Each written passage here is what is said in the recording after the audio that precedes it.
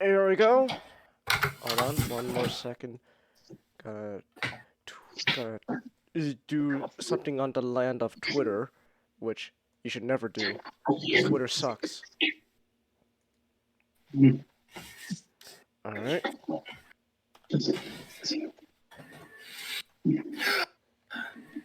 Ooh, excuse me. Alright, I'm back. I had to. I'm also assembling some Star Wars miniatures. I'm assembling the droids, and they're a pain to assemble. Shit, I don't have the royalty-free jazz playing.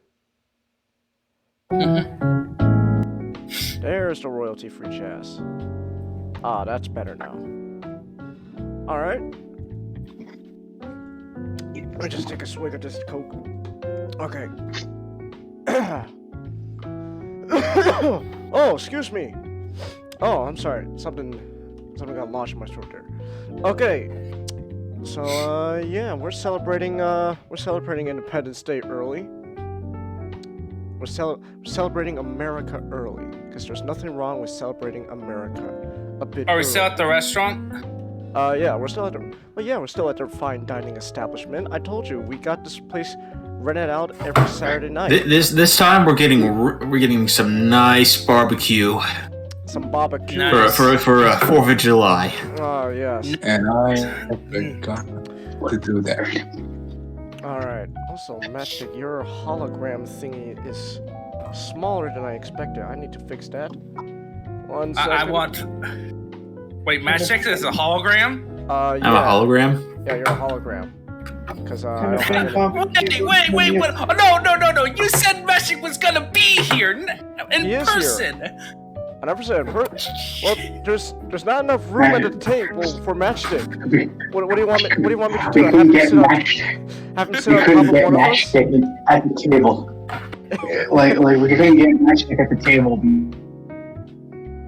He's too worried about the Wookiees so on Kashyyyk. Yeah. What about the droid attack?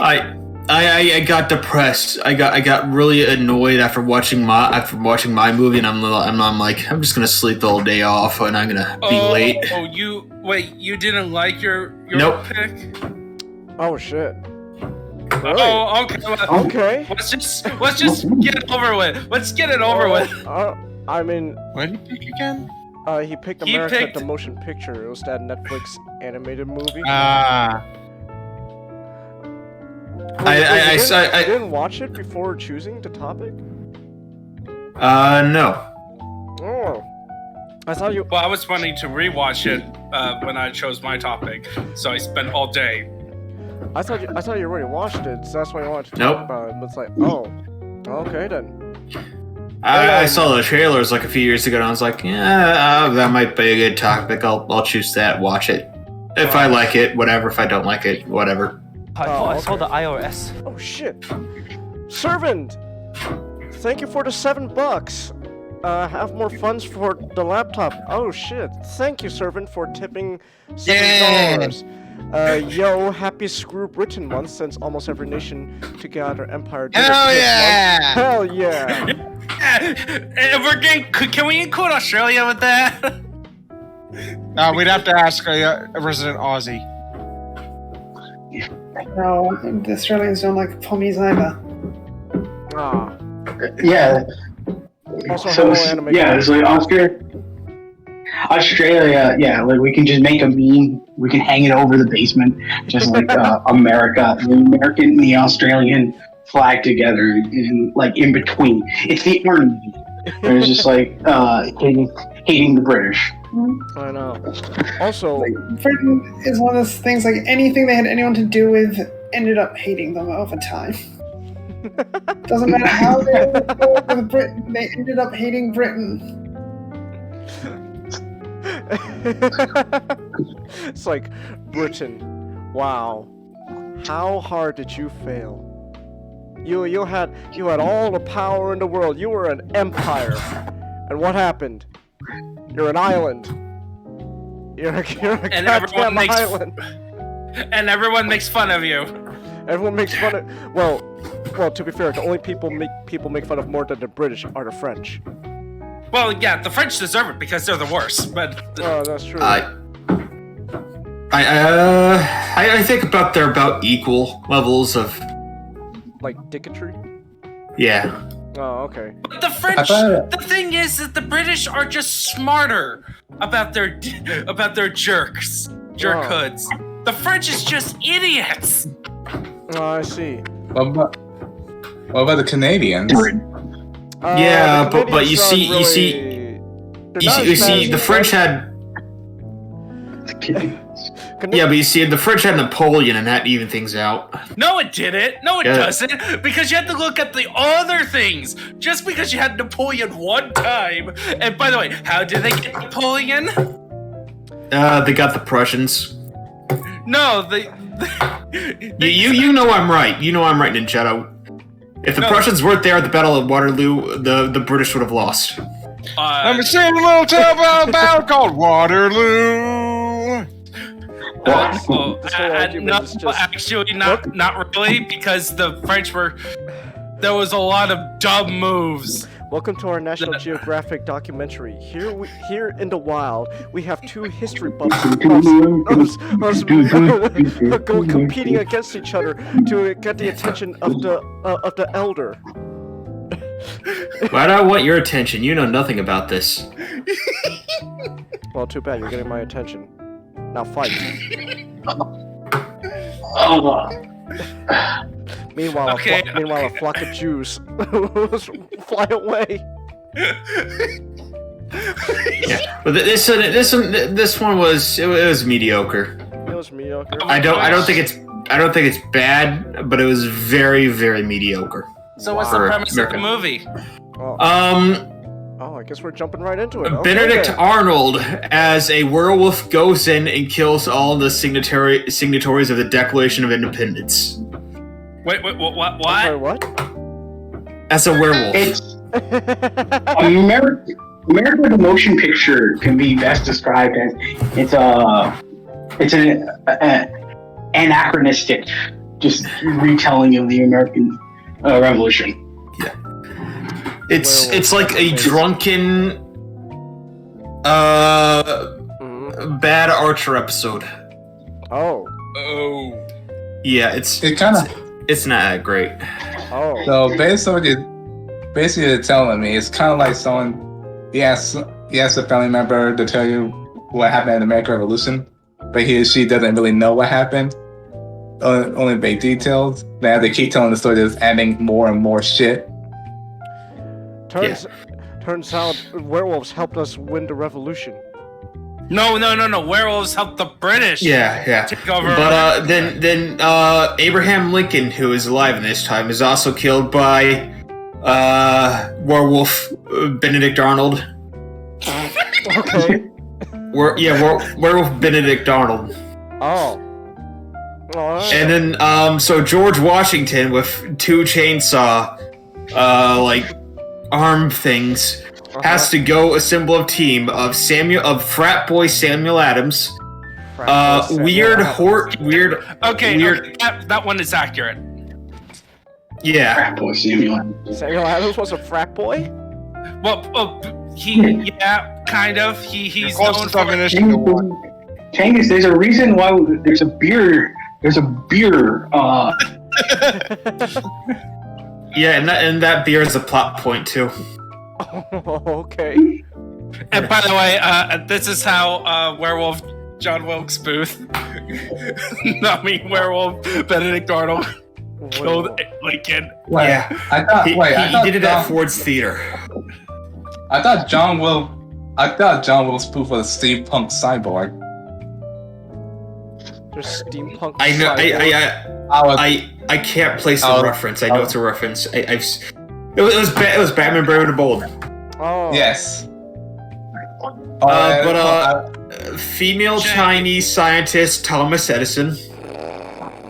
Yes. But she's not a jerk. This movie is also kind of racist to white guys. But they made Thomas Edison the least racist of them. The least racist. Yeah. I don't know. They made Geronimo. the Native American, Paul Revere, but tater-tarted Paul Revere, who was raised by horses and wears knight armor all the time for some reason. Okay. What? This movie does. It doesn't have. It has a lot of funny ideas. It's just horrible execution. Not horrible, but mediocre execution. A lot of this sounds like they. a lot of this sounds ridiculous, but like this sounds fun. I wanna watch it. But then that obviously raises the question. So yeah, it's like the humor. The way they present the humor is like a mediocre Archer episode. Oh. Like it's the best way I can describe it. It's okay. That does sound like a very. Yeah, but like Is there any clever history jokes? At the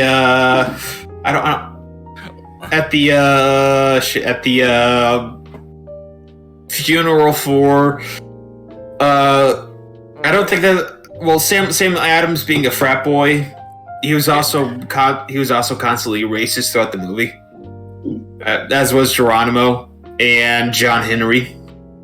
Why? But why John Henry?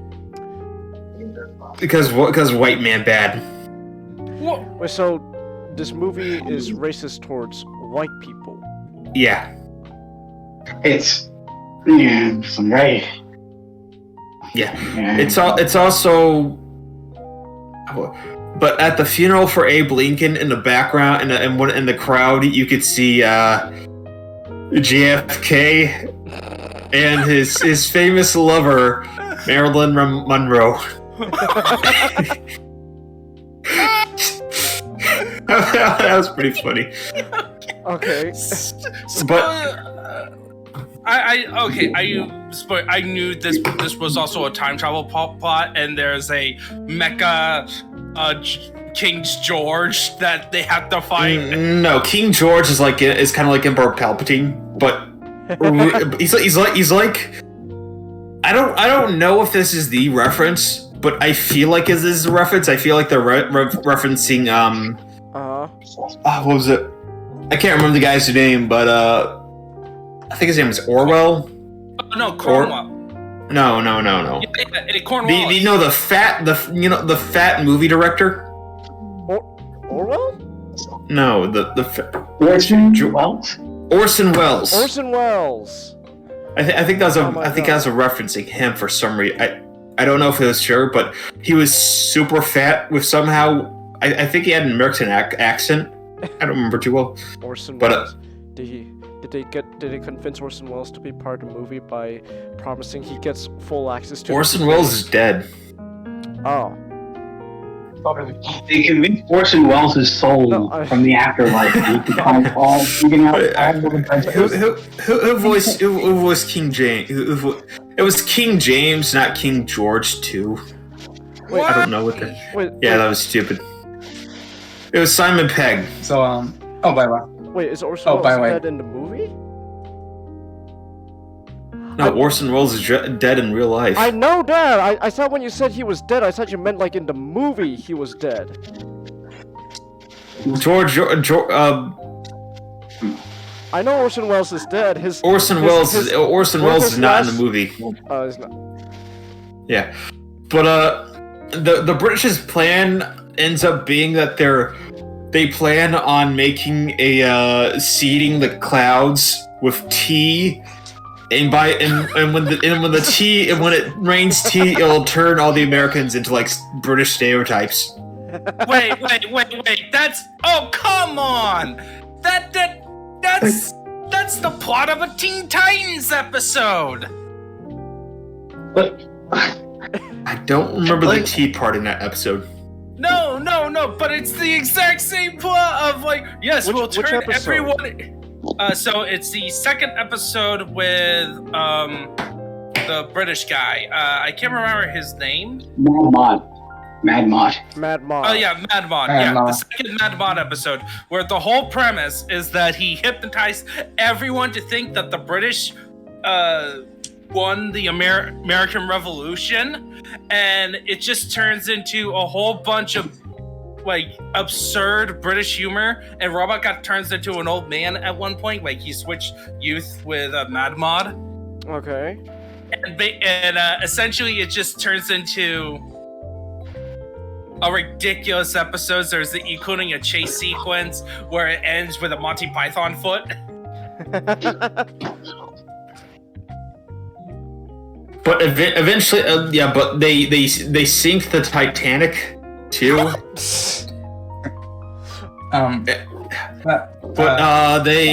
They eventually get in a big final battle with like with a giant mecha Tower of London fighting Paul Bunyan. Okay. With like AT&T with AT&T London with London buses. Oh my goodness. Okay. And yeah, but it had some funny stuff, but it was just the way it was presented was just kind of okay. They turned Paul Revere into RoboCop by Clara Barton. Yeah. But eventually they win, blah, blah, blah. They used baseball to hit the silver bullet into Benedict Arnold's skull. Stuff like that. And it eventually ends with the inauguration speech for George Washington, and it devolves into the crowd fighting each other over modern political stuffs. Huh. And I was like, yeah, this just kind of leaves a bad taste in my mouth. I really feel like this really should have been like the Blazing Saddles of the American independent. The American independent. It should have been like that, but it just kind of comes off as like a mediocre Archer episode.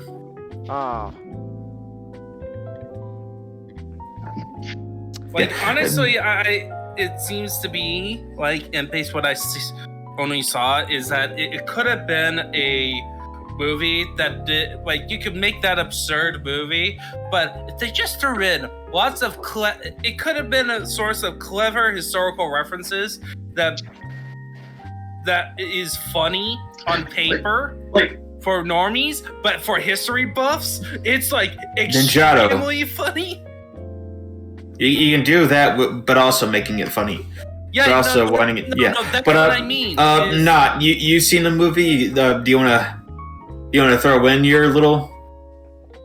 Think about it? Yeah, like I 100% agree with you. It's like it's that type of film that I feel like it has so much potential behind it, but the bias of the creators when it comes to the historical aspects shine through, and so you just get commentary and not comedy. It had a lot of good concept in it. It was just mediocre. I'm gonna look up who wrote execution. I'm gonna look up who wrote this. Also, Genghis outside. Wait. What are you saying? Comment? Oh, I posted John Wilkes Booth in the streaming back room. I saw, but that's from Batman Brave and the Bold. Okay, written by Dave Callahan. What's this guy done? I'm looking up on Wikipedia. I'm too lazy. He wrote The Expendables. Like the movie with Sylvester Stallone. What? Yeah, but I love The Expendables. What the hell? Yeah, but I guess you went to shit because it was just not a good. It was not a good movie. That or he can't write comedy. Let's see. He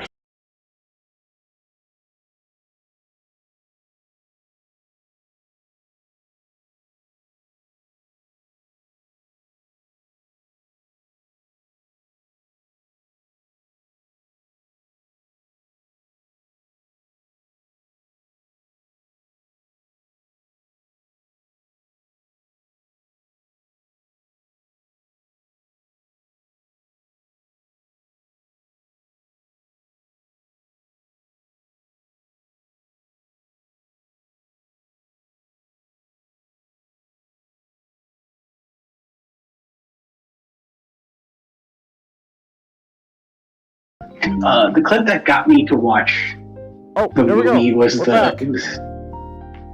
We're back. You know what it like, is? You know what it is? It's my brother. He's probably... Everyone's in the house probably fucking using the internet now. Oh, Yeah, that's probably what it is. my condolences, Shanks. It's fine. No, but anyways, we should be back. It's like, oh man, this guy's gonna also co-write for Spider-Verse?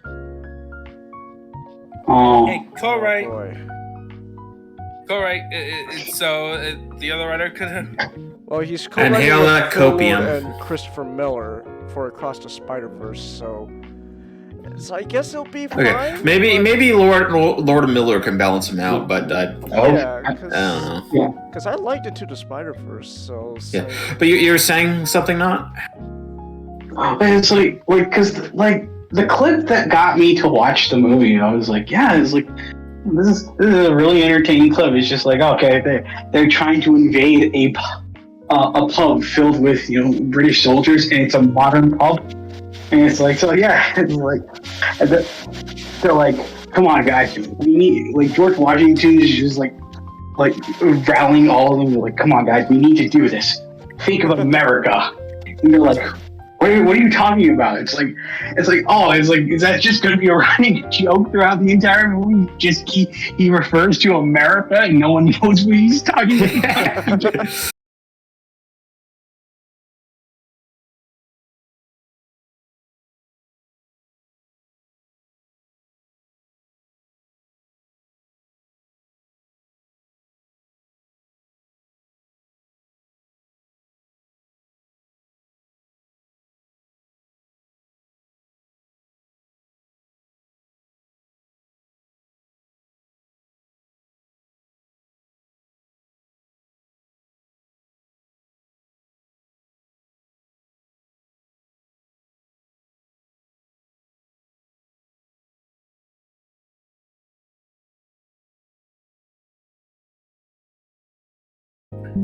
I need to actually rewatch.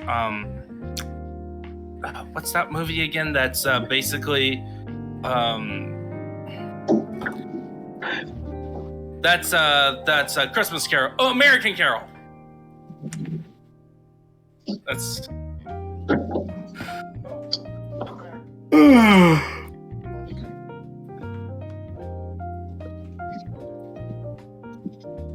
I'm Okay. gonna fucking love doing Elden Ring when I beat it.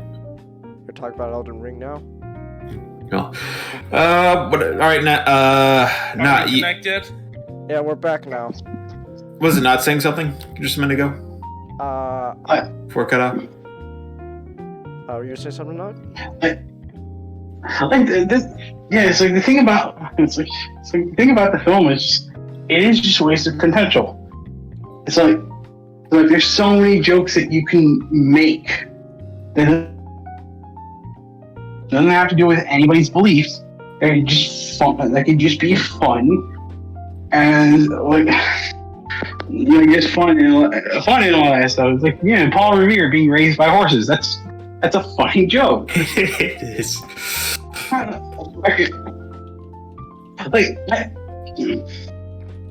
At first I didn't have a problem with the fact that it's like,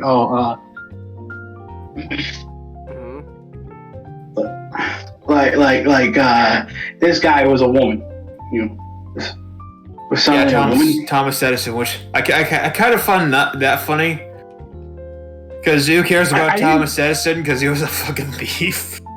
I just would have loved if throughout that entire movie, it's just she keeps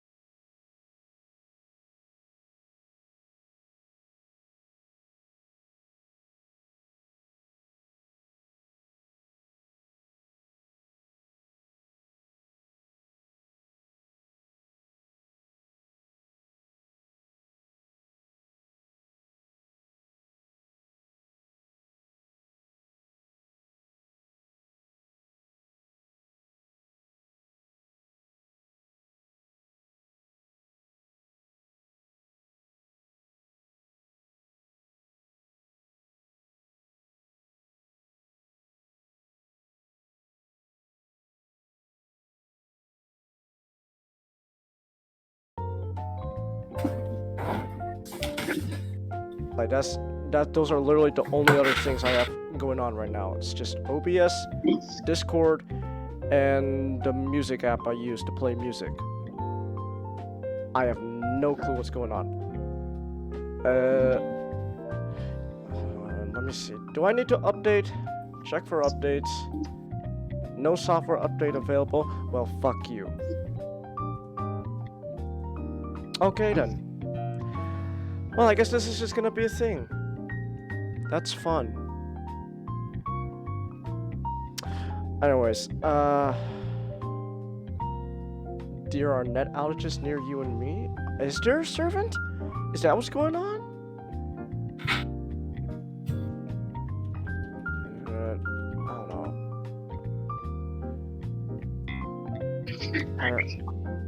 I have no idea.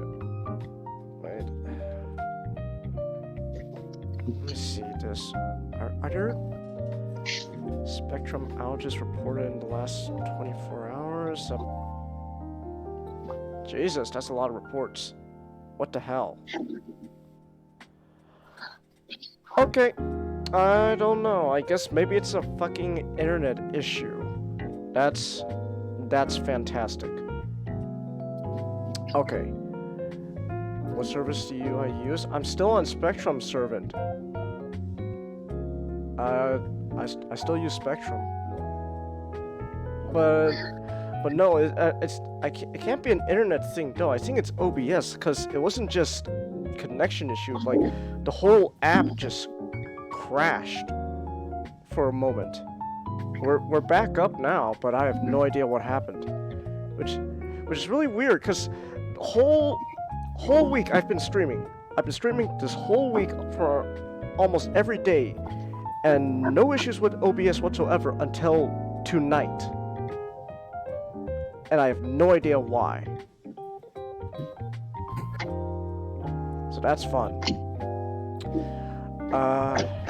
Does OBS need an update? I checked for an update, Servant. OBS, it says there's no update. I guess it's just the app's just acting up. Okay, that's fun. So far connection is solid now.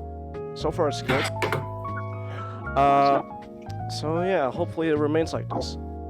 Okay, so where were we again?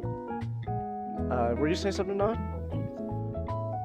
It's just like, yeah, it's like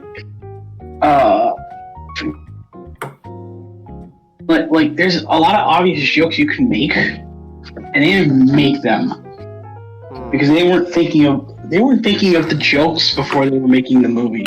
They were just thinking, okay, this is a movie about America. We don't like America for some reason, even though we're making a movie about America. So let's just make a bunch of jokes about how we don't like America. What? Yeah, like one of the parts was they lost a fight in a bar called Vietnam, and for the rest of the movie, Geronimo and John Henry were making fun of the rest for losing a fight in Vietnam. Okay.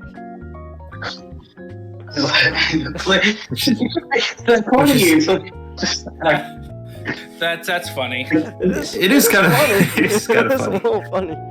But it was directed more to like instead of America itself, it was kind of directed toward white people, which was like, the fuck are you thinking? Exactly. Yeah, it's like the entire nation was basically united at that point. Whole point of Vietnam was the whole country came together and went, yeah, Vietnam's a silly place. Let's. Yeah, but like the losing Vietnam was pretty funny, but they just didn't need to do that extra.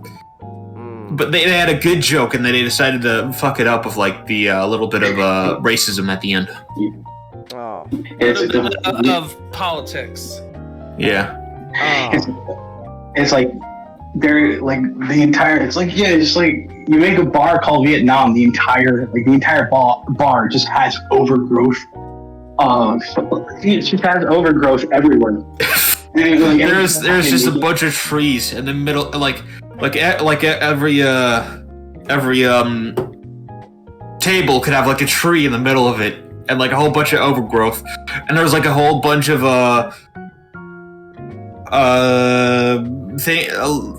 hatches at the bottom where Asian guys are just coming out of, Ninjas. and like straw hats. Ninjas with like the big straw hats with AK-47s. Okay, that sounds funny actually. Yeah. But they didn't do that. It was just a bar that was named Vietnam. Like they could just have like we're gonna drop a bottle of Crush Agent Orange all over the place. Oh my god! It's like That's take out You know what? That's like clever jokes. Clever. I think in my opinion, from what I'm getting, is the movie should have made you know what I think? If you're gonna be racist, just make fun of everyone. Don't just target it towards only one demographic. Like it's especially a movie about America. Make it a movie where they're making fun of everyone in America. You make fun of, you make everyone's, there's some, I don't know, quote unquote racist jokes towards everyone. Because that's the whole point of America. It's everyone.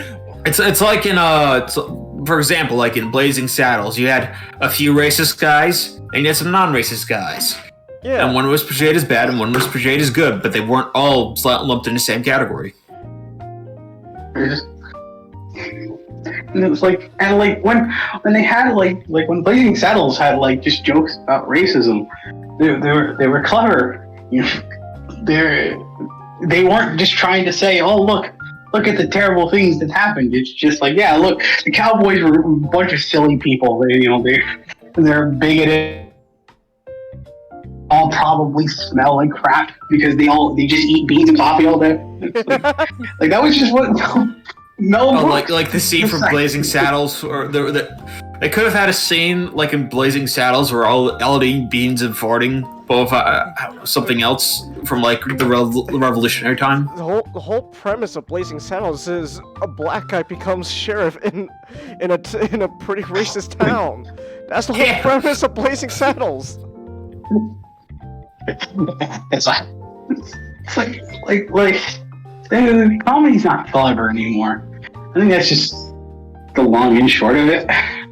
Like everyone wants to make grandstands. They don't want to make jokes for you to laugh at. Who want to preach these days? Why is it that the best source of comedy is the internet?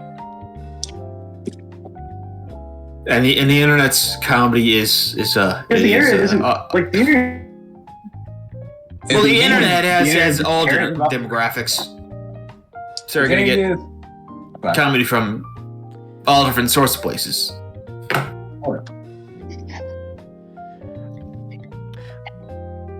don't know.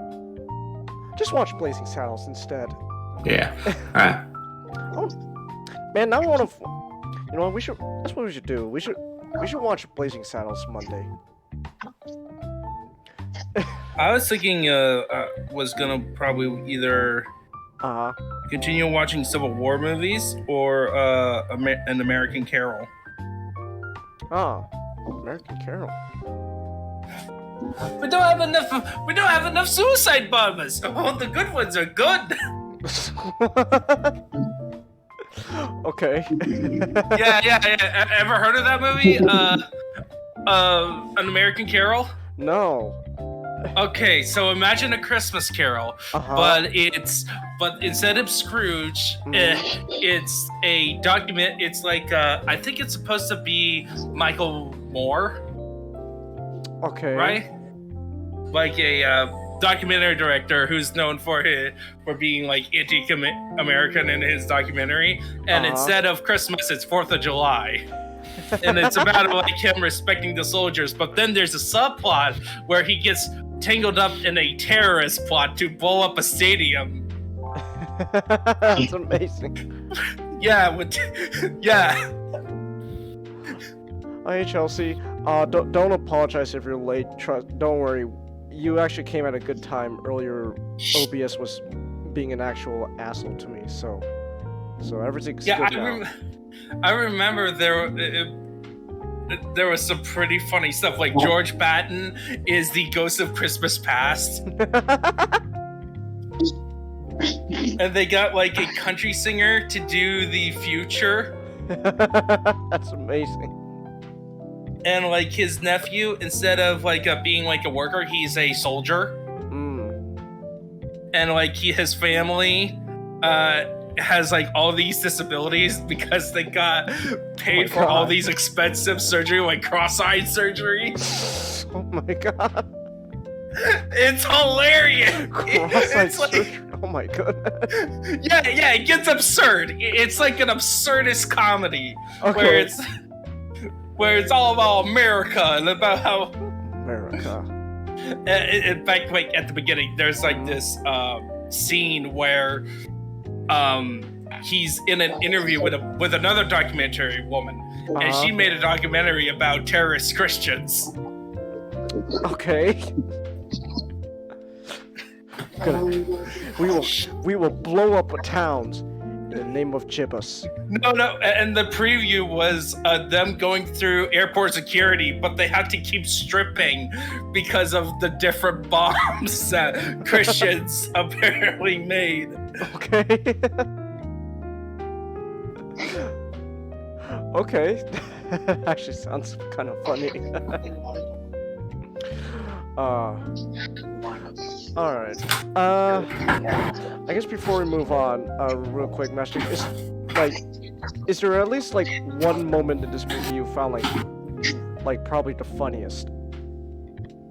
I think the JFK Marilyn Monroe. that when I saw them all, that got me on my knees a bit. All right. I bet she was on her knees too. Oh shit! Oh damn! Big that 1960s establishment. Oh, okay, damn, Nick. Hey, well, here's the thing. As long as you don't make fun of Clinton, otherwise you will be found hanging with an extension cord with a shotgun shot through your chest. Oh no! And you'll be labeled as a suicide. I thought Bill Clinton was. Well, no, one, child, that's incorrect because we see a Bill Clinton and Kohak hanging out with Peter. Tag out, man, tag! Oh god, the pizza's ready! Tag out, man, tag out! Tag out! I'm a Barbie girl in a Barbie world. Black and plastic. It's fantastic. Come on, Barbie, let's go party. Yeah. By the way, there was the latest. Clinton aide ends up committing suicide. I don't pay attention to that shit. I don't want to fucking listen about something. I don't know, some person. Oh, no, it's just funny at this point. Is it? All these. I don't know. I don't really find it funny. I just find it just. Oh. It's kind of like I guess like the worst thing to call it amusing, because it's like it's not that I don't feel bad for them, but it feels like this is just a recurring thing, and just put down bullets.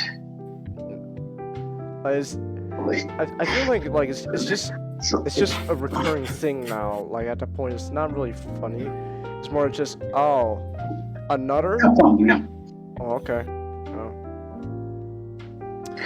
It's like, man, the more, like, we gotta investigate. Yeah, welcome to the best. Thanks, Najado. We gotta find out, Road trip. Rubber bullets that these people are just slipping. Oh, man. Okay. Well, anyways, We yeah. we could talk about Bill All right, Clinton wanting to all right, put in- dude, dressed like Bill Clinton. Oh, yeah. That's like, just like him. Oh yeah. Oh my god, we're disgusting! Mind if I oh, try? maybe I can get on this. Oh, Kama is having computer problems. Oh. Oh, computer trouble restarting. Alright, Want a little bit of? Can I offer you some NAFTA? What does that mean? Another afternoon of fucking that ass. Hey, Xana, can you work on that image I asked you? which image? I kind of don't want to do it now, just because connection stuff. Because when I do it, it really takes a lot of like. Darn it. Okay. Okay, I'm back. You're back? Alright. Alright. Yeah. It was gonna be a Shockwave meme of Shockwave Man, is everyone... and Pickett's charge. What's with everyone all of a sudden having computer issues tonight? Well, to be fair,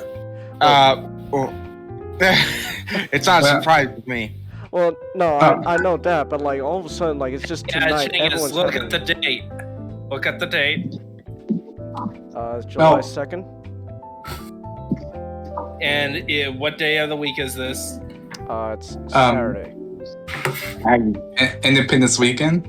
Yeah. Yeah, I think a lot of people usually lose the internet a lot, especially during the weekend. Well, yeah, I suppose. But it's like I just find it funny. Just I don't know. Is funny even the right word? Just it's weird. I guess that's the better term. It's amusing to me that everyone's just having computer issues tonight. So I'm not. Well, good for you, Matchstick, with your $1,000 PC going on there. Yeah, but I doubt it's relevant to the Wi-Fi. I think it's Wait, you were saying something now? I just think that maybe the PC, a lot of people went to the fact that this indoor 4th of July isn't working so well. Like we're like people keep using. Oh no, go ahead.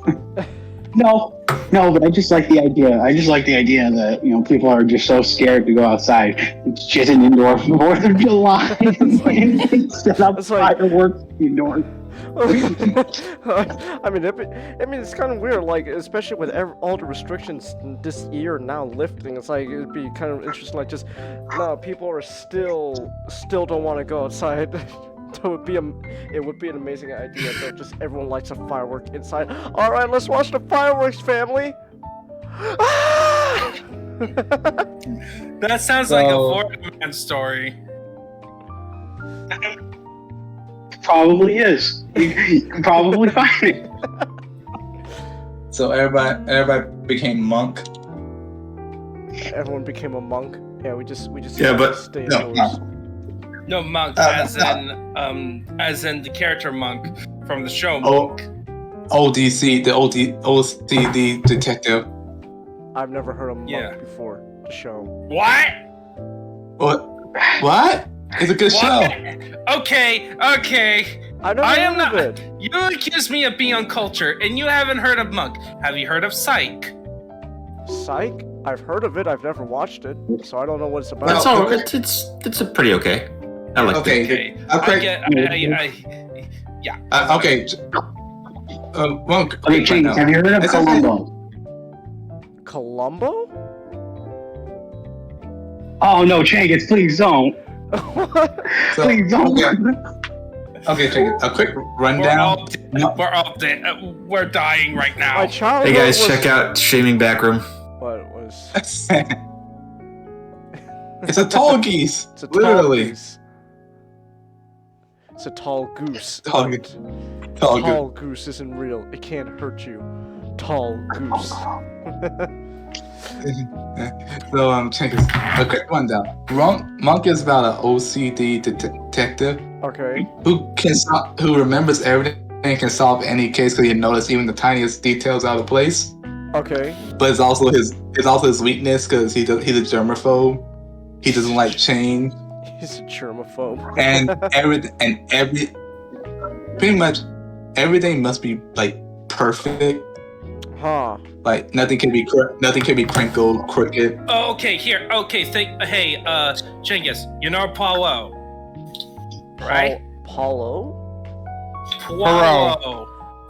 Oh, Poirot. Oh, yeah. Think Poirot, but in the modern day, Okay. and his OCD gets kicked up to 11. Okay. Like, except he doesn't want, like, he's scared of going outside because potentially the germs might kill him. Okay. Yeah, and then there's a subplot throughout the entire series about his wife, but that's it. Let's. Okay. Oh, and he carry wipes everywhere you go and wears a mask. And wait a second. He's basically somebody who got COVID scared. Okay. Are we talking about Monk? I left for a bit. Yes. Yeah, because I never heard of it. We're talking about one. I never heard of it before. Not gonna lie, Genghis, I felt really sad after you told me you didn't heard about Colombo. I'm sorry. What bothers me is that you don't know Monk, but you do know Cork. Cork. Oh my You goodness. showed me Cork, Nick.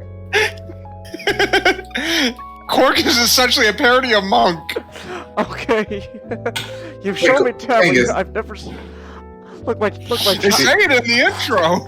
So, Genghis, quick question. What? Do you have Amazon Prime? Yeah. Okay, Yeah, Monk is free on Amazon Prime. Okay. Look, my childhood growing up was just a bunch of cartoons I saw on like Cartoon Network. That's why I know Transformers so much. And your parents didn't, no family watching at all? Ninjato, look at my eyes. Look at the shape of my eyes. Genghis, how can you see your eyes when it's you. online? Fuck you, Matchstick. Ninjato, my childhood was literally, TV was, you got enough time? Watch TV before go to bed. Oh, it's the weekend. You don't have coursework. Okay, you can watch TV. So wait. So there was no time. It's like, all right, we're gonna watch TV together. We're gonna watch this one show. We didn't know. No, To be fair, Ninjato, you probably shouldn't expect all families to be like yours. Ninjato, like it's only recently that we've like it's only recently that I've actually gotten to be able to like sit down with like my dad and like my mom to like watch stuff together. Like the only time we would ever like do anything together like as a family would be like if we went to a movie theater to watch a movie.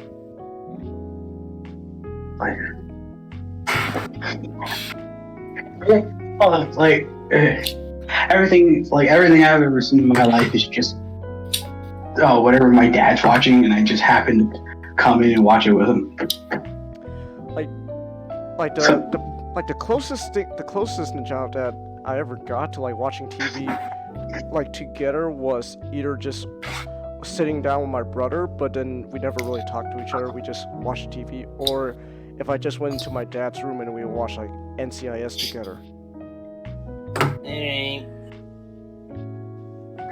I'm sorry, Ninjato, that the Asian family is not the ideal American family, because Ninjato, you've seen Stephen He's YouTube videos. You should know how my family works by now. Change it for you. Yeah, well, guess what? Guess what your family is? They're Asian. Failures!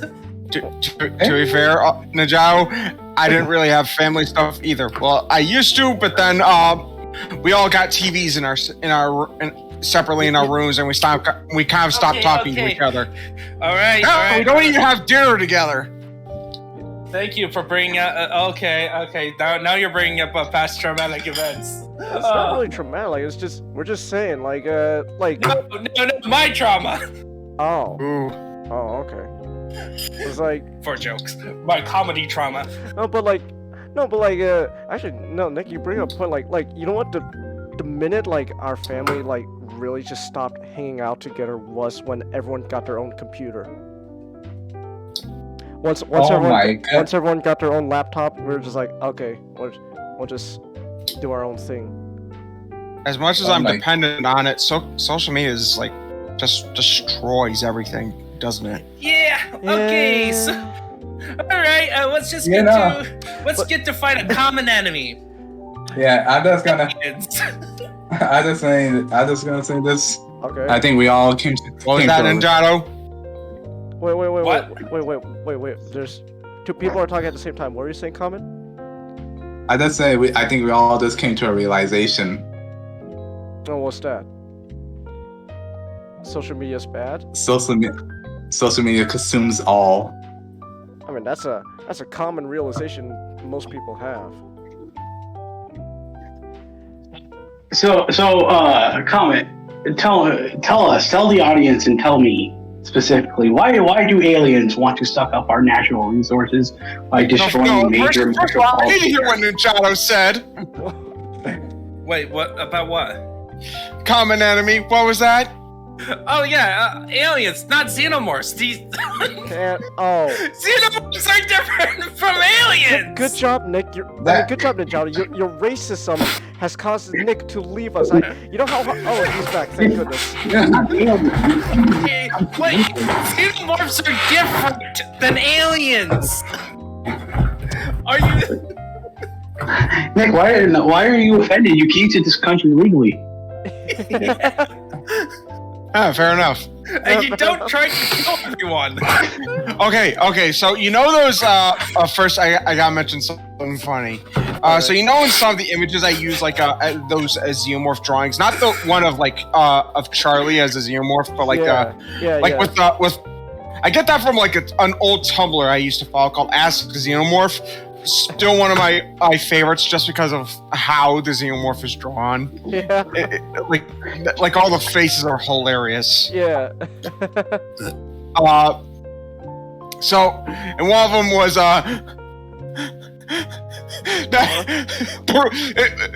was actually the alien actually face hugging like in Mexico. But that burst before it crosses the border. It was like, dang it! Oh my god, that's fucked up and hilarious. It was one of the greatest ones. Chelsea, you got the real great Justice Gundam? I hope you like that giant backpack. Kirby Air Ride! Kirby Air Ride. I hope you enjoy Aspirin's giant backpack. That's really what the Justice Gundam is. Just backpack. Slap it on. There you go. How much unnecessary things do you want to slap on this backpack? Yes. Yes. The Justice Knight is better. Anyways, you know, this is related to your topic, no comment. So what was funny is last night my family actually did. We got to sit down. We did get to watch Independence Day together for the first time as like a family. I mean, obviously I've seen this movie already plenty of times. So has my dad, but like my mom and brother never seen Independence Day, so we sat down and watched it. They had a fun time though. Their general consensus was this is kind of dumb. But you know what? There's kind of a point to it, and then I don't know how, but then that night I just ended up like with my family. We just ended up watching a bunch of Roland Emmerich disaster movies. We watched the second Independence Day. That was fucking terrible.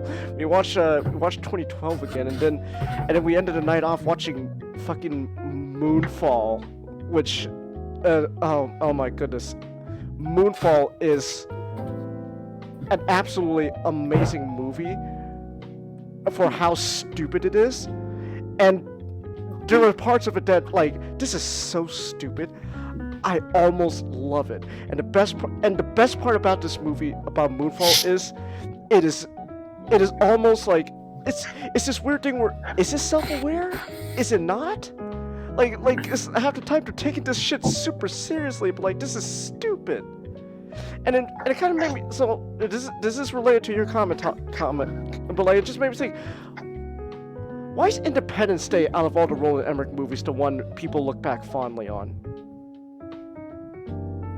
Because the young people, Changus, are dumb. Let's do ground rules here. Okay. I think that's good. It's super cheesy, and there's like a charm to it. Yeah, I guess, but like at the end of the day, Independence Day is just another one of Roland Emmerich's disaster movies. It's just, but then everyone always looks back on this movie in particular, like, yeah, that was great.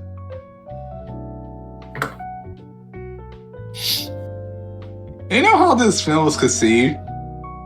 Do tell, Comet. While promoting Stargate in Europe, Emmerich conceived the film while answering a question about his belief in the existence of alien life. Delvin and Emmerich decided to incorporate a large-scale attack, having noticed that aliens and most invasions travel long distances in outer space, only to remain hidden when reaching Earth.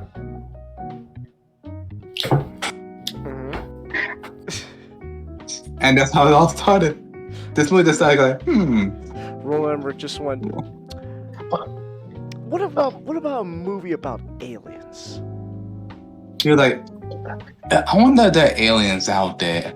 I wonder if there are aliens out there. I could create a deep philosophical, deep movie, or I can create action popcorn action movie. But Black Comet, this doesn't answer my question. Why are the aliens blowing up major metropolitan cities to try to get resources? Honestly, that doesn't answer the question. I'm like, hey, Don, I got a question. I got a question for you in response. Well, I'm trying. Why does Kojima? I'm sorry. It's too late now. Okay. I was trying to say, I think there's an answer to that. The answer I found out is that they view us as cockroaches infesting farmland. Not infesting farmland, the earth. Infesting crops.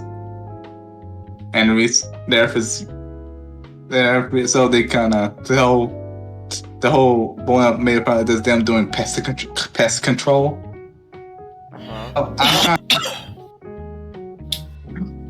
And they do that to everyone. Well, I don't see how that's important.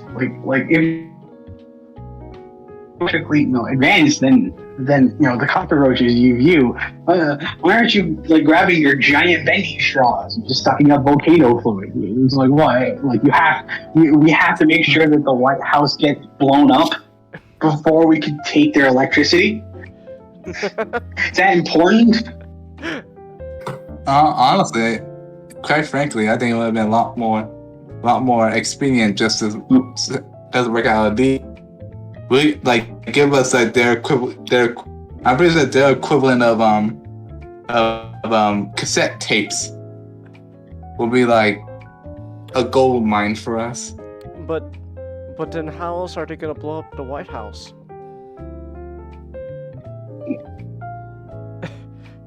They gotta blow up every major landmark in America. That's a lot. I don't I'm just guys like this movie, but I'm I don't like the movie in a literal or ironic sense. Kind of it dumbfounds me. Because you have Jeff Goldblum over there believing that the aliens are attacking everyone because we don't recycle. Oh yeah.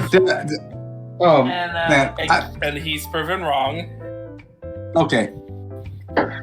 Oh, let me actually explain isn't summary real quick for everybody who haven't watched the movie. I assume everybody everybody here watched the movie. I mean, Yes. Comet. This is Independence Day. Like, this is like a must-see movie for most people, despite how dumb it is. Like, And people if they haven't seen it, it's like how old? Well, I thought anyone in the audience. I think Anyone in the it's- audience? I mean, Sorry. the premise of the movie also is quite simple as well. It's just aliens wanna take over Earth. We gotta fight back. Specifically America. Specifically America. Well, Will Smith punched the alien. Welcome Yeah. to Earth. Yeah. He began his career slapping an alien and ends his career slapping Chris Pratt. Funny thing, so that whole scene in where Will Smith is dragging that alien through like the Salt Lake, and it's like complaining about the smell. That was the actual smell on set. Like it was because Yeah, like some like dead shrimp. yeah, like all the dead shrimp in the area, and so like he's just dragging the body. It's just what the hell is that smell? Oh, I didn't know that. You know the funny thing about this movie, it's like okay, I'm trying. It's I can't find like Jeff Goldblum trying to figure out the aliens are invading because he figured out the signal. He's like, yeah, there's a signal hidden in here. You tell me it's so subtle that none of our top government agencies figured it out. Well, no, of course not. It's Jeff the Goldblum and his Jeff Goldblum and his Jewish dad has to figure it out because they're important. And it's the government. Let's just be honest. Yeah. And Jeff Goldblum punched the president. Well, also the And- president's decided to fly a fighter plane. Well, because he's the commander-in-chief, Ninjato. But he's not just any commander-in-chief. He's one that leads by example. Yeah. He's a former fighter pilot who just like Then there's the CIA agent and the CIA head of CIA, the former head of CIA who knew about the alien from Roswell incident, but decided not to tell anyone until much later. It's like, actually, sir, there is an Area 51 all this time. Yeah. Why did you? Probably should have Why told did you you- earlier when the aliens, first came. Why didn't you tell me? Plausible deniability, sir. That doesn't solve anything. In fact, that makes it worse. But Wilson, to be fair, you're kind of a bad liar. Like, again, like it's just it like when you really boil it down, Independence Day is a stupid movie. But like, Okay, I figured out how to defeat the aliens. We'll create this computer virus. This very primitive by their standards computer virus, and infect them with it. our so Earth. that Oh no, go ahead. it was like so that was Roland Emmerich trying to be clever because he was like, oh yeah, I read War of the Worlds. And it's like, yeah, it's like a virus. I'll make it a computer virus. It's like Jeff Gold. You know, there is some kind of sense to that. If maybe their technology is so advanced that it's kind of like Look, Here you we know got- what he really did? It wasn't a virus. You know what he really did? What? He gathered the world's emails and sent it to them. Oh my goodness. well. What I'm trying to say is that maybe they're so advanced they kind of forgot that like they don't build up any any defense against primitive attacks. Let's be honest. Don't comment. We could come up with excuses all we want. Let's be honest. That's just fucking bullshit.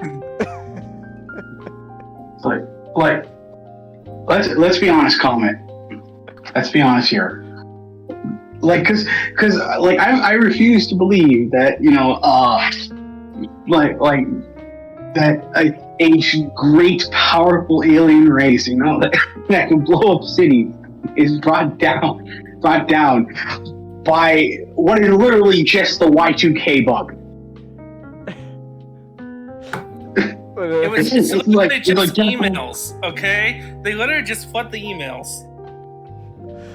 Jeff Goldblum turned all their clocks to 0, and that's just what blew them all up. There's also just one part I love of the movie that I don't know. Maybe you could say I already like it. I just like it. Just this part where everyone's on the radio around the world and they're like it's like the British military guys like get the radio online. The Americans have a plan. Well, it's about bloody damn time. Well, let's just see. Well, that's typical England, having us take care of their mess. No, but it's kind of funny, like bogus. I just find it funny how like this it's like it's a stupid movie, but at the same time it's probably one of the most patriotic movies out there.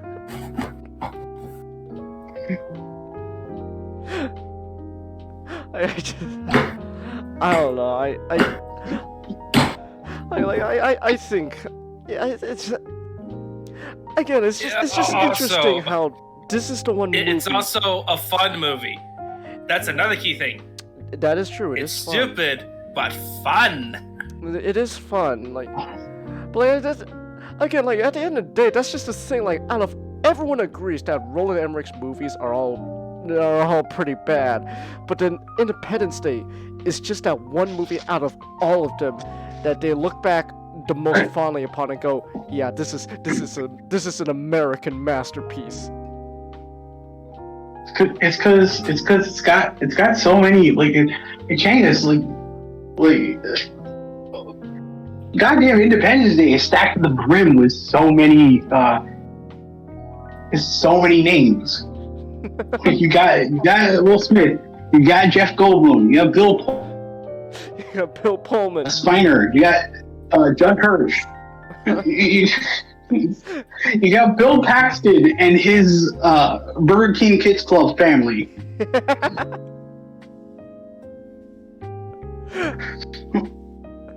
Yeah, his whole arc about finding these aliens, and then apparently he survived.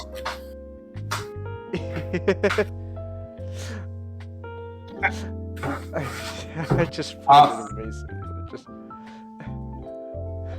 Also, that's when they try to dissect the alien, and for some reason they had no guards in the room, and they tied down the alien with these like seatbelt straps. Well, it's clear. Well, obviously, it's clear they thought the alien was dead. But you don't take risks like that. At least make some use some metal or titanium clamps. Yeah, you gotta have the plot progress. They should have done. Oh, sorry. They thought it was dead. They didn't think it was sedated. They thought it was dead. No. Death is pretty but final. But if I remember, Will Smith pretty much said he's knocked out, unconscious. They knew it was still alive. It's a dumb movie.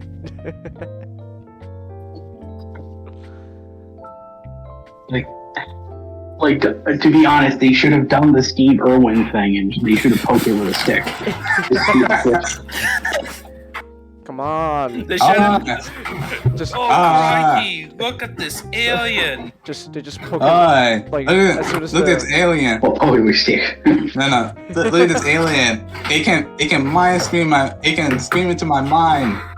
And cause my nose and cause all the bleeding. I'm gonna poke it with a stick. Ah, it's angry! Amicus says all the patriotic fun movies that 80s to 90s was the last bastion of good American hell yeah movies. I don't know about that, but it's just... That's where you're wrong, anime guy. Oh. Team America was 2004. Ah, see, there we go. Team America.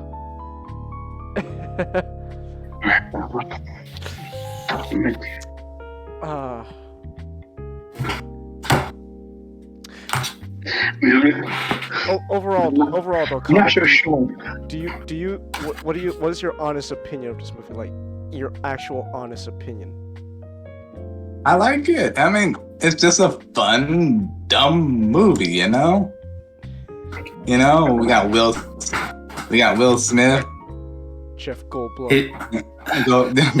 His wife is accurate to real life, In the movie, to their professions. They're strict. Wow. What is your job? I'm a dancer. Like, I'm a dancer. And the first wife was like, ballet. Exotic. Exotic, yeah, ballet. And the first wife is like, I don't judge. If we're taking the sequel into account, then it's amazing that somehow after the whole alien invasion, the mom, I don't know, in a quick span of years just went from working at a club to being a doctor. Well, she had to pay for college somehow. Yes, she was stripping to pay for her med school. It's like I was a club dancer, and now I'm a professional doctor, and I'm dead now. I'm dead.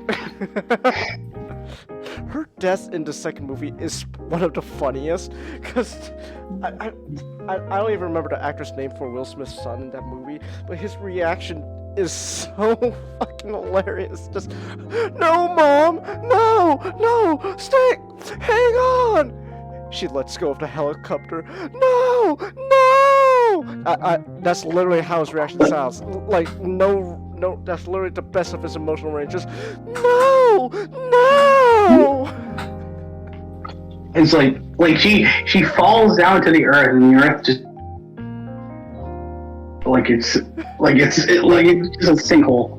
Yeah, it's like a sinkhole.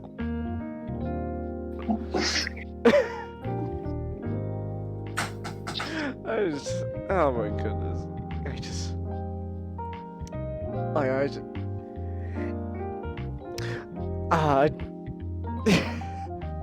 Fuck, I'm gonna watch this movie again.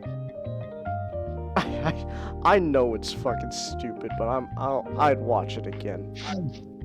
So, you said you saw the sequel, Chinggis? Yes, I saw the sequel. Don't watch it. And It's somehow even worse. Like, here's the thing, like, Independence Day is a stupid movie, but it's one of those stupid movies that, you could go like, it's stupid. I'm gonna watch it again. But I love it. I'm gonna go watch it again. The sequel is just... No, don't watch it again. Sorry. Oh, I'm actually in pain. Well, here's the thing, like when initially watching it, I was like, this is fucking terrible. Last night when I watched it again, I just felt complete apathy, just like, oh, I remember this part. I saw the part where it's like Bill Pullman president. He goes up and then he gets jobbed by the aliens. I'm like, really, you have to do him that dirty? it's like he goes into the alien mothership to pull a nuke, just like the last movie because it worked before.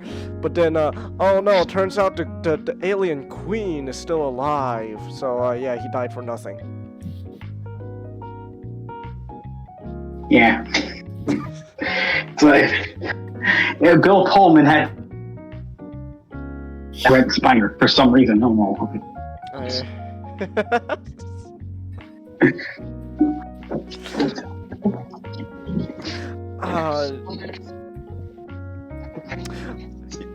I honestly say you guys should at least once, with obviously don't pay money for it, but at least once just watch Moonfall.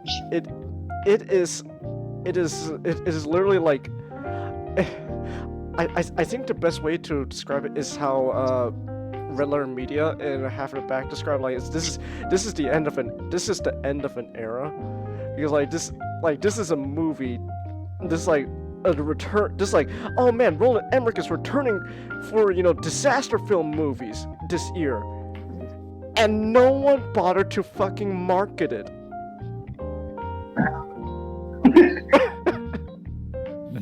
I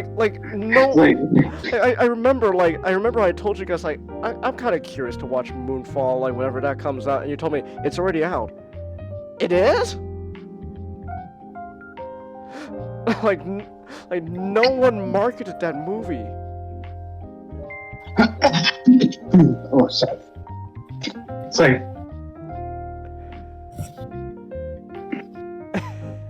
It's amazing.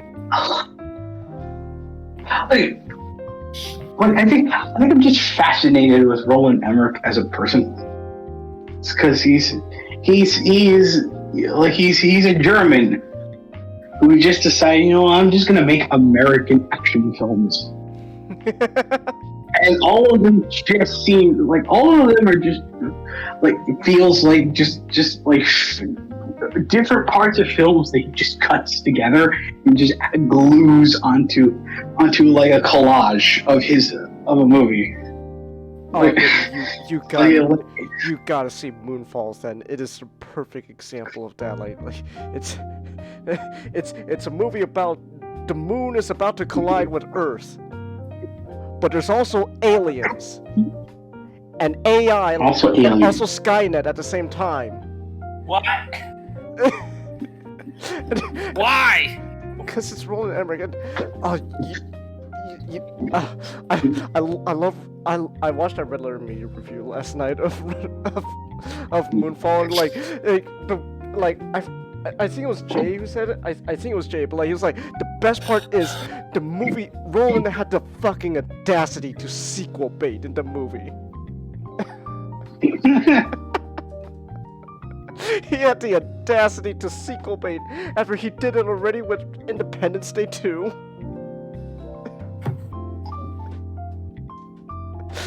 Because yeah, we expect this to get $1 billion.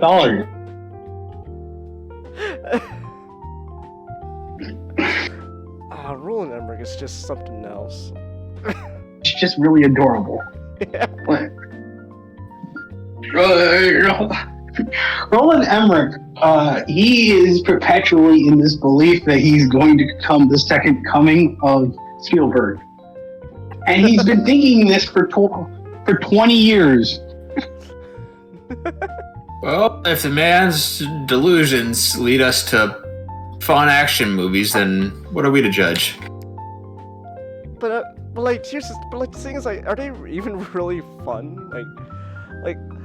Independence Day 2 is just straight up not even that fun. It's actually legitimate trash.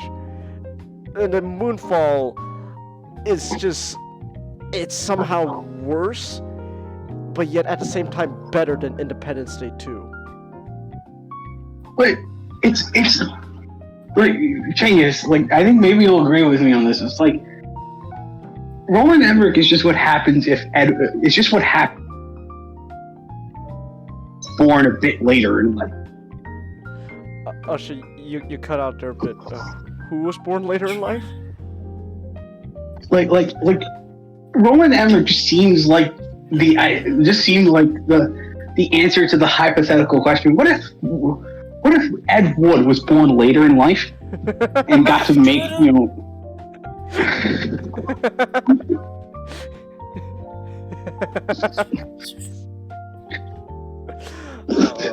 it's What is with this?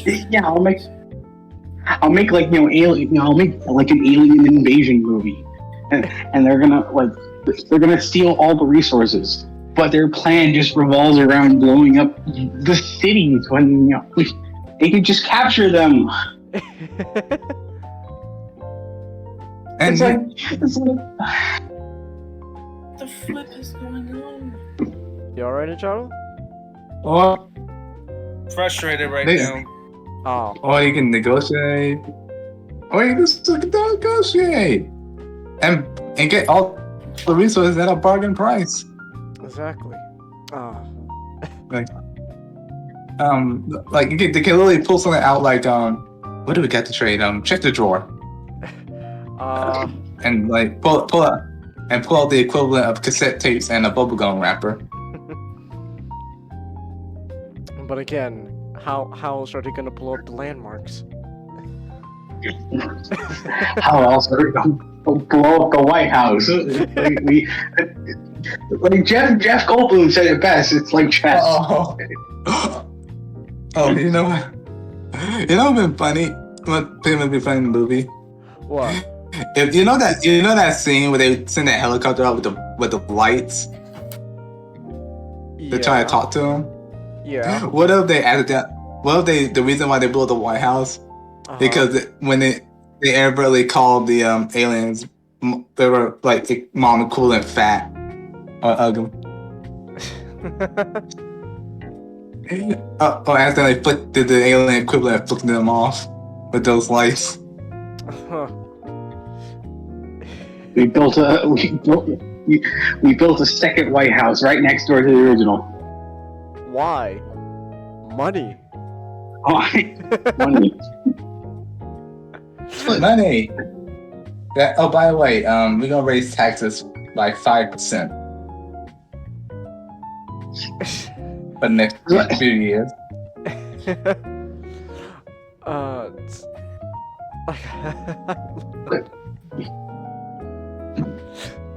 like the movie doesn't make any sense to me, but it's like there's an like I'm bewildered by it. I'm still bewildered by it because one for what to like about why people like it so much. huh?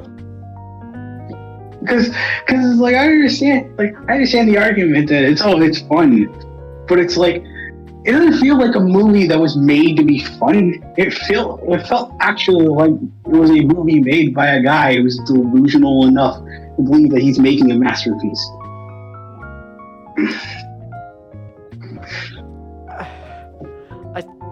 I think that's kind of, I don't know. I think that's kind of why I find some of his movies just kind of fun. It's like there's just like there's some really stupid shit going on that you can't help but laugh at, but yet like half the time his movies is like everyone in the movies takes what's going on like with 100% seriousness. Yeah, it's like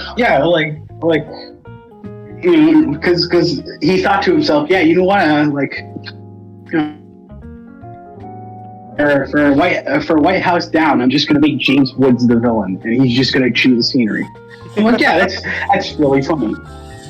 So, and for Godzilla, he just decided, yeah, you know what, like I'm gonna have Godzilla just have teleporting powers. It's gonna be like Jurassic Park, and the mayor is the antagonist, and I'm going to name him after Roger Ebert. Who's Robert Ebert? A well-known film critic. Oh, Wait, are we talking about? He was the inspiration for a lot of online reviewers, because he was a well-respected film critic. That's a lot of fish. Wait. Are you talking about? Oh, the '98 Godzilla. Yeah, that's the one Roland Emmerich made. Yeah. He, Oh. he only made one Godzilla movie. Comet. It's with Ferris Bueller, Comet. He Matthew said that's a lot of Broderick. fish. That's a lot of fish. No. Ah. Wait, which Godzilla movie were you thinking of? Comet. Comet. Wait, which Godzilla movie were you thinking of, man? The other one. The 24. That wasn't Roland Emmerich. That was Gareth Edwards. Huh. It's like you should know this, Black Comet. They've made an entire cartoon based on this iteration. Yeah. Which was actually Zilla. pretty good. Yeah. Like, I gotta watch that again sometime. Comet. Comet. Also, real quick, you should know it's not the 2014 one when Knot says Godzilla has the ability to teleport, because half the time in 2014 you can't see Godzilla. It's too fucking dark. I never saw the he has movie. You haven't seen the 2014 Godzilla movie? Wait, or the Roland Emmerich one? I haven't seen the 2014 one. Same here. I would like to at some point. I think it's a alright movie. But But anyway, so back on topic. Well, it kind of is on topic though. Like the whole point is like, the point we're trying to make is like Roland Emmerich is just a fascinating director. yeah, exactly. I wonder what it would be like to talk to him. A one-on-one interview, so to speak. Oh god, that would be magical.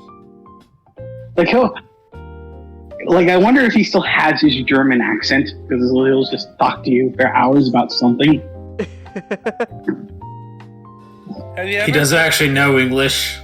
Hey, Roland Emmerich, have you ever thought about making a film that is extremely patriotic for Germany? No. Scheiße. Scheiße. It's like... oh god, Roland... I think this quote from Independence Day, to end this off before we move on, I think this best sums up Independence Day as a movie. Alright, you alien assholes! In the words of my generation, up yours! Blows up. Wait, I thought he said, "Hello, boy, I'm back." He did say that. And then that's Hello, boys. I'm back. And then the line he says immediately afterwards, "Alright, you alien assholes, up yours!" And he just blows up. Didn't he survive that?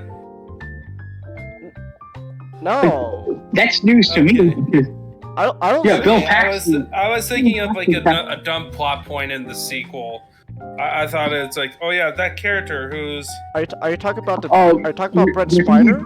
Yeah, Brent Spiner. Like, his scientist died in the first movie, and he miraculously came back just because. They pulled up fucking G.I. Joe the movie with Brent Spiner, like, oh no, like he clearly dies, like, oh no, he's just in a coma. He's in a coma, and he looks like a movie, like his hairdo just makes him look like a movie Wheeljack.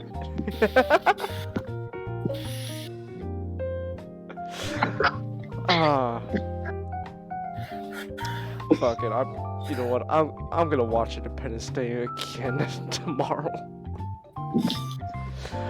Okay, but I think that just perfectly sums up Independence Day as a movie. It's dumb. Go watch it. At least watch it once. What? Okay, so watch Independence Day, and then just watch Mars Attacks, because that's a better film. Watch Mars Attacks.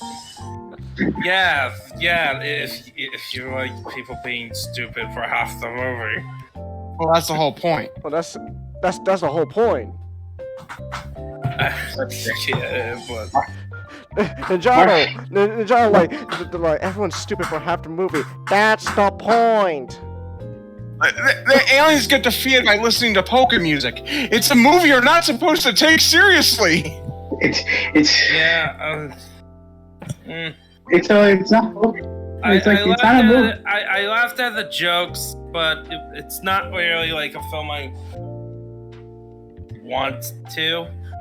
Maybe a few of the scenes, like mainly the scene involving the dove. Like, maybe they thought doves were pets. They got scared. They shot the dove, and then they just started shooting everyone. It's like, If it helps Ninjago, and Mars Attacks, it has Jack Nicholson and Danny DeVito. No, that's not a sell. it's got Jack Nicholson. I don't know how to help you, Ten. It's.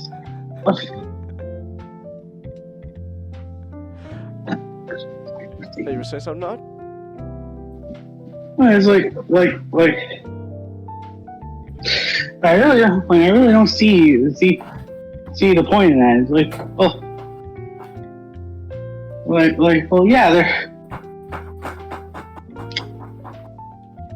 I just don't see the point.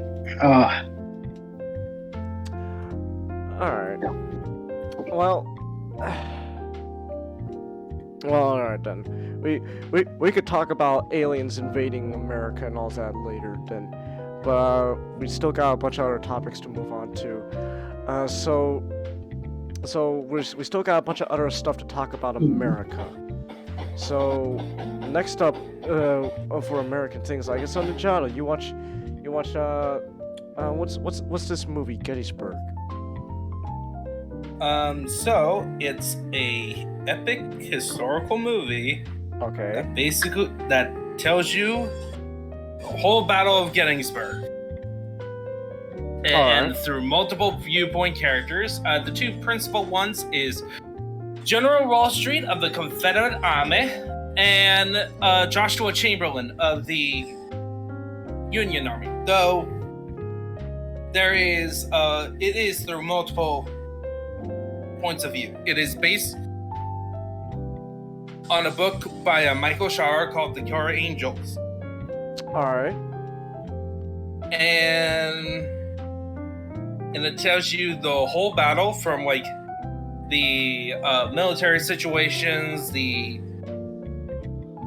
what caused it, what was the first engagement, where like the battle was initially fought.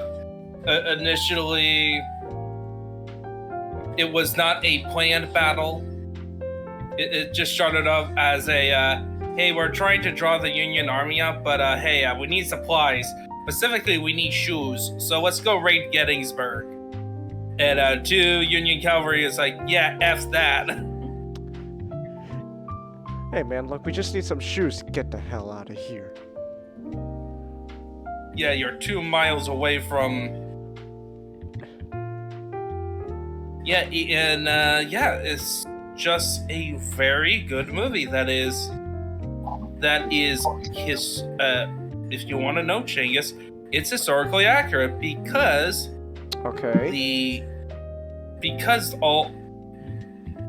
the battle takes place in Gettysburg, and they had help with the extras because this was 1995, and they didn't have CGI to make big mass engagements, and they had volunteers by the best group of volunteers you can have for a Civil War film.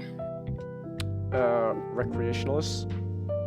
Reenactors. That's the word I'm looking for, reenactors. Yeah, and plenty of the volunteers even brought their own cannons. Now everyone knows the best retelling of Gettysburg is that one SpongeBob episode. Wash your hands! Never!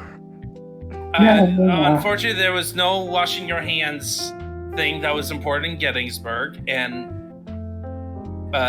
also actors. They had famous actors. They had Martin Sheen as Robert E. Lee, so Uncle Ben. Ben's previous life before being shot by Raina Berger. Yeah. Oh man.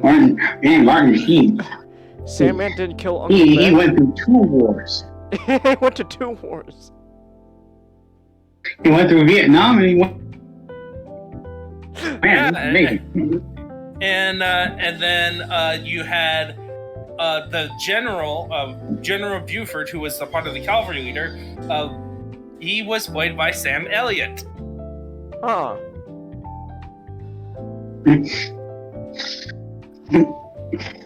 So, like, He's just, I don't need to talk about much about his accolades because it's Sam freaking Elliott. Alright. There was this man, president, called the Dude. Oh yeah, no, that's Jeff Bridges. Well, Yeah. Sam Elliott's also in Big Lebowski too. Okay, but and then Joshua Chamberlain. So one of our main characters is played by Jeff Daniels. Ah. Yeah. Yeah, and so the reason I picked this movie because technically we are in an anniversary of the Battle of Gettysburg. It lasted from July 1st to July 3rd. Ah. In fact, they made it a point in the film to point out it's the July 3rd. Ah. And stuff. And then also, like, this film, when I say historically, it's historically accurate in the best way possible, because usually when people think that, it's historically accurate, that means it's going to be boring, right? Like, that's the usual consensus and why Hollywood writers likes to change the history. I don't think it's a matter of whether it's supposed to be historically accurate. I think it just all depends on how you put it on display. Well, here's the thing. It's more about when writers, right? Okay. When Hollywood writers try to present a specific historical period, they have a tendency to change events in the historical period or change things because to them it doesn't make a good story. I think it depends. Like, I think it really just depends. It's just. Oh no, go ahead. Like, really, a lot of the changes just comes down to the fact of, like, some directors have to be like, okay, we have to sell this as a story, so we're gonna have to make throw away some of the nuances. We're gonna have to like create the basic structure of a Hollywood movie. So.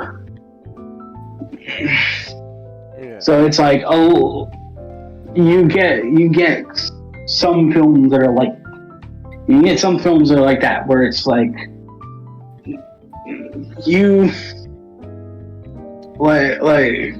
the director wants to make a film that is that does capture, say, World War II, but the studio just wants a war movie, so they don't really care about the accuracy. So they don't give the filmmakers enough of a budget, just enough for like explosions and like guns and all that, but not enough of a budget to be like, okay, we'll just have like a long scene of silence, or just two guys are just discussing battle plans. It's like, no, we need to have guns and shooting. I find like the most egregious example of historical inaccuracy is more they just simply change it. They remove the stuff that would make the story interesting just because it would get away with the story they want to tell. Train number 7. I think really it just I think when it comes to like historically, what when a movie's trying to be historically accurate, I think it ultimately depends on like what is the goal they're trying to go for. Like, are they trying to, this is not a, like, I guess like the most, we actually had a similar discussion about historical accuracy in movies before. This was back when the Norsemen first came out. We were talking about that, how that movie is a movie that prides on historical accuracy. So like it may not be historically 100%. It may not be revolving around the story from history, like but it's very historically accurate for for example, Master and Commander. Yeah. That was a very good 18th century, 17th century, 18th century ship combat. Yeah, it does a good job of showcasing what that combat, what that culture is like in the ships and how they are fought and stuff. But it's like the actual events. It's literally just like, here's a situation in this war. It's based on an historical event, but it's very different. It was not an American. No, it was an American ship. They changed it to a French ship, I think. At least for Matt. It was originally in the War of 1812. Yeah. Between the British fighting the British against the Americans, and then it was changed to the Napoleonic Wars with the British fighting the French. Because I think it was that move was mostly because to appease the Americans American market. Yeah. I would love to see us as villains, like in a war movie like this. Come on, where's our good I know the Russians have a word for it. But anyway, I'm not. But it's like there's some other stuff. Is like the thing about this film, the historical accuracy actually makes it all the more better because it's down to like even the dialects people talking. Because usually, a lot in history movies, I think a lot more recently, they usually have like maybe one character would have a distinctive accent, but most of the others would speak. They would try to put some form, but it's not like a real thick accent because they want to hear the actor perform naturally. But in this one, what? Well, it's like it just comes like it's a big pet peeve of mine because it was like the reason why it's like no one has, few people have accents or few people are using appropriate dialect. It's because it's like literally it just comes down to we think the audience is dumb.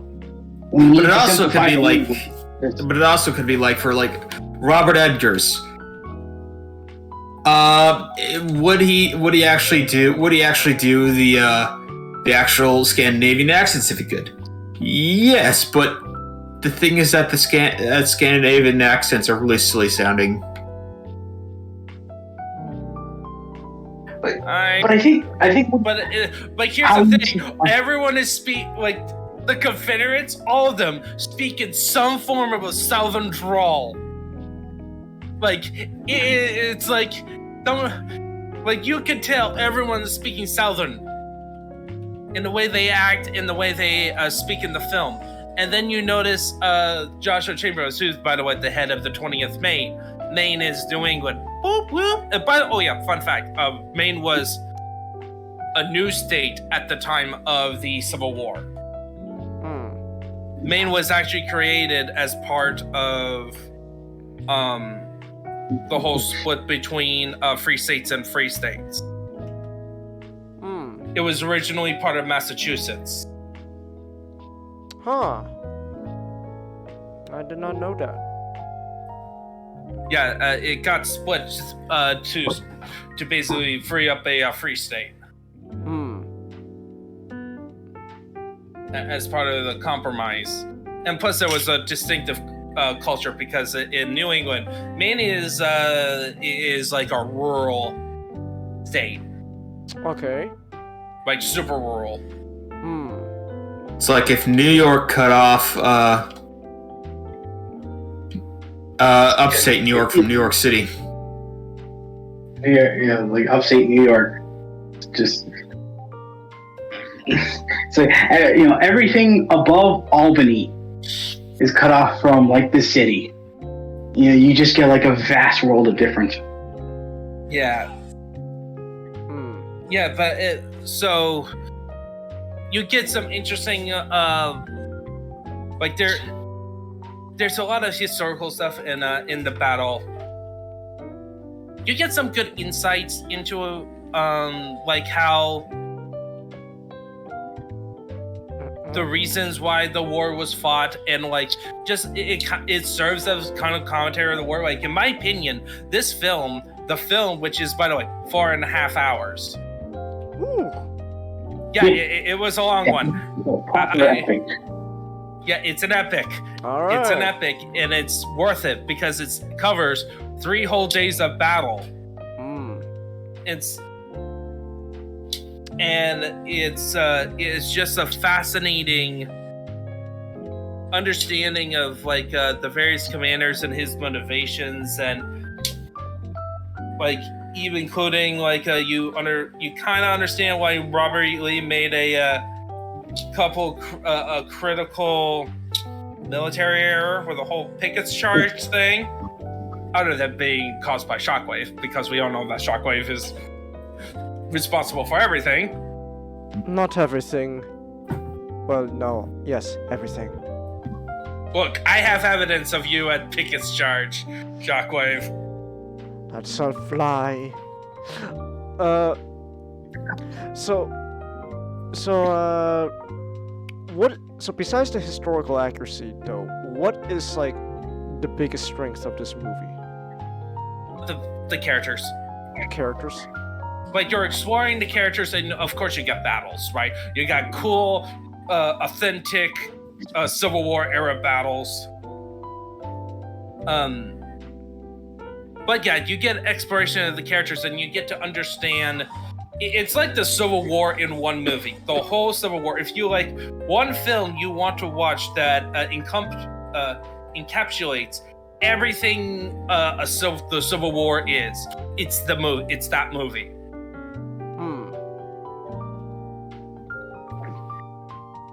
Okay.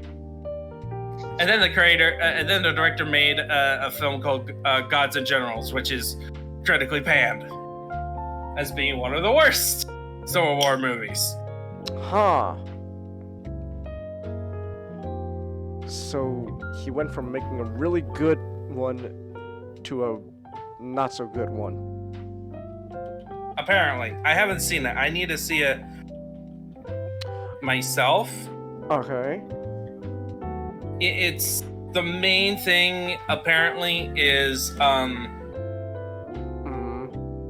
this film, Gettysburg, doesn't judge as much of the South, okay, or the North. It plays equal measure because you spend equal time with both the North and the South. You understand both perspectives, and you kind of see this as, oh, everyone has their reasons to go to war and fight this. But yeah, like the South is in the wrong.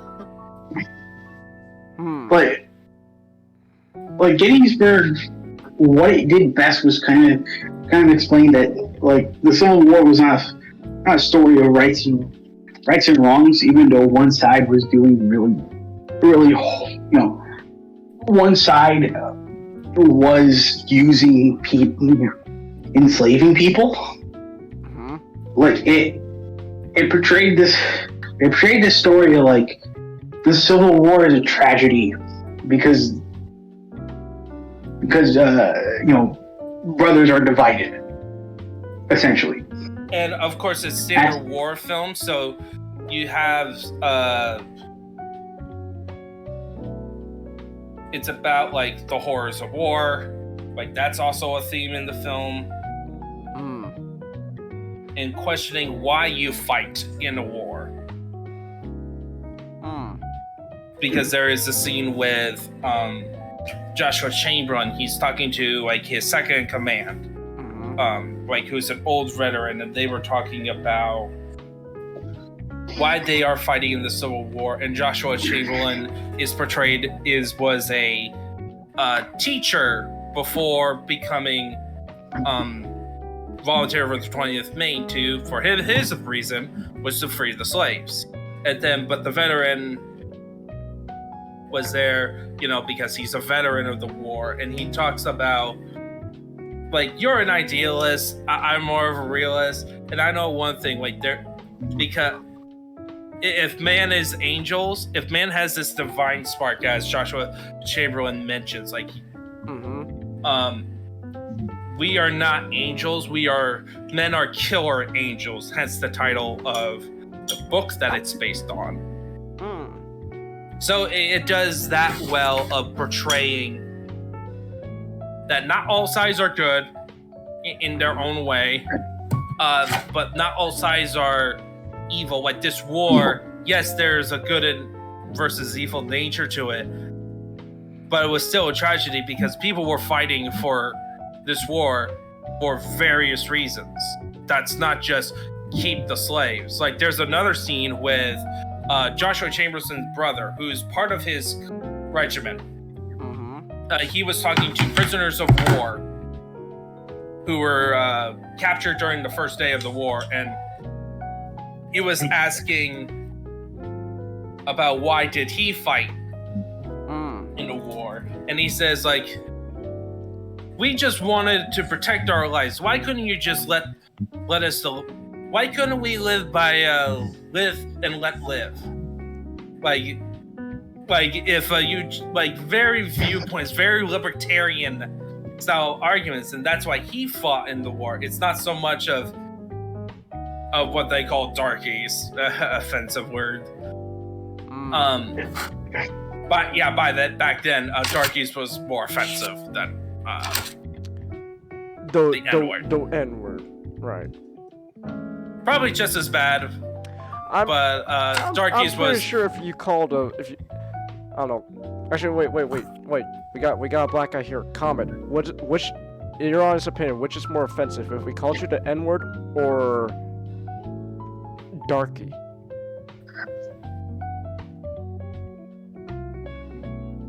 Comment is silent. Ah, shit. Well, damn. Oh no. I think both have offended him. Shit. Ah, shit. What have we done, guys? Ah, fuck. He won't talk to us now. We're canceled. Oh, he's on mute. This is a comment. This is a comment podcast now. Just comment. It's just comment.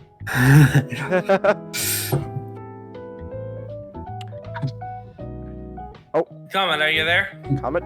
I'm here. Comment. I'm fiddling with my headset. Ah. All right. Comment. This is related to the topic Josh talking. In your honest opinion, as a black man, which do you find more offensive? If we unironically called you the N-word, or if we called you a darky? Is that with a hard R or? Yes, hard R. Yes, hard R. We're speaking We're speaking like we're in 1867, 1866. Like if we were unironic about insulting you with a racial slur, which is more offensive to you?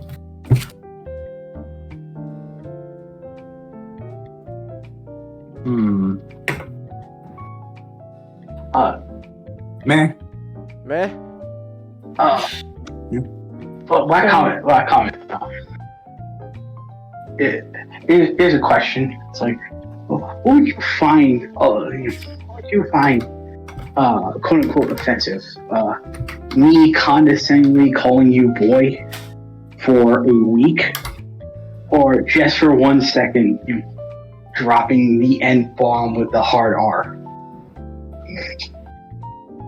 I find calling. I know I'd be more annoyed by people calling me boy for a week. Shut up, boy. Boy. Oh my goodness. Don't worry, Comet. I will make fun of you for your muscle girl fetish, but I will never call you Darky with a hard R. You gotta call him a Docky. That's without a hard R. There we go. Okay. Yeah, but like my point is that the film does a good job of portraying both sides. It gives respect to both sides. It doesn't really go overboard with like, oh yeah, the South was full of evil McEvil face. They're twirling their mustache. It's like the South. They ride with their cloaks, carrying whips, two-handed. Two-handed. Like a whip in each hand. It's just like. Even if it gives them a technical disadvantage, they will just abandon tactical sets so that they can get a chance to whip. Whip. Just like it's a funny visual. Just a guy with a cloth over his head, like riding on a horse. He's holding the torch in his mouth. It's like Zoro from One Piece.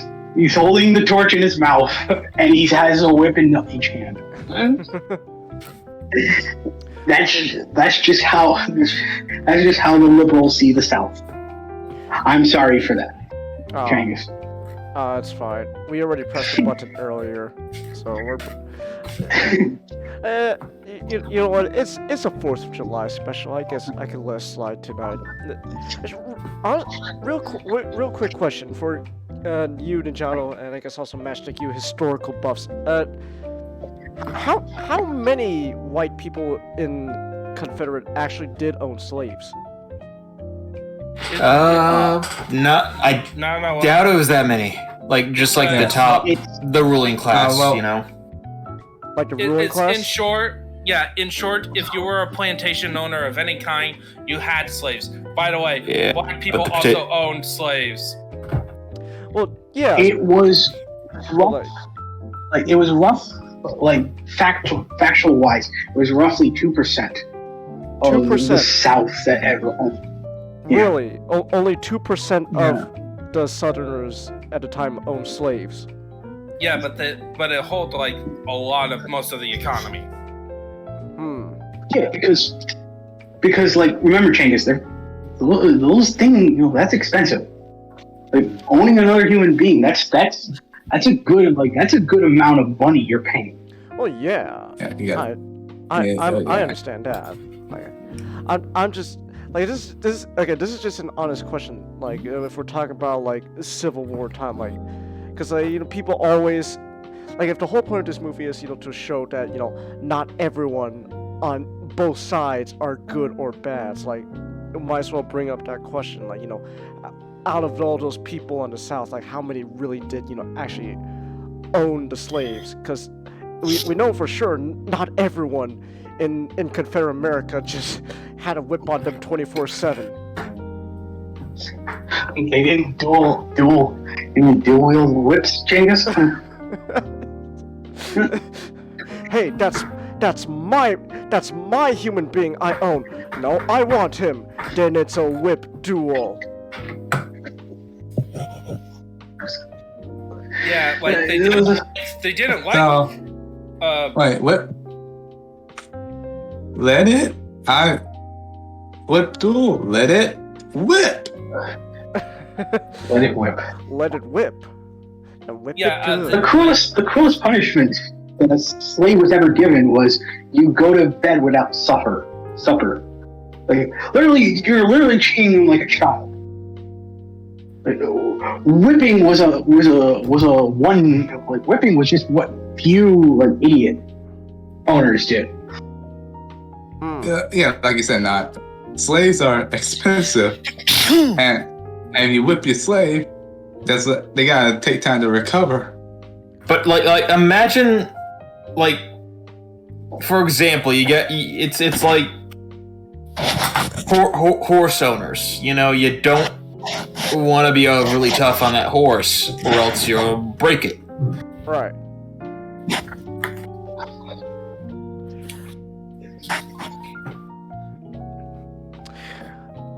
Well, we're getting canceled. Well, yeah, we're talking about the Civil War. The Civil War, if you're talking about the Civil War in any form or nuanced way, you're gonna get canceled. Oh. Yeah, but fuck them. Yeah, screw up. And it's like, that's why when I heard about a lot of the complaints of Gods and Generals, it's like, really?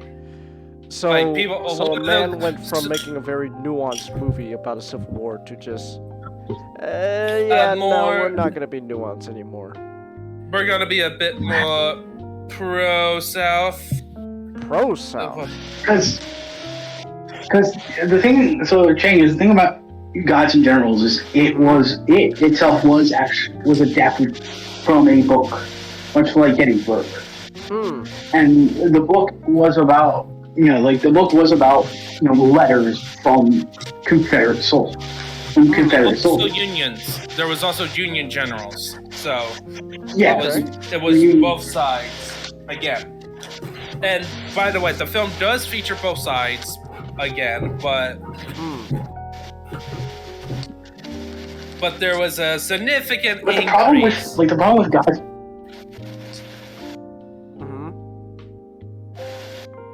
All right, you can go. No, I think that was just a time delay. You can go. Okay, so as the film did a little bit more focus on the Southern generals. Okay. A bit. Okay. Probably a lot, based on the Wikipedia reading the Wikipedia summary, like a lot. All right. So you get this impression of, as far as I know, the impression of Lost Cause. Yeah. Where it's treated where like the South could have won the war, but because of various factors outside of the Southern armies, we lost. Huh. Yeah, and also it was an ideology that sprang up after the after Reconstruction specifically.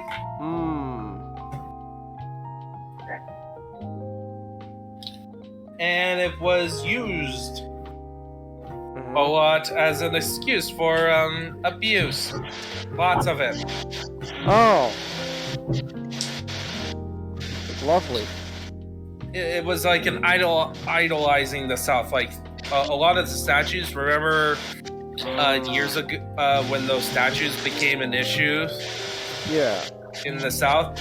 It was created during that time. Ooh. And you get some of it in there, including like an idolization. You kind of understand in Gettysburg how much Lee was beloved.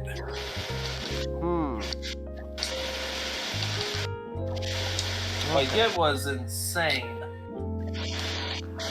Like imagine this changes. Like imagine like the general.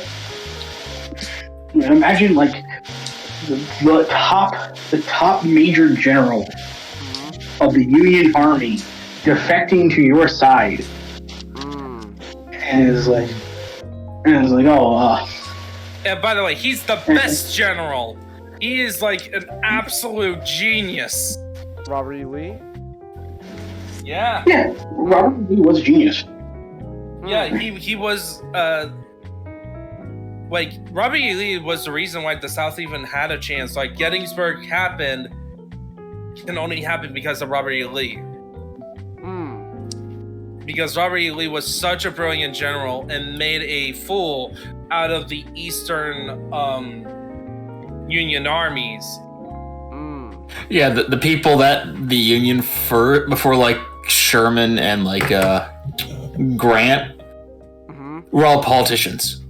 That's the Union military high command for the first bit of the war. Ah. Well, so what happened is that, okay, so you have the first guy. So the first guy was actually a traditional general. The problem is he had this slight problem of being pessimistic about the war, you may say. He basically said that, okay, here's our strategy of the war. We're gonna hold on to the east, and then we're gonna split the south in two by fighting over in the west, and then we're gonna strangle them by taking out all their resources. And the process will be taking about 4 years. 4 years. 4 years. And when he presented this up to everyone in his staff, including Abraham Lincoln, he was laughed at. Because everyone in the Civil War thought that the war was gonna last a month. 4 years later. Boy. Oh. What is this guy fucking Joker? 4 years, please. And then a little guy named Robert E. Lee defected to the Union. Ah. Yeah, like one of the America's best generals defected to the Confederacy. Oh my god. Oh shit, maybe those 4 years are gonna be happening. Oh. And here's the irony. And the irony is that they did the exact plan. They ended up doing it. Because what happened was that in the East, Robert E. Lee was like mocking the quote unquote main Union forces. Like that was viewed as the main show because the military objective was to take out Richmond, which was the capital of the Confederacy. Well, during the West, this little up-and-comer, this nobody called Ulysses S. Grant. Mr. Grant? Yes, the Grant. So, Grant. One of the best nicknames after his first victory. The Butcher. The Butcher. Oh, no. His other nickname was Unconditional Surrender Grant. That's two great titles. The Butcher and Unconditional Surrender. I can't believe one of our presidents was nicknamed the Butcher. Was he a good president? That's not the enemies did not name him the Butcher. His own men named him the Butcher. Yeah, because you know what USS Grant. The problem was the Eastern generals. They were pretty cautious with their army. Okay. And then Ulysses S. Grant. Ooh, we're gonna get the train moving, baby. Send out 10,000 men in the wood. And like one, I don't know, something. Meanwhile, Grant just goes, we're just gonna start. We're gonna use our one big advantage over the South. We can replace men. Wait, are you saying that Grant is just a fucking Futurama Zap Brannigan? we know the Confederates have a limited amount of soldiers they can send to battle, so I sent wave after wave of my own men until they gave up. Unconditionally. Yeah. He did do actually brilliant military stuff, but well, great. Now all I can think of is Ulysses Grant is just real life Zap Brannigan. You know what? That probably explains his presidency. That probably explains his presidency. He was just Zap Brannigan. Yeah, but so like you showcase like Robert E. Lee's force of personality, and it showcases all that. It showcases, the horrors of war and all that fun stuff. So, yeah. But like Gods and Generals, I'm gonna see it myself, so it is probably gonna be a future 2 cents. Okay. Do tell me if it is, I guess, leading more towards south and all that. Okay. You guys want to know a fun fact about the South? Sure. More Native American side of them than the Union. Figures. Which, you know, Yeah, every time the Native American, the American Indians side with someone, they lose. Like most of the time. Another funny That thing. fact hurts me, considering I Same here. do have, I understand. I do- That's kind of. I do have some blood in me. Same here. That's kind of sad, actually. It's the one thing I really don't understand. It's the one revisionism that I really don't understand when it ever gets passed around. Like, because because I think it's stupid, and two, I think it's really insulting to the people. To the people. The Native Americans weren't all like peace-loving beatniks. Some of them were. Some of them were not. Yeah. They were, Oh yeah. they were actual warriors. Like for good and for worse. They were like fucking steppe tribe motherfuckers. Yeah, and Yeah. and, I think like, it's the tragedy is that there was multiple attempts, even by the U.S. government, to, leave the Native Americans be. But what usually happens is that enough evil men would go to their territory and claim stake in it. And then the U.S. is like, Jackson. Ah. Oh yeah. And then you Yeah, have, we don't talk about Andrew Jackson. it took one evil man to really fuck. It took a lot of good men to hold him back, and then one evil man just comes in. He's like, well, I guess this is all ours now. Well, yeah, and it wasn't. All it takes is like one compromise too, because there was like an election that led into further issues. Like, American history is full of just tragedies. Well, history is full of tragedies. That's just Well, like- But I think history in general is just tragic. that's the one thing I find. One thing I really find insulting is we scrub away even like the darker aspects. We scrub away a lot of the warrior history of the Native Americans, and they're all just labeled as victims. Like for example, the Spanish versus the Aztec. That was not good guy versus bad guy. That was bad guy versus bad guy. They were both horrid fucking countries. Yeah, most of the honestly most. It's a pick your poison scenario. Well, I think,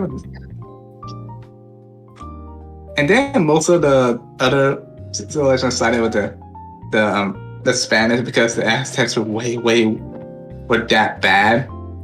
Yeah. Oh well. Yeah, and also the conquistadors barely had only managed to take control of the Aztec empires because of a gamble.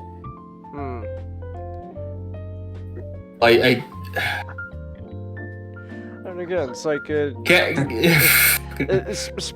Spanish versus Aztec. It's just pick your poison. Pick your poison. Who do you want? You want imperialists, or do you want guys who believe in heart stuff? I listen to a podcast. I probably follow the Spanish too. They're horrible.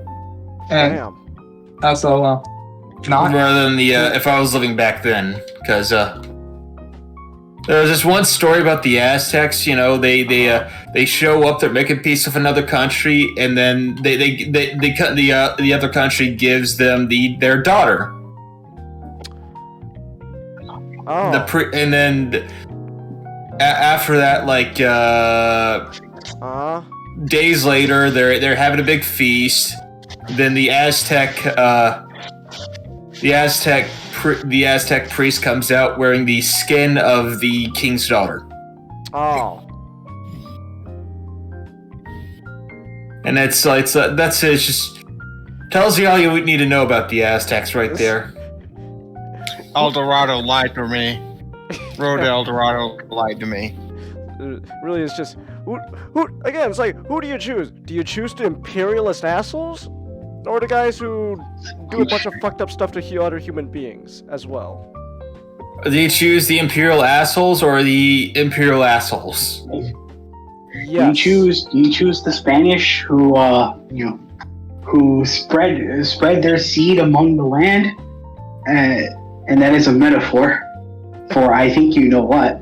Yeah. Or you choose the people who believe that killing the innocent virgins of their tribe will give them corn. I for one, Shockwave, for one, like the rape ones. Oh my god, Shockwave, what the fuck? You know what I am! Jesus. To add on to the whole they say about the Indian. I also think it's the whole noble savage sentiment that started about, I would say, I don't know when it started, but I know that it probably relates to the concept of the noble savage. I hate the idea of the noble savage because yeah. Because one, even back.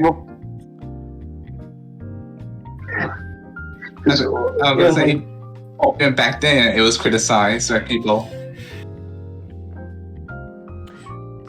Because it's like, before one European ever set foot on the new land, you had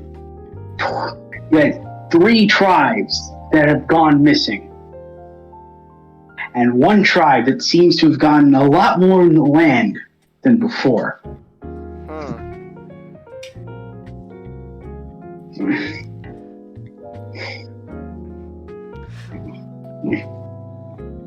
It's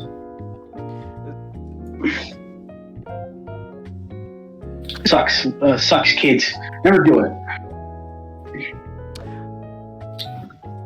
Anyways, we were talking about Civil War, though. Yeah, but it's still like yeah, I think like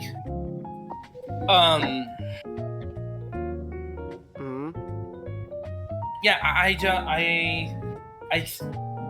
there's a lot of stuff I can talk about, right? But that goes into the history stuff, and I much rather you watch the movie, because the movie actually explains a lot of the history behind it.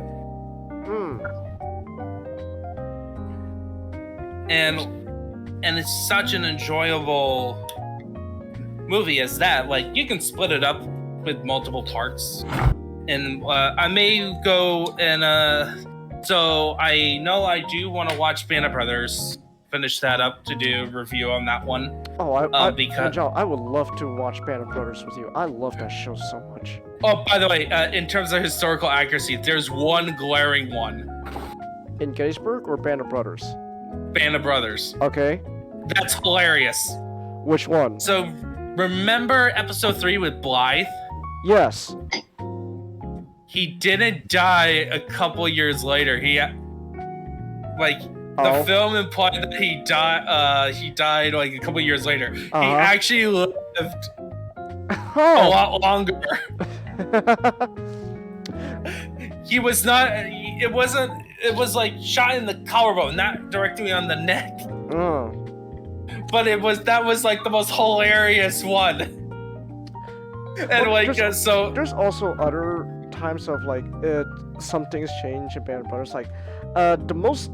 Like, be real quick before we. They did a lot of condensing. They basically a lot of condensing of characters, which makes sense. I think one thing I remember was I forget which episode it was. But you probably know.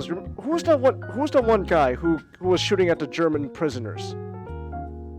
Oh yeah, that guy. Yeah, what was his fucking name? That shit. Spears. Spears. hold on. Winters. When Winters told him like, hey, you know, I need you to escort the prisoners back to base. He's like, let me shoot him. Like, and so the show is like, give me your gun. I want to come on, give me your fucking gun. You have one bullet, only one bullet. You shoot at them, the others will bounce on you. Use it wisely. All right, take them to, escort them to prison. I think that was in the show. I think in real life, the gun was just completely unloaded. There was no ammo in it whatsoever. Like, Winters took out all the ammo. Just, you have no ammo. Escort them back. Also, like, there's just legends in real history. It was like one case where they had to do it, and that was because of given the circumstance, they were ordered. It was an order because they couldn't take prisoners because they were paratroopers. Mm-hmm. It happened when they were behind enemy lines. Ah. So it was a circumstance, but the point of the show was that he had a legend growing about him of him being war crime king. Like, seriously, if they make they should make a Gundam show that's basically Band of Brothers. ... I thought that was all. Isn't that just Ace I thought that was team? always MS Team. Yeah, isn't that just Ace MS team? That was my joke. That's why I said ... And then it's like, oh wait, they did. It's Oath MS team. People say it's Vietnam. No. It's Band of Brothers mixed with Romeo and Juliet. Well, it's all of the above. It's Band of Brothers with Romeo and Juliet set in Vietnam. That's Ace MS team. The beautiful blend. Yeah. The best non-Tamino one. I won't disagree with that, nor will I agree with it. It is. I love Always MS. Always MS team is great. Wait, have we done a 2 cents on Always MS team yet? Oh no, nope, not yet. No. No. One of us needs to cover it. I want to talk about Ace MS team. That means we're gonna have our Wait, by the way, how long has it been since we talked Gundam as a topic? Quite a while actually. Ooh, Tangus, we can finally use Depressed Knot as a thumbnail. Yeah. Maybe we have an episode that's all about fictional stuff inspired by Vietnam. Oh. Maybe once Voltoms is out. I know commented like Voltoms in general. I would just do like cover Pacific. He did one of the OVAs for Votoms. But he did like a general overview of the franchise. No, he did an overview of like the OVAs, but not the main show. I did Red Shoulder. I forgot what it's called. Red Shoulder. Alright, so, by the way, I have done putting together the droid armies. The only thing I have left to assemble is the Droideka wheeled modes. Huh.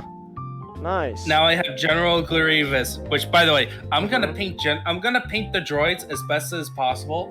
A mixture of the clone of Republic Commando droids.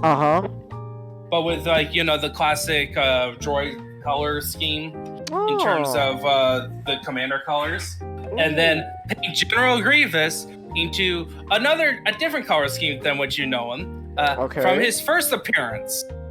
Oh, from the Clone Wars cartoon Gendy. Yeah.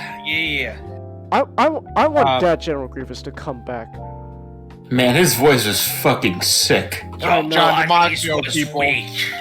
John, you are mine, Jedi scum. Grievous in the I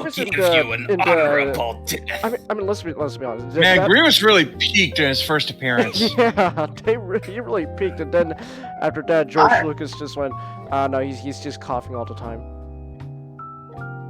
I like 2008 Grievous. Oh yeah, like both. I love General Grievous. He's like probably my favorite Star Wars villain. Really? Yeah, I was a huge fan of General Grievous as a kid. I first saw him on the TV screen, seeing him kill all those Jedi. Okay, so one of my favorite jokes in Family Guy is when take a drink. The redemption. Yep, take a drink, everyone. In fact, I could do that right now. It's during the Stephen King. It's during the Stephen King. It's during the parody of Shawshank Redemption. Peter's making soap sculptures of Star Wars characters, and the warden comes in, and well, Dufresne, I've come to ask you. Oh, Grievous, wicked! Grievous, wicked. That's great. Oh man, Grievous, wicked. We could talk about Star Wars and robots. It's like another 2 cents. It's gonna have to wait. Can we do a Star Wars special? Oh my goodness, how many specials are we gonna have back to back? Cause I know next Saturday I already pushed the TMNT special far enough. Yeah, TMNT, yeah, which you already probably know what mine is. The 2003 one. Shredder's Revenge. Yeah, I beat it. Oh. I don't know, Casey Jones. I guess I could talk about you know what? Fuck it. I'm gonna talk about the Michael Bay TMNT movies. Why not? Oh, yes. I'll do that. The first one was so funny how bad it was. Actually, I want to talk about the second one, because I heard the second one is actually kind of. It better. is. It is. It is. It is. Okay. 2 words. Well, 3 words. Bebop and Rocksteady. Ah. All right then.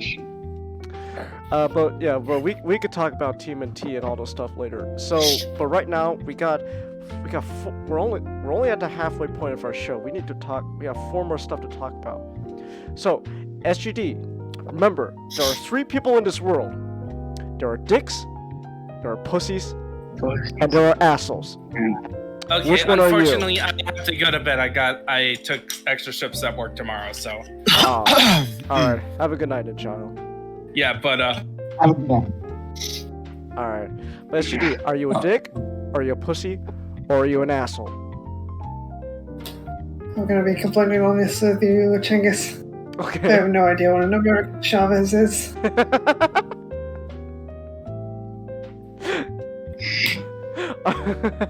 Alright, so SGD, as an Australian, what was it like witnessing American culture? It was interesting. It's like oh no.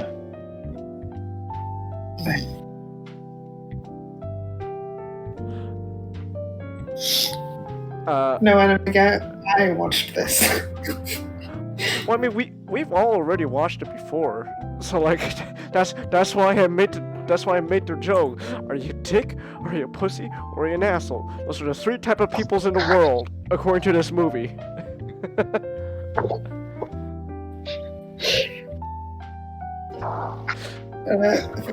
For those of you new to speaking the English language, this is a movie brought to you by the guys who make South Park. And you can tell right out the gate.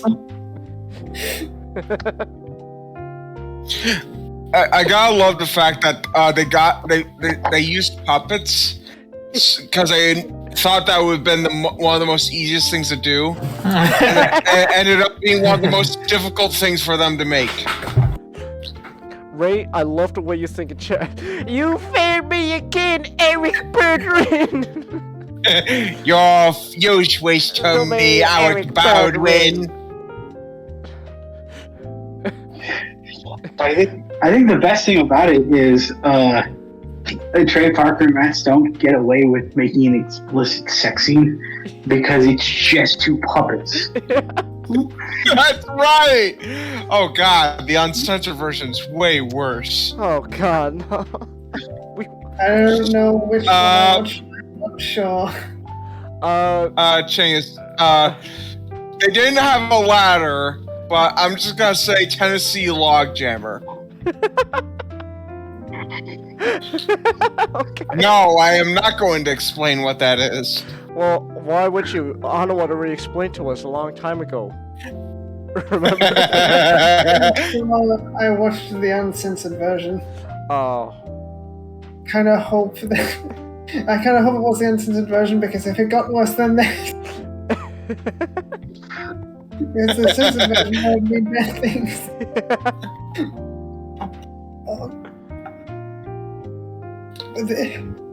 This is a very good movie.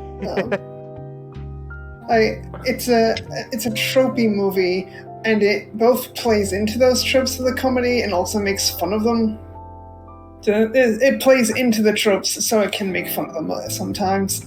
But it's about an actor called Gary being hired to fight terrorists because of his unique abilities as an actor allows him to act and pretend to be a terrorist. Durka. It goes on to help him helping save the world from South Korea and liberal actors. North Korea.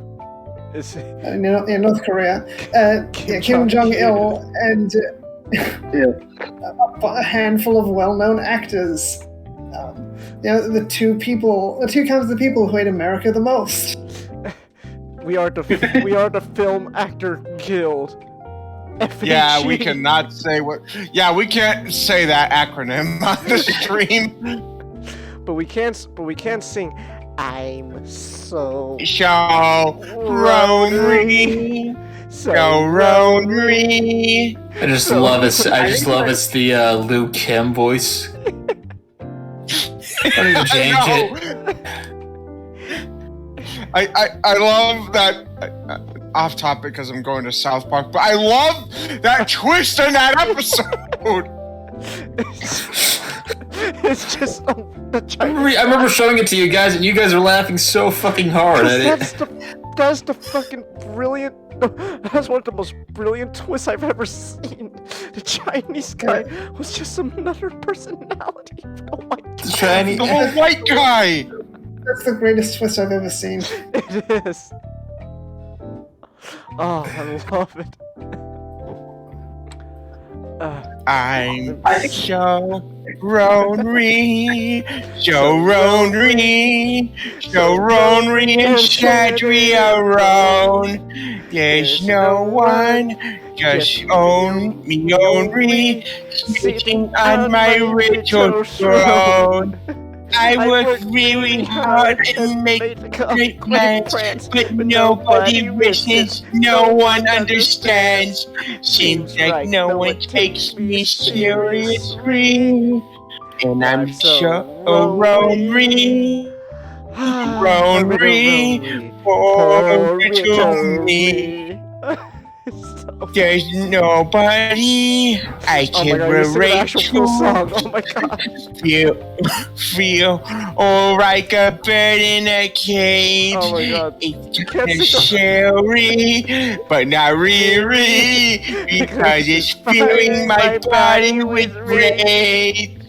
I'm the smartest, most clever, most physically fit, but nobody else seems to realize it. When I change the world, maybe they'll notice me. Until then, I'm just Ronry, little Ronry, poor little me. I'm so Ronry. Please don't DMCA us.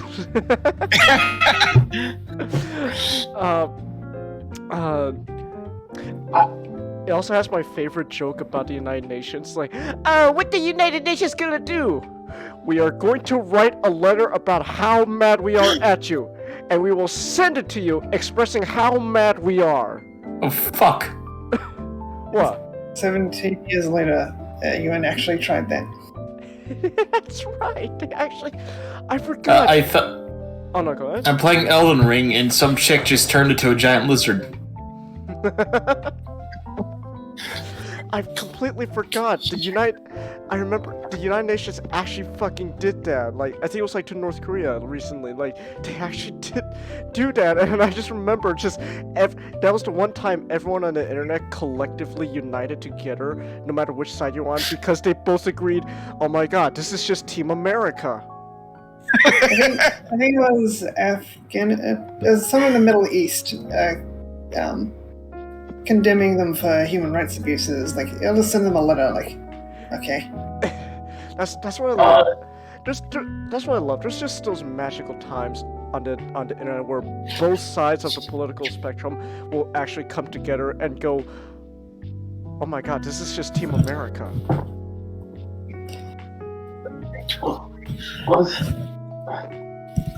Like it's like it's the UN. They're the national law organization that appointed two of the countries with the highest human rights violations as the chairman of the Human Rights Board. Good job, United Nations.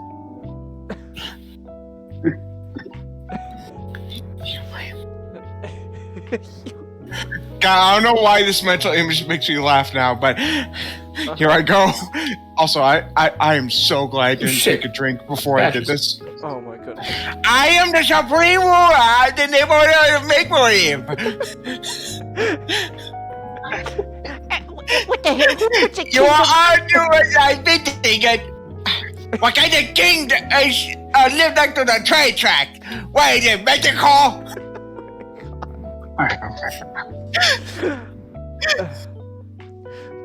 But anyways, we completely forgot. This is about the Australians' experience watching American culture. Oh shit, that's right. Yeah, this is a very layered film. It does poke fun and parody and satire a lot of things, and I found myself forgetting most of those references. The title itself, like World Police, poking fun at people's opinions on whether or not America should be the world police. The movie itself kind of opens to Team America overdoing it in Paris, trying to stop some terrorists. But then the end of the film, it's less of a parody and more so playing things straight. And I'm talking about the Film Actors Guild. This is just a lot of actors. This is how they behave. You will die a peasant's death. Always just criticizing, what people do. And North Korea aren't the bad guys, like, even though it's very clear they're the bad guys. This is America, so the terrorists do what the terrorists do, even if America had nothing to do with it, the terrorists would have done it anyway. Unrealistic thing about the actors, though, they actually do things. Actors don't do things, they just complain on lie. Film Actors Guild. Oh, I get it now. Well, you just got the acronym for Film Actors Guild? Oh, I'm so sorry. I'm so sorry. They're very clear with what the joke is. Nice going, fag. Oh my god! Whoa! Oh, I'm quoting Baldwin. It's a line from the movie. Don't worry, guys. Don't worry, guys. Switch chairs. Damn! I'm gonna have to go in here and edit this, aren't I? Should I just Matt Damon? Should I just do this spell icon thing now? You're gonna delete it anyway. No, I'm not gonna delete it. I'm gonna re-upload it as an edited stream. Like Oh, don't worry. Don't worry, Chingus. Don't worry, Chingus. Once Elon buys Twitter, he'll come after Twitch next. Well, it's done nothing to Twitter. It's still a cesspool. He's not gonna affect. That was okay. Oh, Holy shit, Mr. Freeze is Alec Baldwin in this. Huh. It's Maurice LaMarche. Oh. Yeah. Huh. Oh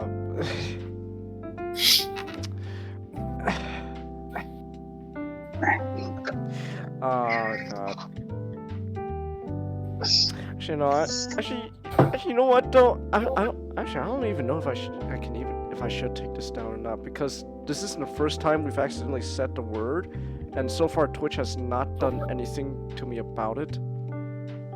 So I don't know what that says about Twitch. I guess you can't say the N word, but I guess that word's okay.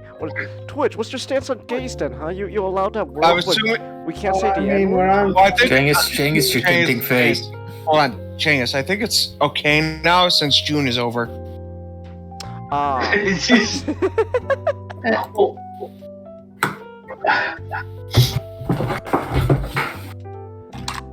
not like the N-word has a universal meaning compared to, in one place that word means gay, and then where I'm from it means cigarette. Ah. And also remember, Cengiz, you're still a lesser known channel. The odds are anyone's going to pay attention. Not audience. Like, the audience is going to come and pay attention to you. Anyone on top who's going to pay attention to you is slim to none. Oh. It is a gay slur. It's more of a strictly US thing. Still, though, we should probably avoid saying it. Yeah, you bag. Ah, I see. Good nice.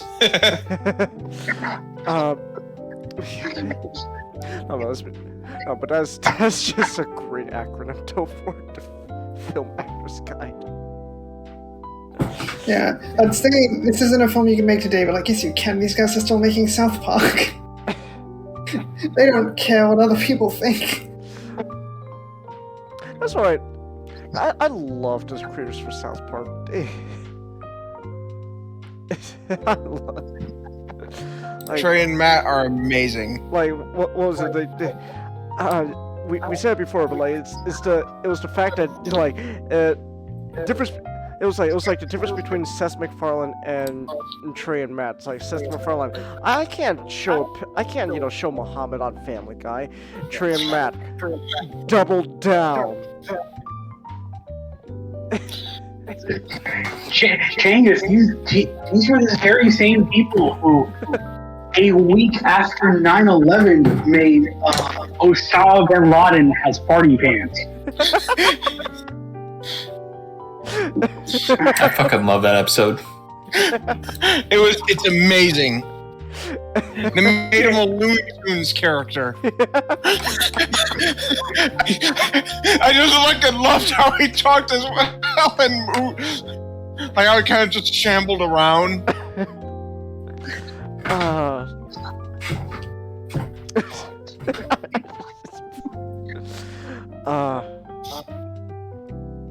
What was your favorite part of the movie, though? SGT.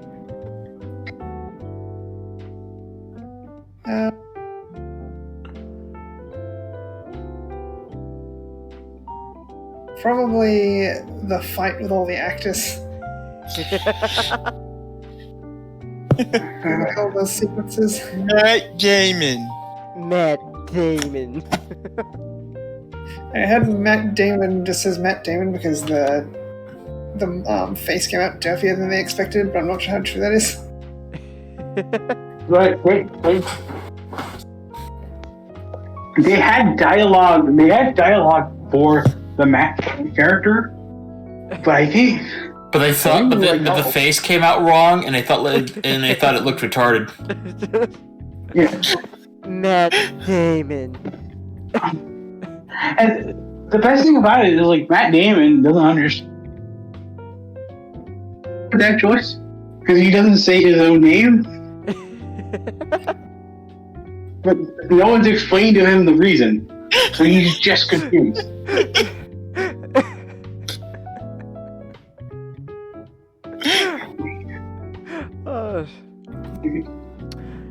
Fuck, I should have just called the stream. We're the one night we could be politically incorrect. Matt Damon. I kind of wish I watched this movie a little later than I did, because I made the mistake of watching Deers for Dungeon by Bill Whittle afterwards, and it's not good. Oh. Don't watch it. By the end of it, the only way it could be more blatant about the fact it's propaganda is if it told you it was propaganda directly. Oh. A castle appears with the giant flaming letters, Democratic Party headquarters. Oh. It left a bad taste in my mouth for the rest of the night. Oh. What'd you watch? Deers for Dungeon by Bill Whittle. Yeah, that's not really. Subtle. I mean, Oh, there was absolutely no subtlety. Like the people are supposed to be medieval, so they translate it wrong to a place where people are divided or something. I was like, okay, like, what? no, screw this whole project. Watch Team America.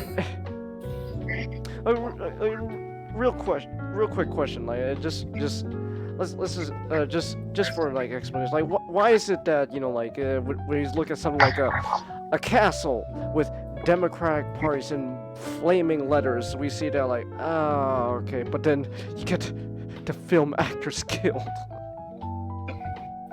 Because it's trying to be fun and not be propaganda. I think the thing about like, Trey Parker and Matt Stone is they're not telling you anything. They're just saying like it's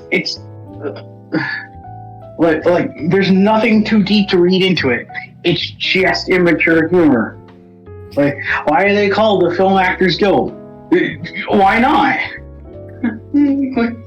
Because the acronym is funny, and a lot of actors tend to be preachy.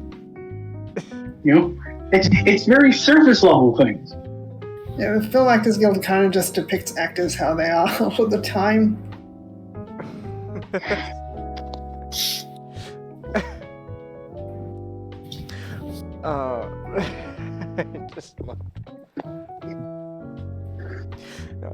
I love Team America though. Hey, Chelsea, I need you to check the meme channel.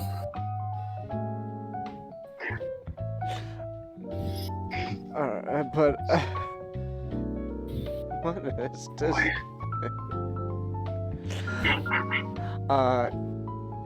I guess if there's nothing else to say about Team America, though, I think I'll just end off with just again that glorious speech.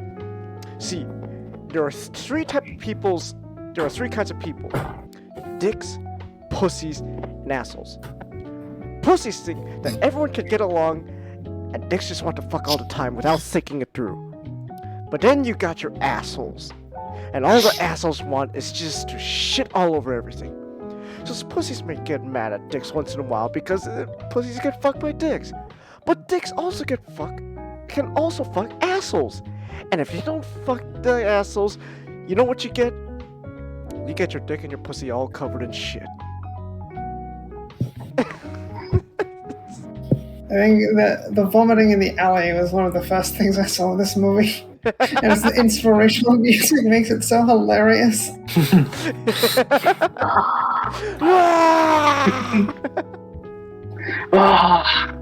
Yeah, I'm not for gross humor that much, but like that's pretty funny. I think probably because it wasn't trying to be gross. It's just the absurdity of this guy vomiting with inspirational music.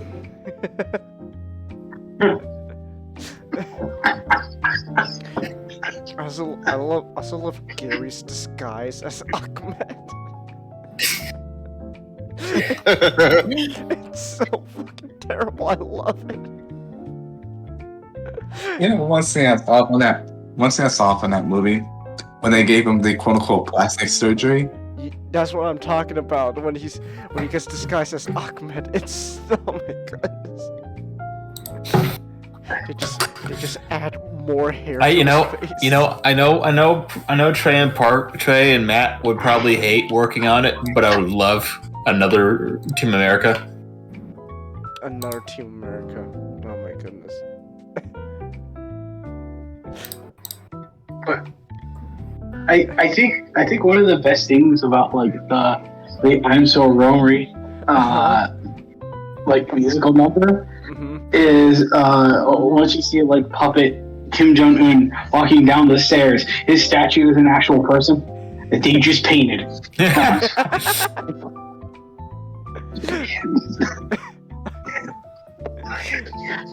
So Rory and Sat and Tyrone. Oh man, oh it's great. Alright. But yeah, so that's Team America. I love that movie. I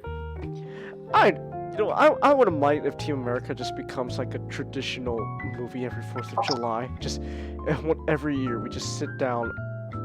Maybe it doesn't have to be 4th of July, just 4th of July weekend. We just sit down and we just go, yeah, Team America.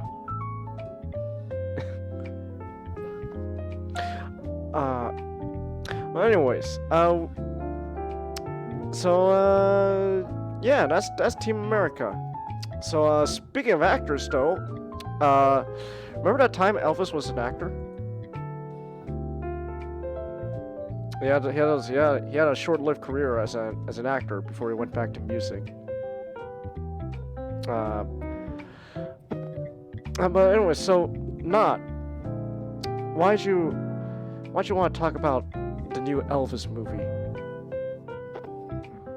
Well, for two reasons, Changus. It's because well, you know, one, because we haven't.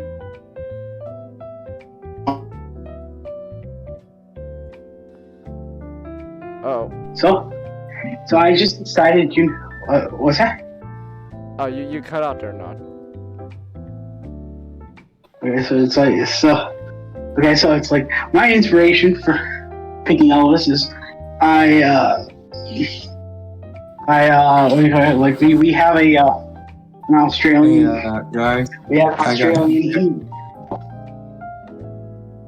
I gotta head to bed. Night, guys.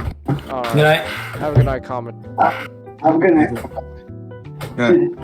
Since we do have an Australian. Oh, God. Good night, Comet.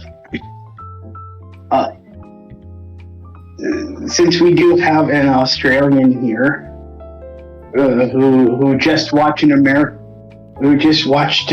movie, I decided, you know what? Let me watch an all-American movie directed by an Australian. So I seen Elvis, and I think that in the spirit of Independence Day, if there's ever a time we should talk about one king, it should be the king of rock and roll. Also, Elvis is extremely all-American. Hell, he never left. For his entire life, he never left America. That was mostly due to the fact that his manager is a legal immigrant. But my point still stands.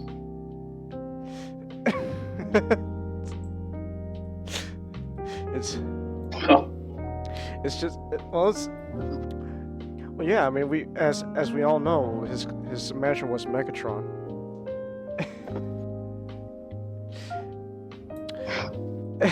But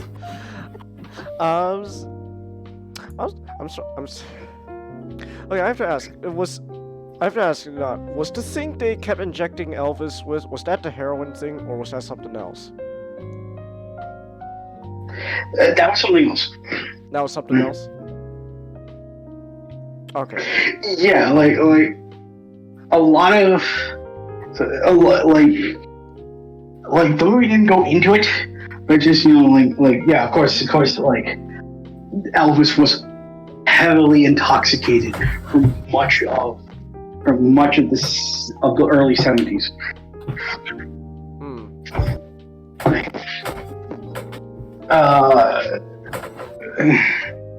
But I decided to watch Baz Luhrmann's newest film, Elvis.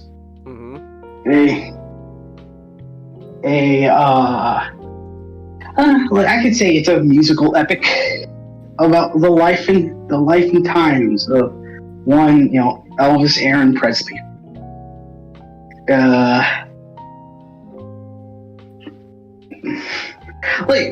I think one thing I find the most interesting about this film more than anything was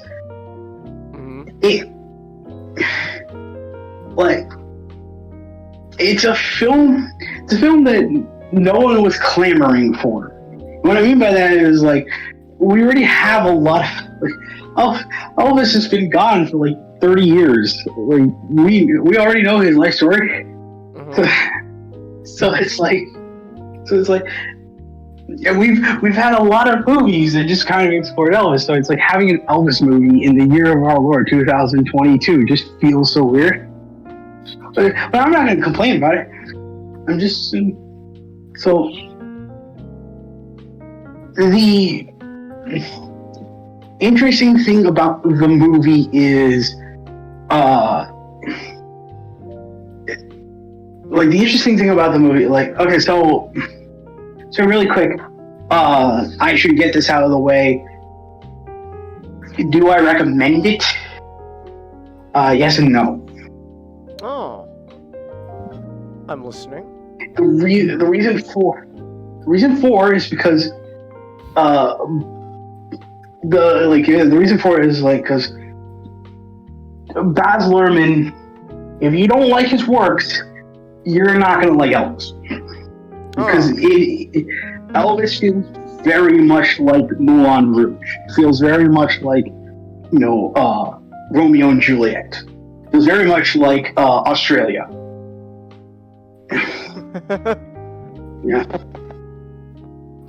It feels like that. It feels like the big musical movie with the ADHD editing.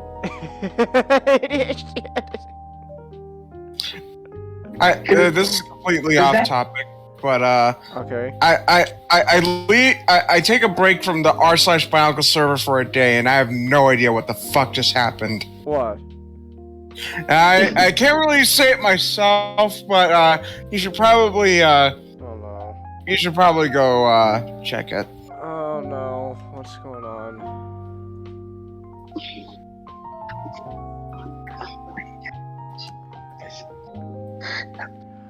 What? What the hell? That's what I said.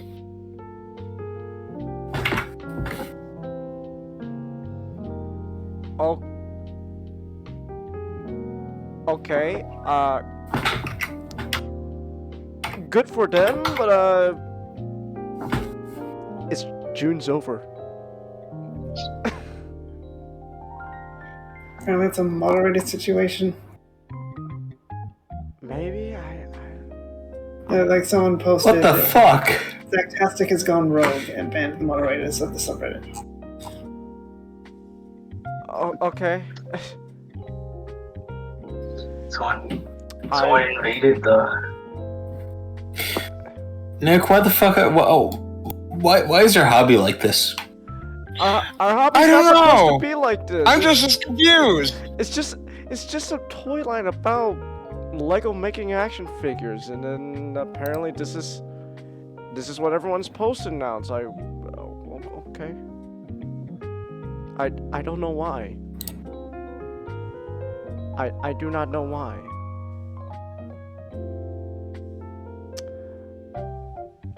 Anyways, anyways, so what's this about ADHD editing? It's because Baz Luhrmann, he has that type of style. He is an auteur in every sense of the word. Every single part of his fingerprint is going to be on every. Like, it's going to be on everything, you know, the writing, the editing, the direction, and all that stuff. And so, like, a lot of his movies all have the same editing style. And it's like,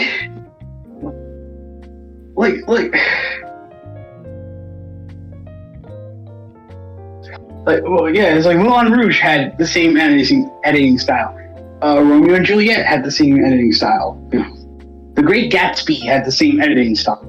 It's like, oh, that's right. He also did fucking Great Gatsby. I have to ask, is there any modern music in this? How do I explain this? So the thing about I don't know whether it was a conscious choice with Baz Luhrmann or the studio told him, because Baz Luhrmann has a record label with RCA.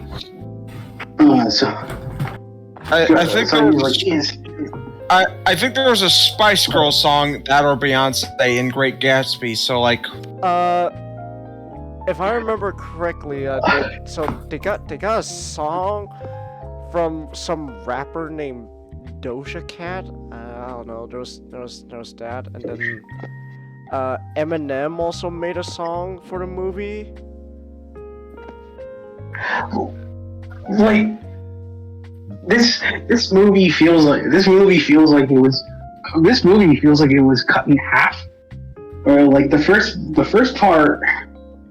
But I think it's like the first part they tried to sucker in like 20-year-olds to go see the movie, because to be honest, like the only people who are going to go see a movie about Elvis is me, Changus, and people past the age of 55. I'm kind of very disappointed. I admire music, considering the fact that, it's a movie about, a musician! So here's the thing, it is Elvis's music for the most part. Okay. What they do is some of the songs are remixed. Because the soundtrack for this movie is being heavily marketed. So it's like you have like parts of the soundtrack where it's like, okay, here's Eminem. He makes a rap about Elvis. Here's Doja Cat, whoever the hell she is. Making a song. She made a rap about not Elvis, but a song Elvis sung. Was it Hound Dog? She turned Hound Dog into like a rap. Hound Dog. Which, okay, that was it's the like thing.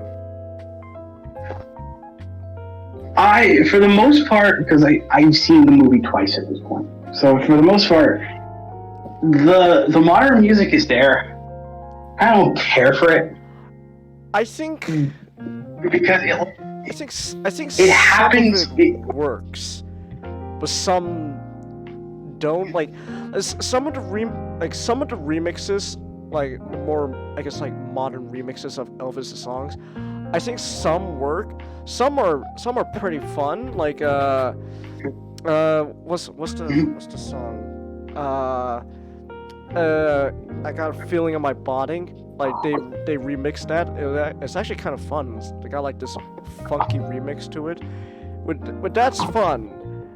And then you got Doja Cat with her rap song, and it's like, okay, I don't hate it, but it exists in a movie about Elvis. Okay. Because a lot of things like surrounding Elvis, I like a lot of the songs. So there is a game I played throughout watching the movie 2 times. It's literally that joke from Family Guy of Neil showing when it's William Shatner and his stunt double. Where it's okay, so like Yeah, you can find so, William like, Shatner's coffee mug. there you can see William Shatner's coffee mug. Like the entire film, it's like okay, I listened very closely to see okay, when does Austin Butler sing? You know, when does Austin Butler singing begins, and when does it just turn into Elvis? You know, Elvis proper. So from what Because there are points. From what I understand, Go ahead. From what I understand, at least this is from like I think Baz himself or someone else. This is their like the official stance is that when Elvis is young, that's Austin Butler, but then as he gets older, then it's Elvis proper. I think it's I don't know when exactly that like split when that split exactly happens. I'm going to believe, at least this is me, I'm going to believe Elvis proper comes in when he makes his his what year was it? But his comeback. The 68 comeback special. Yeah, I think at least that's what I just think. I think that's when they bring in Elvis proper. Well, because there are points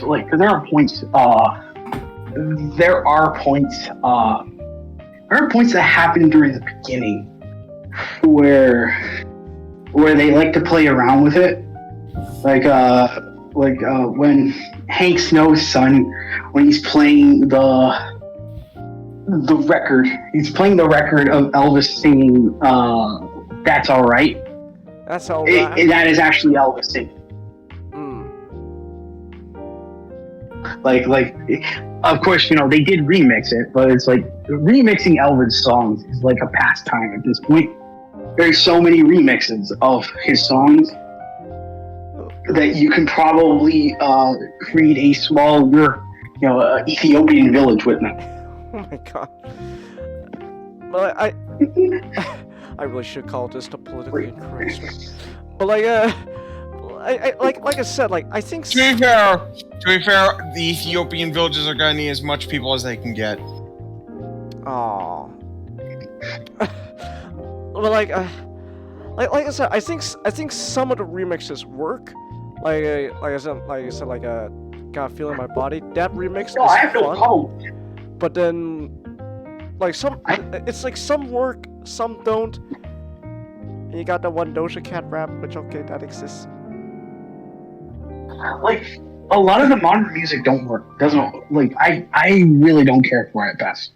But the remixes, they're actually I will commend them. They're very well done. Like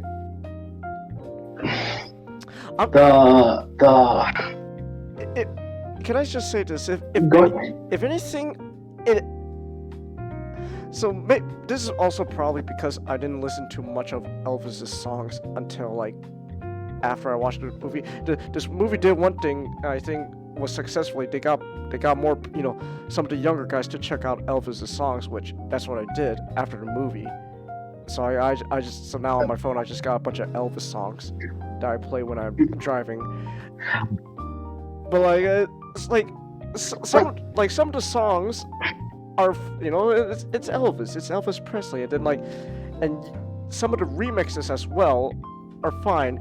And when watching the movie, I think I'm not gonna lie, I actually I was really into the movie, and then there are just those moments where I actually legitimately do get kind of taken out of the movie when all of a sudden there's rap. There's rap. There's rap. There's rap in an Elvis movie. Oh, there's rap. You got it's like an Elvis song playing, and all of a sudden it just transitions into like a rap remix, and it's like whoa, when did this happen? Cause they don't do the rap remixes a lot because there's Hound Dog. Yeah. And a lot of this, a lot of the rap is like new stuff. So it's like a lot of the remixes they use in the movie proper are let's take, like, you know, I'm so surprised because I thought they would have done it. Mm-hmm. I guess they might have. And I just didn't notice. But it's like, they didn't use like the Junkie XL version of Little Less Conversation for one of the montage. Okay.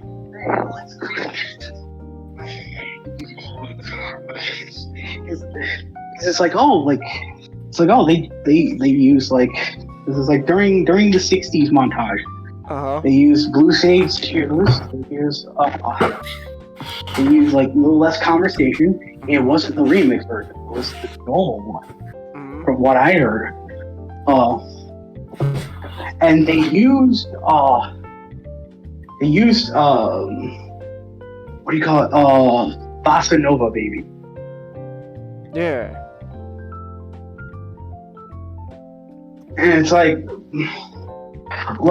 a lot of, like, when it comes to a lot of remixes, they focus heavily on the ones that revolve around set pieces, because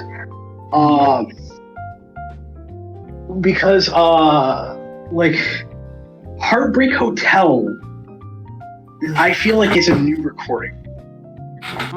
They might have used it. If you've ever listened to the original recording of Heartbreak Hotel, behind that, because literally Elvis couldn't sing without dancing, and the mic wasn't picking him up at all. So it was like something like what? It's like, why isn't? It's like, Elvis, stop dancing. I need to dance to sing, baby. Dance. So it's like, so it's like, so their solution to the problem is they mic the entire recording studio. So even when he's like shaking his head around and moving his hips, the sounds at least they're at least picking up a sound, even if it's not hitting the main microphone. And so Heartbreak Hotel has this interesting mix about it, where it feels very, like, the sound feels very hollow and distant. So like before it was like, before the song was like somewhat criticized because of that, because they're like, because why are you making a song about suicide into this upbeat like this upbeat bluesy number? And two, why does Elvis sound faint on this record? So, well, like, a lot of people, like a lot of musicians, from the Beatles to the Rolling Stones to everyone in between, they love Heartbreak Hotel because of that reason. Because it kind of just sends this very...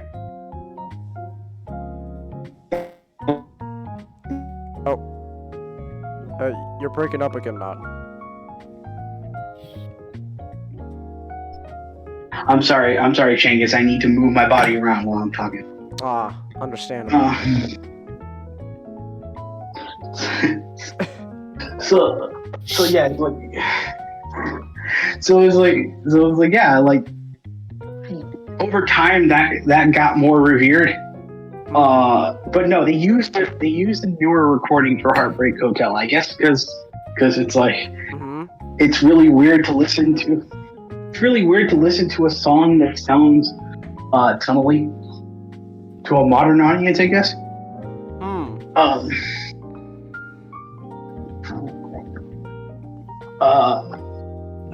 Ain't nothing but a hound dog. You ain't no more. But it's like, but like most of all, the movie's at its best when it just shows Elvis music as always. The best way to describe this film is it is like the ultra remix greatest hits of the life of Elvis Presley. And he's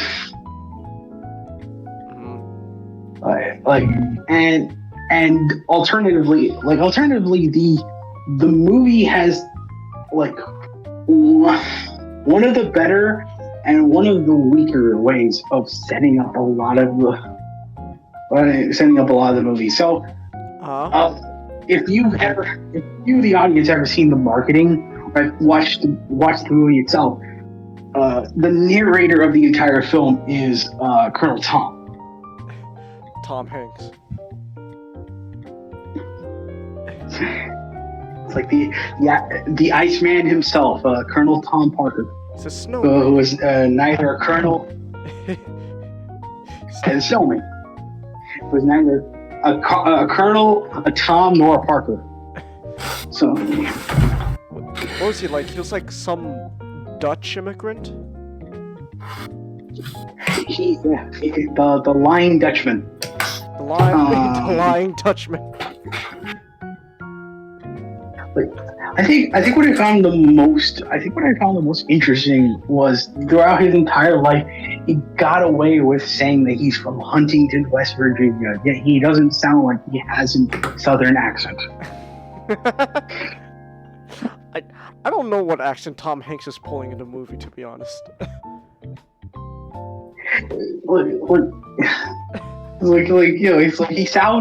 He sounded like a Dutchman trying to hide his accent. Like maybe that was on purpose. I don't know. Like if it felt like Tom Hanks is trying to do a Southern accent, but it's this like weird, vague Southern accent. Like I know you're from the South.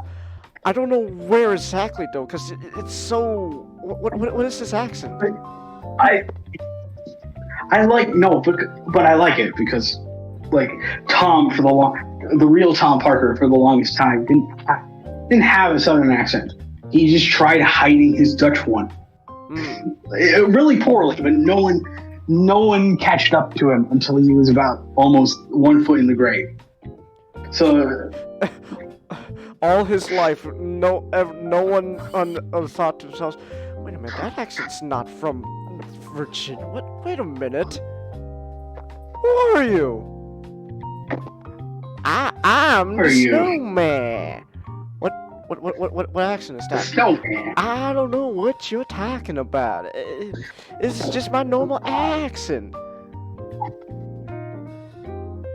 Fair enough. But I will, yeah. So like to get into the actors, Austin Butler, you can keep what do you call it, Mr. Robot as Freddie Mercury. You can keep Ansel Igor, I think, as Sean, Elton John. Elton John. Goddamn. Austin Butler. Elvis Presley. Beautiful.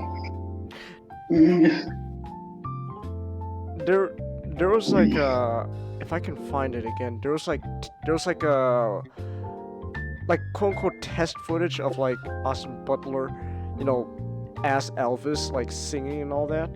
If I can find it, I'm gonna post it. Because one thing I will say, the weakest part is his singing, but that's not his fault. Because you're trying to imitate someone who had such a unique way. Such a way with such a unique sounding voice, a unique singing voice.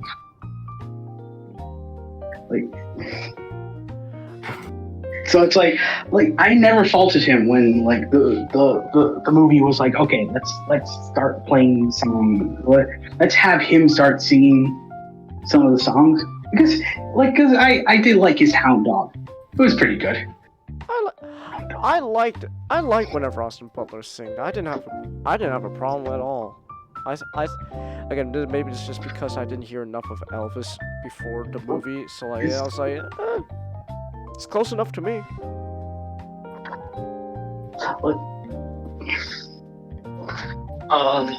One of the, but it's like everything from the way he speaks with his inflections, just with the voice, to the way he's dancing on stage, perfection.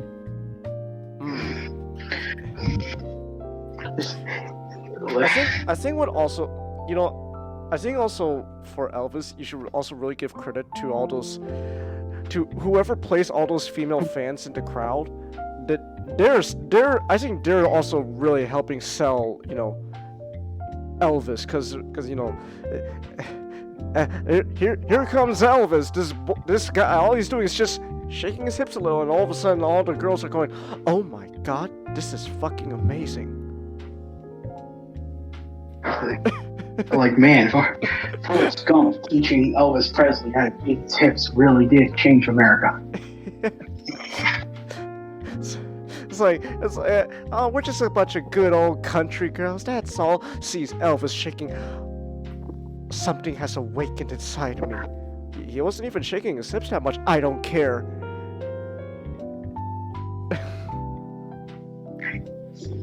It's like there are points where in the movie does veer off into weird. Again, it is Baz Luhrmann, so I do expect the movie to veer off into something weird because that's just how he directs things. But it's like I think the beginning of the film where it instantly starts off with Colonel Tom having a stroke, being rushed to the hospital, and then you see the international behind him. It's there's a Star Trek connection, which I don't know how that factored into anything other than during this because in the 68 comeback special, they partnered with NBC to broadcast it, and of course NBC showed and the NBC showed had the rights for for Star TOS before CBS had it. There's also those weird so every once in a while when the Colonel's narrating, it switches this weird dreamland thing where it's just this giant oversized casino. And you just see Tom Hanks in a hospital gown just walking around it. It's like, oh, okay. Yeah, it's it's how do we show that Colonel Tom just loves gambling? Just have him be in an empty casino playing roulette. I'm like, okay, yeah, sure, why not? I will say, you could say the editing is ADHD, maybe it is, but I will say that is actually one of the big things that caught my attention right away watching this movie. Oh wow, this is some editing going on. Oh, you go through Colonel's you go through the Colonel's eye, some I don't know how to explain. You go through his eye and then it just switches to the next scenario. It's oh, this is something.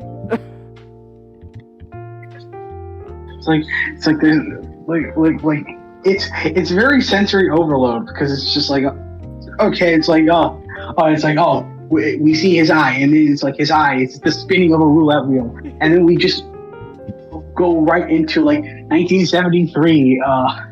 We flash back to 1973. It's like Elvis passed out, and Colonel Tom's I don't give a shit. Put him on the stage. Fill him with drugs. Oh no, Doc, you got the drugs, right? Yeah. Just inject him with that shit. It's like, Dr. Nick, you need to inject Elvis with you need to inject Elvis with the Pulp Fiction kit. The Pulp Fiction kit.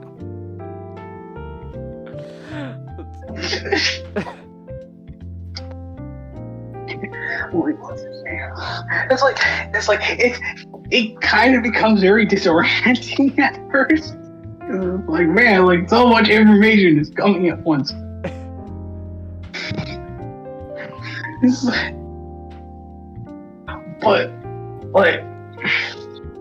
but it's like Austin Butler, like, yeah, he is the show stealer, but I want to make special mention of Tom Hanks because he is the narrator throughout the entire movie, and I think he did a really good Tom Parker.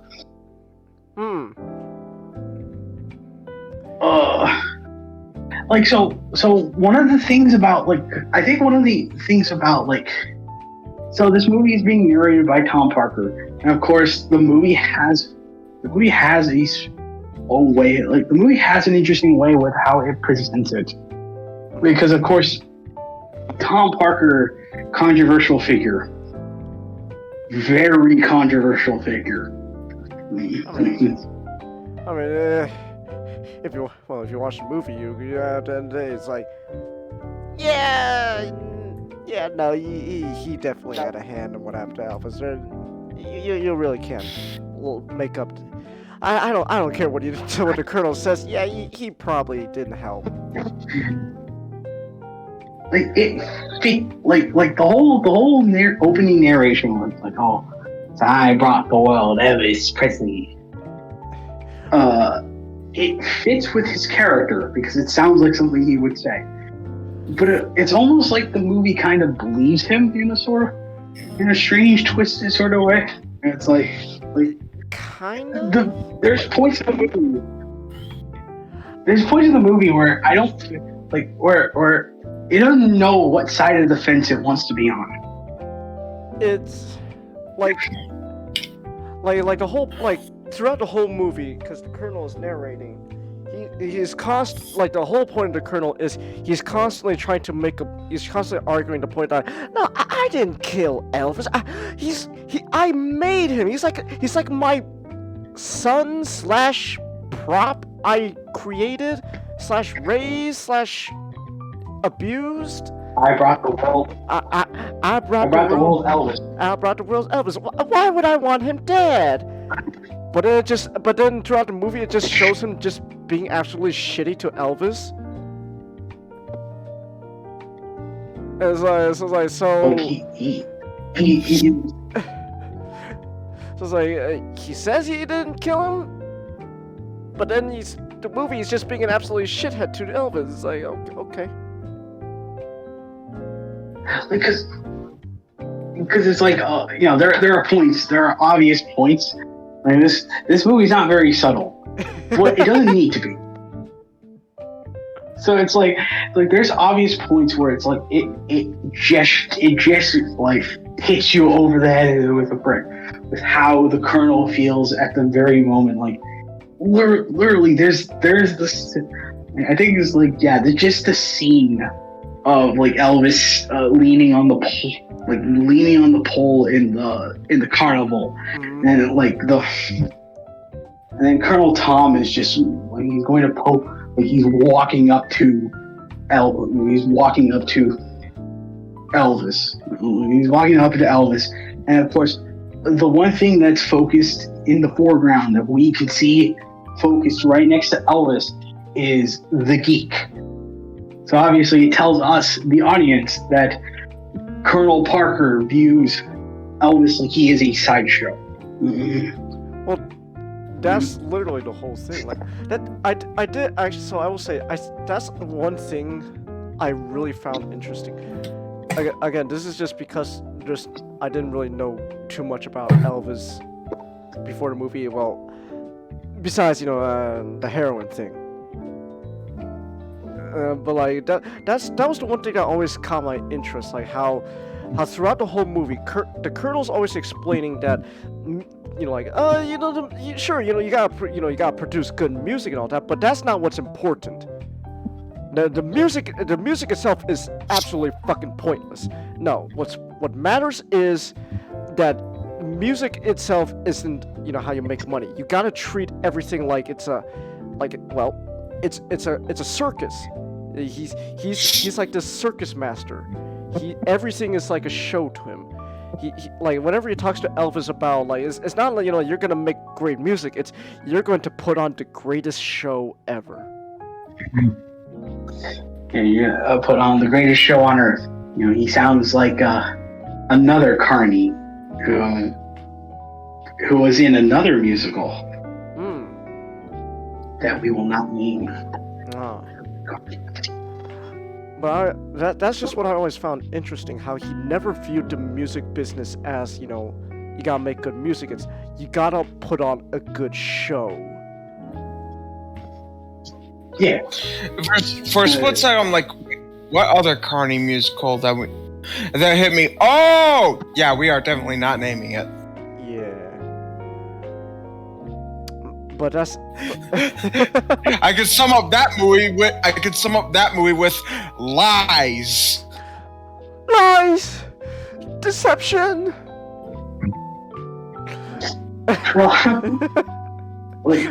So that movie is full of lies, but that is the last thing I'll say about it. Yeah, but that's just to hone in that point, like that's just the one thing that always stood out to me about the Colonel. Everything to him is like, just throughout Elvis' entire life, even as like the times change, he's still treating Elvis like a circus animal. That's true, but then I feel like the film does have like tone issues where it's like there are points where it's like, okay, you are my next sideshow attraction because I am the snowman, and the snowman needs to. The snowman. He's gotta make it snow.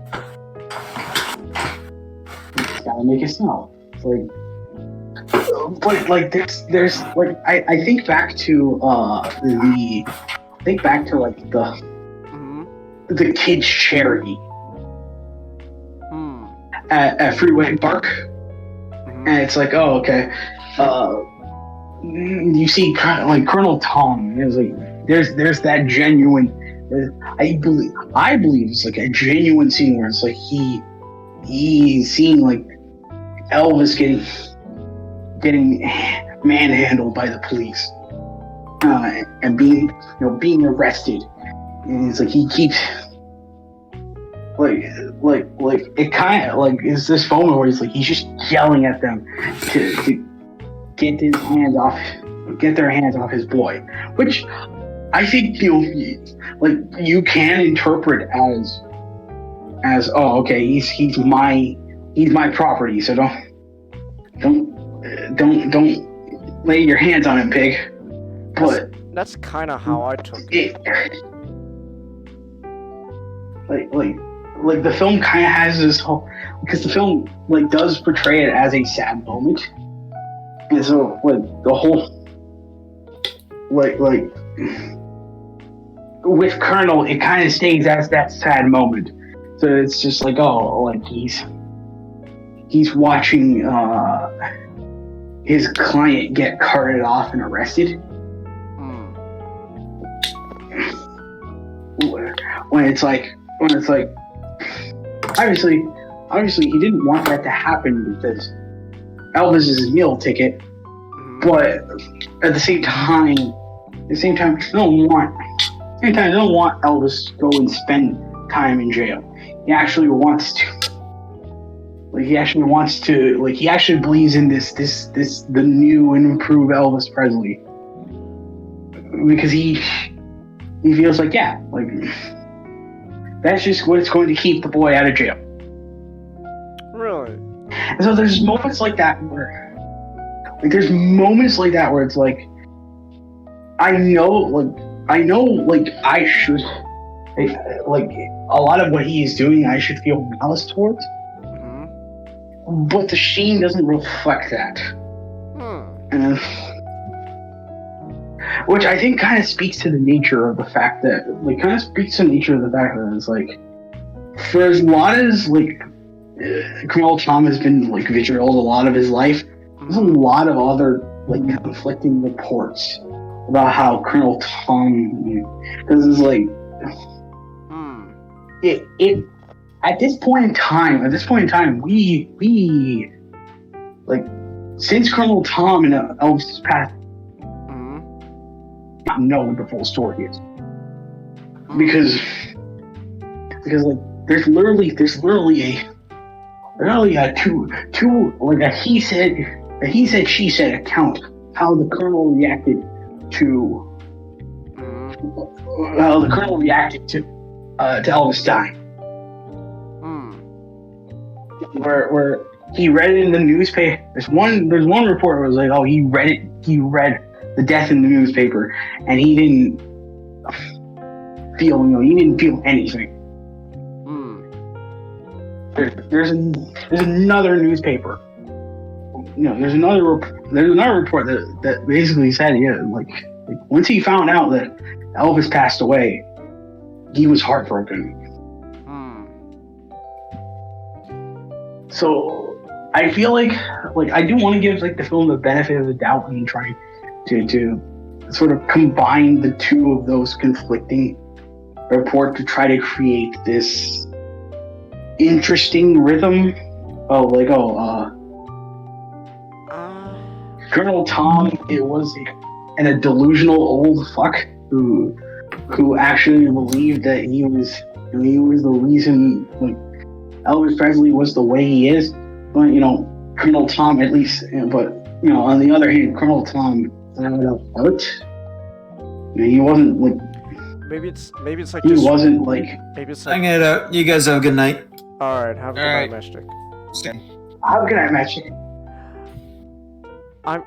Maybe like, I don't know. Maybe they're trying to go for like some weird thing where like it's like this weird view of a relationship where like he's being a delusional, abusive old man, but he views it as a way of genuine care. Maybe I'm just spitballing here. Like I think, like, yeah, because I think the film does have those tone issues. I think that's kind of what pushes. I think that's what kind of like pushes it back. If anything. Do you think if they just kept a consistent tone, it would have been better? Yeah.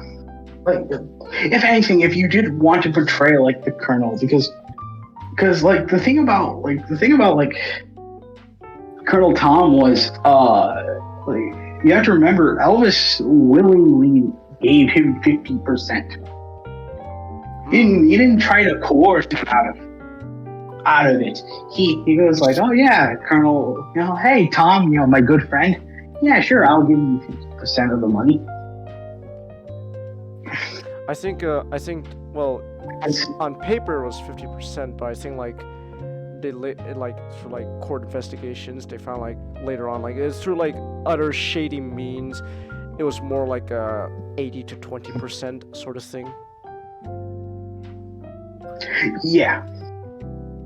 Like 50% was the agreed upon, but there's a lot of like litigation that is like, oh no, he took more because remember, Changus, Colonel Tom was responsible for giving merchandise to the world.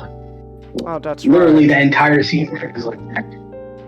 Yeah, like it's amazing that this terrible person is like the fundamental roadblock to how we view like musical acts.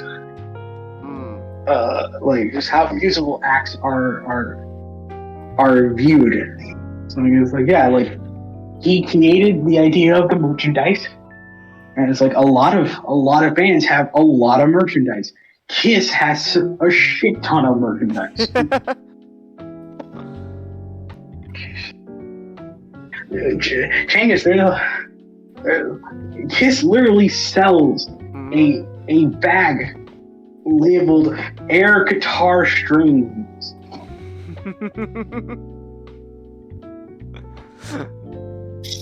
It's amazing. So it's like you get that, and then like of course like, Colonel Tom made the first ever Sidelight concert. Oh, that's right. we got satellite concerts because of this old fuck. Because he was a legal alien. He can't leave the United States. I can't leave. Colonel Tom's just. Oh shit! You're caught, Tom. You're caught. Maybe they will know. I'm pretty sure those hippies know. Better not risk it. Yeah, Tom was always calling like the other like people Elvis hung around like just a bunch of hippies. It's like you like those hippies are. It's like those hippies have like hypnotized Elvis. I can't allow that. I can't allow it. I won't allow it. So it's like the thing about like yeah. So it's like it's funny how a lot of things that is considered just standard in the music world was created by him, and just how he did his underhanded business. Also, he can gamble. Also, yeah, his crippling gambling addiction. There's a funny ass story where it's like Eddie Murphy was just at the same table as him. And just like in order for him like the way Colonel Tom would try to get luck is that you keep rubbing Eddie Murphy's head. Eddie Murphy, you're going to make me a lot of money. Please stop rubbing my head.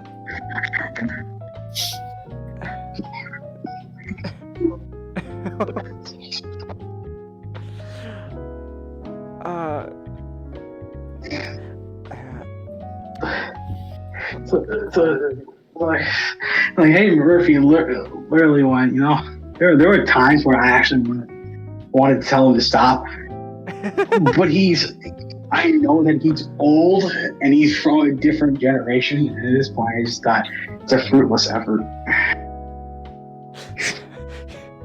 So Eddie's whole thought process was just, he's just an old fuck. Let him have this moment. He doesn't have long in this world. that's what you're describing. Like it's just like, it's what's he doing? Like is this like a racist thing? Is it not? You know, he doesn't have long in this world. Just let him have his moment.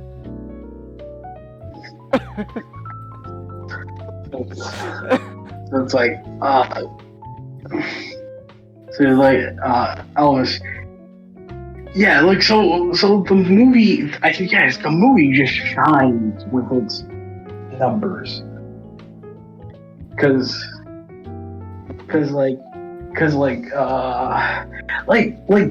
first half, the movie kind of feels like it's split into two halves. There's like the first half where it's just like we have all the modern rap music. It's like Elvis is just strolling into it. Elvis is just strolling into his like apartment building complex, and there's just like this heavy rap fucking Doja Cat happening. Like fucking Doja Cat. I'm like, I don't understand this. Like, it feels so weird. Again, like I said, like those were the moments where I actually felt kind of taken out of the movie. Like just, what we got rap all of a sudden.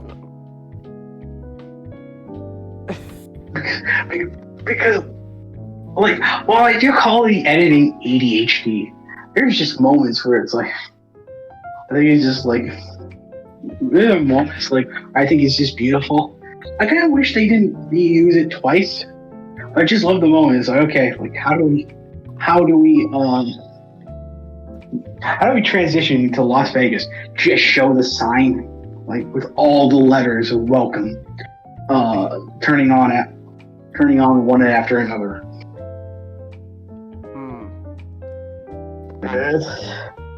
It's like they give each location like its own like card, like its own title card, and when it takes place, and there's just like a visual flair to how everything is, to how like everything is, to how everything is presented. But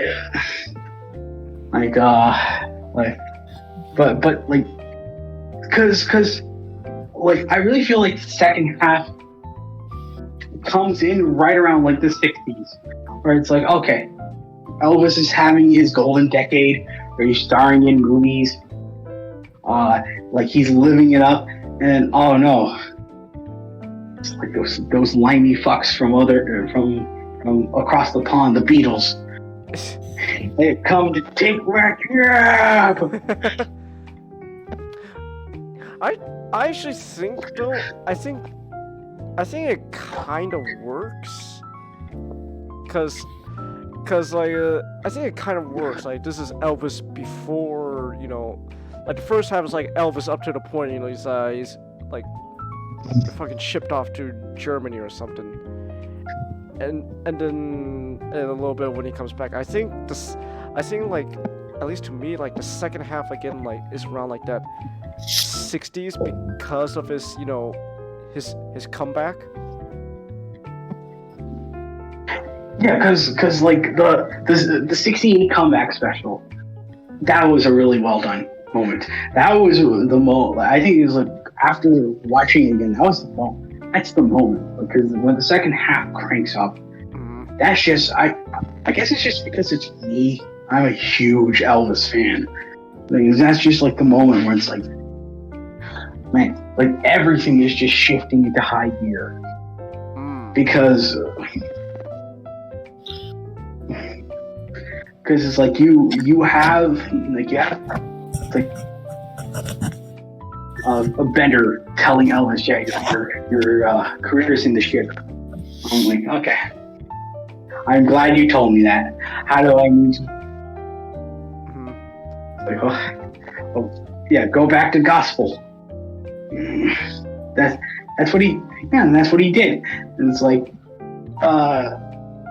the "Here Comes Santa Claus" joke.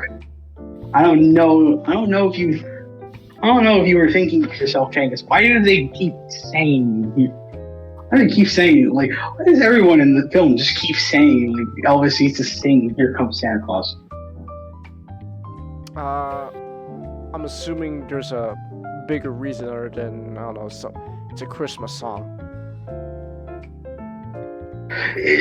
So like, famously, the 68 comeback special was meant to be a Christmas.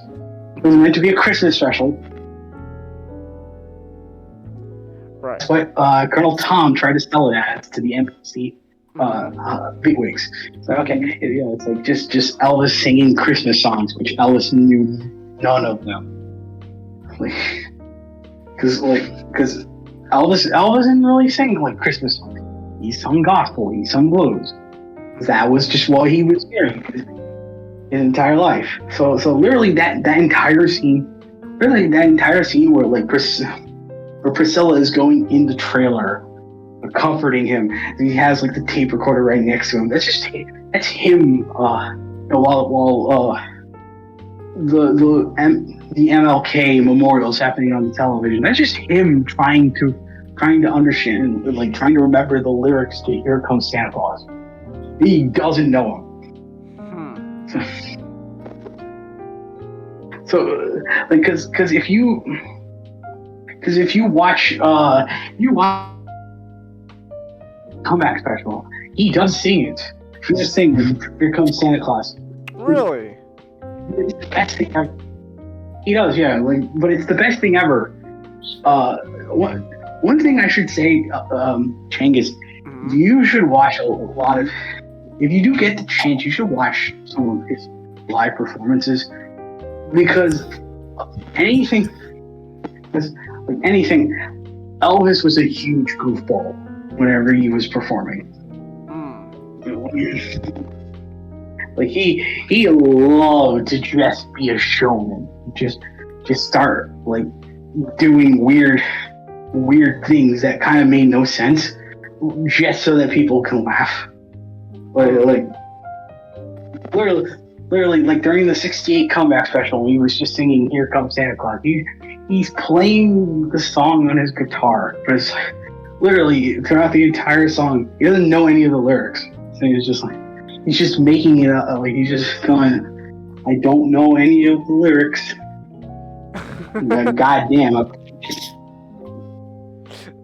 it's like he's making a whole wonderful number of that. It's like, this isn't Here Comes Santa Claus. No, but it's still amazing. Oh, it's so amazing. That's literally because that was the obligation they had to do, like so that they wouldn't get sued. To play at least one Christmas song.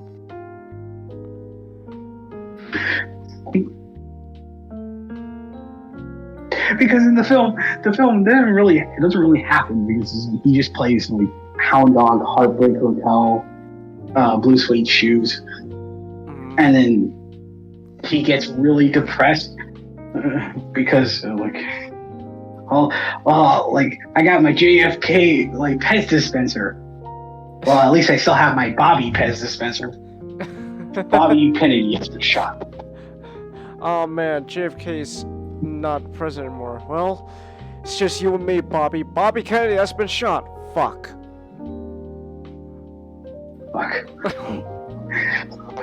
He gets really depressed because like it's just like and like yeah, like he writes if I Can Dream, and that was just a beautiful number in the movie. Where it's like just like I think that is like Elvis Butler really pouring his heart out into that one. I love how you call him Elvis Butler. Like that's right. There's so. Sorry, Austin Butler. No, but I just like the idea like he's such a damn perfect fit. They've just merged. They're one entity now. They're Elvis Butler. Elvis Butler. He did a spirit dance. He did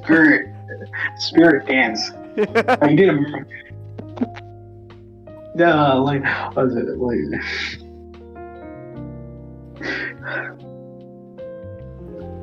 A fusion dance with the corpse of Elvis Presley. He just became Elvis Butler.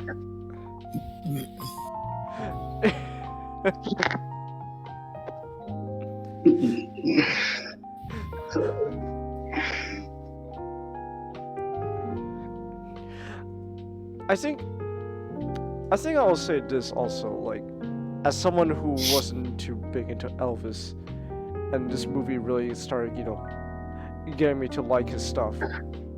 I will say, not knowing much about Elvis, the whole '68 comeback was actually a really cool scene. And then, like you said, like I don't know, there was something. Ah man, how do I put it? Like, well, the whole thing where after Booby, as Al Pacino would say, Booby Kennedy got assassinated. It's like the whole "If I Can Dream" section when that shows up, like it just cuts to him with a big sign. It's like not knowing much about Elvis. There was, I guess, for lack of better terms, there was this magical feeling like this is really good. This is really good.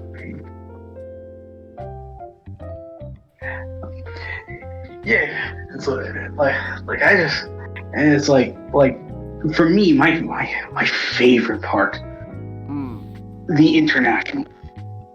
When we finally get to the international proper, and it's like yeah, like obviously like it's both a tragic thing, but just historic wise, just such a great concert. But it's like, yeah, you can have as much as you want, just like, go wild. Like so he brings in the court, the symphony, the backup singers, like everything. And just like I seen like Changis, I seen this with my father. Like I seen it in Dolby with like where it's like it has like just a great booming sound system. And it's just like this may sound weird, but it's just the moment of he walks out and he's got his superhero jumpsuit on. Superhero jumpsuit. Well, because that was what it was. Like Elvis at that point in his life just convinced himself he was Captain Marvel Jr. But he became. He's gonna take his daddy to the Rock of Eternity. The Rock of Eternity. He's got his little catchphrase. His little catchphrase is taking care of business in a flash. It's on his plane. It's buckle. Elvis Presley thought he was Captain Marvel. I don't know how Elvis would feel. I wonder though, just be interesting though if Elvis was still around. Oh yeah, Elvis, you can't call him Captain Marvel anymore. What do you mean? That name belongs to a woman now. What do I call him now? You call him Shazam. Well, that's just a word he says to transform. You just gotta call him Shazam now. You can't use Captain Marvel anymore. So I will not. Well, I'm sorry, Elvis, but that's just how it is now. This is bullshit.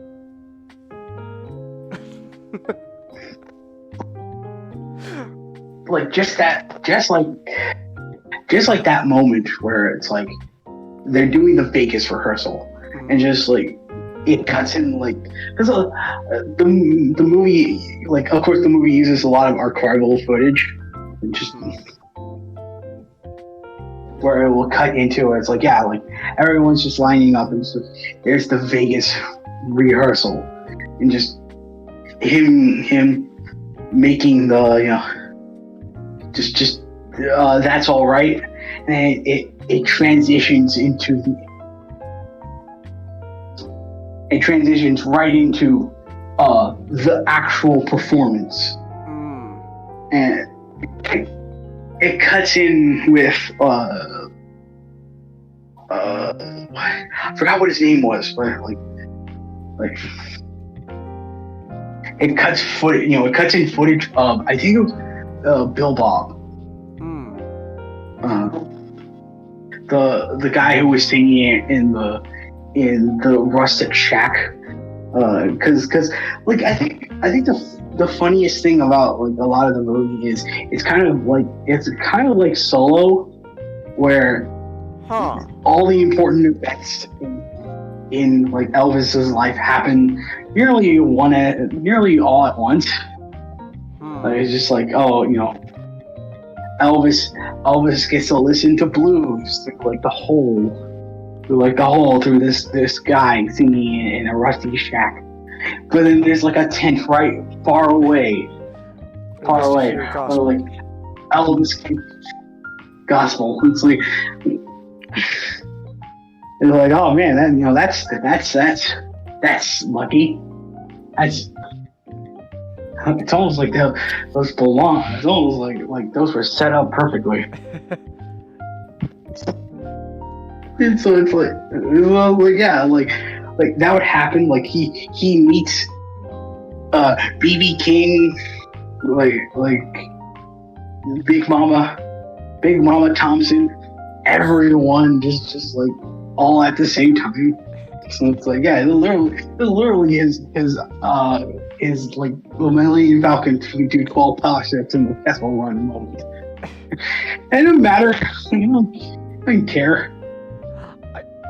I think okay, so what I will say, I did really like that scene. Just that slow like merging and realization of like, hey, these two music blend well together. Ooh, I like the sound of this. But then it just cuts to just I don't know who was playing Elvis as a kid, but just cuts to him like I don't know what they were doing, but like just I know this is supposed to be like a moment like Elvis has this realization. I don't know, just pretend it's like having like a spasm or something. Just go crazy.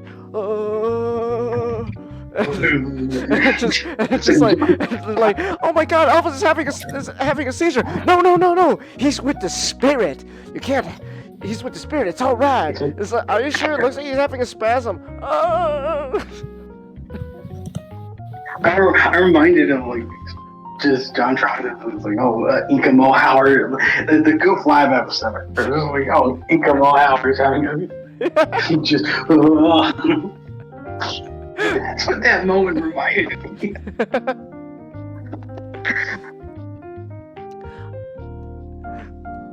So it's like that entire thing where it's like it cuts between the original singer, young Elvis, and Elvis on stage, like between the song. That was magnificent. I love that entire section. And then I almost like the moment. It's like the moment I'm like they better. I wish they do it. I wish they do it. I want them to do it. It's like come on, play Suspicious Minds. Like Elvis, drinking the bar. Like, is this the moment? He's like, we're gonna play a song, Suspicious Minds. Yeah, come on. You had a Shrek for a moment. Come on, Elvis. Do the Suspicious Minds. Do it. Do it. It's just Elvis. The Suspicious Minds. Yeah! Yeah. I love you, Daddy. I love you, Daddy. I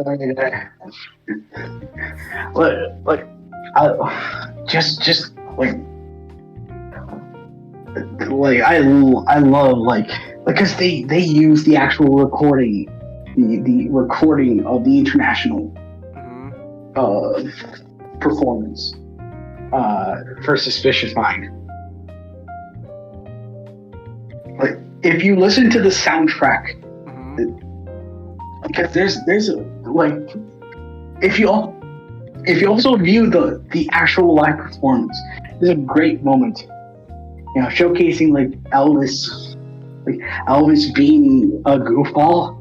Like there's a part in the second breakdown until you get back to the rise, where it's like Elvis is just approaching one of the backup singers, and she just starts backing away from him, and he gets kind of confused. He's like,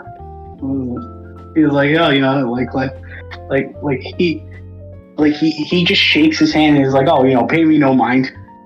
And then at the very split second, he shifts his body back and he scares her.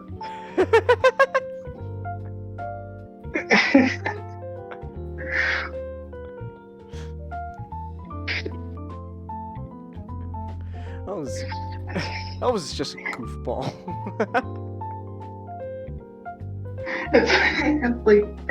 Like that's a great moment too, because when the song picks up again, like that's like he does that spin and then he just starts like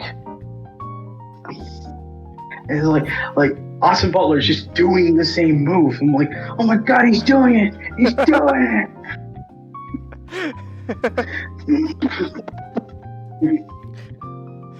This is the movie where not had his I clapped when I saw it moments. Austin Butler does the same spin. I clapped, Jenkins! I clapped when I saw it! I clapped when I saw it.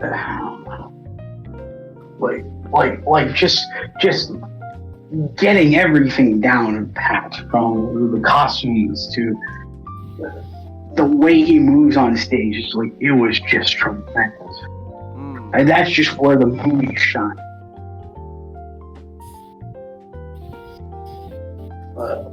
And like yeah, there is the tone issue, and like which I think is a problem. But one thing I really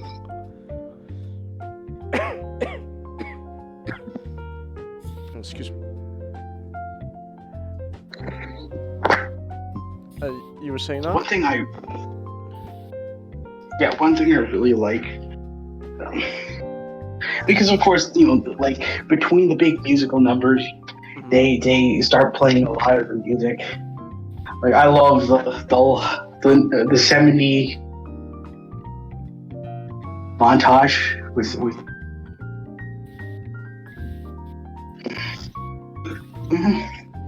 where Colonel Parker basically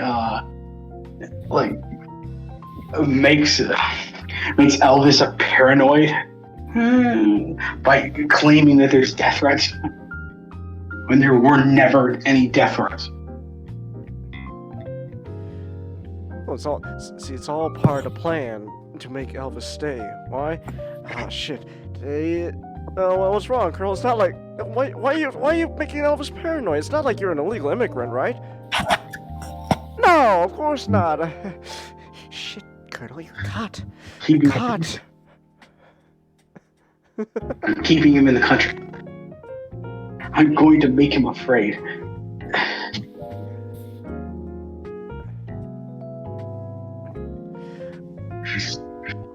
Like there's just that scene where he's in the penthouse of the International. It's like he sees like he's trying to comfort his wife, and he has like a girl right in his bed, and it's like he just starts hearing voices. He goes up to his gun case right next to his bed. Like, who's that? Who's that? Oh. Who's that? Just start shooting everything. Just start shooting.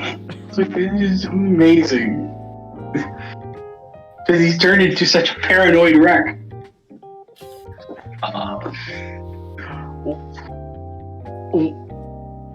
One thing I love was they actually made a motif of it where every time like Priscilla and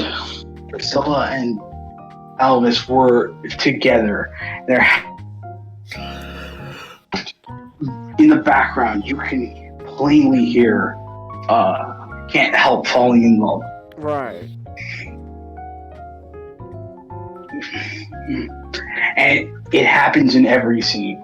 It's a one. I think out of everything, that's a wonderful use of one of the songs. Of course, there's a modern version that someone sings of "I Can't Help Falling in Love." You don't really care about which is pretty good.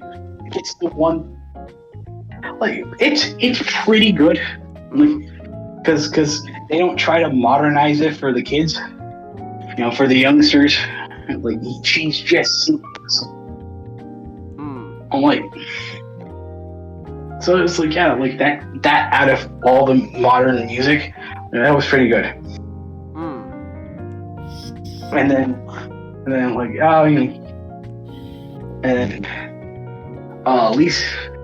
Lisa Marie Presley, which I need to remind all of you, it was Nicolas Cage's second wife.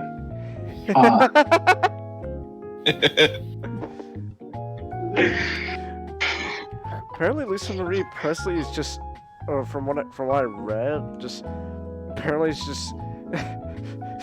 just collecting engagement rings like a fucking Thanos with Infinity Stones. Like, she's got so. Oh my god! Like, she's got like so many divorces going on. It's like, whoa. I'm starting to think that she's the problem. Well, it's like a lot of Lisa Marie Presley, because a lot of people, a lot of the men she meet, you know, obviously they like her father a lot. And they're like, oh, like, you know, like, oh, but it's like, oh, but it's like they don't really form a basis of relationship other than just, oh, I like your dad. I like Elvis. Yeah, I like your dad. Still though, like, she's got so many divorces going on. It's like, so it's like, damn, she collecting engagements rings like Thanos collecting Infinity Stones. Well, you know, the Presley estate is just like local.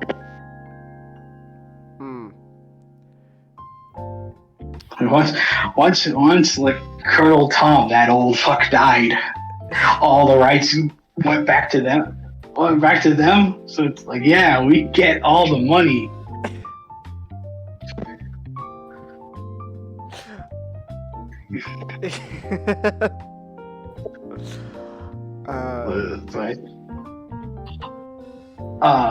I also have to mention that her daughter, and Elvis's granddaughter, is one of Immortan Joe's wives. And Mad Max. Yeah, that's amazing. I can't. I'm trying. I wish I memorized what role she was in. She was.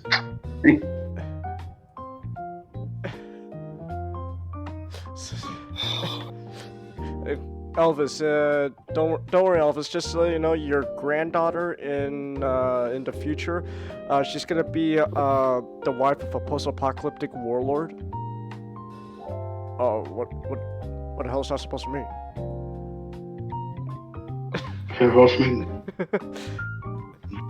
You wouldn't understand. Where is she? Let's see, Riley Keough. That's the granddaughter. Yeah. Let me see. She's capable. Yeah, she played capable, was one of the. So yeah, like Elvis's granddaughter was just like played one of the many wives of an old greasy man. That's an amazing fact. That's amazing to just go to some. Imagine going to like a longtime Elvis fan who doesn't like know about like Mad Max. Just like, did you know that Elvis's granddaughter is the wife of a crazy old warlord in a post-apocalyptic world? What the fuck are you talking about?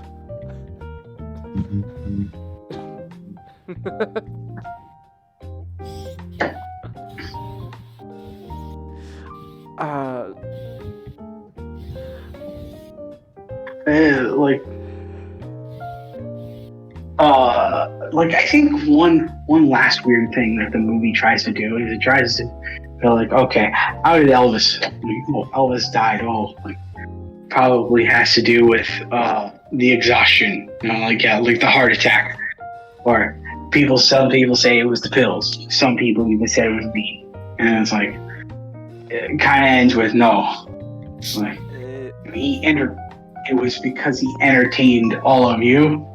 I'm like, I understand it is him saying it, but kind of feels a bit weird to leave it off like that.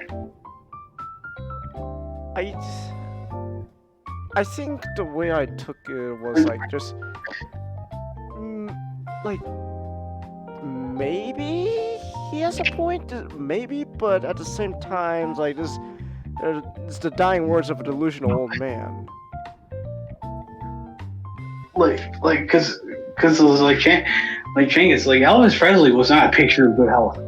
The little man's little favorite food that he would always love to eat was a peanut butter and jelly ham sandwich. I mean, the final like few shots of like one of his last concerts they use for archival footage, like he's just this old. Elvis is just fat. Let's just be honest. He's fat. Oh, fat. So it's like fat. Yeah. So it's like he's fat.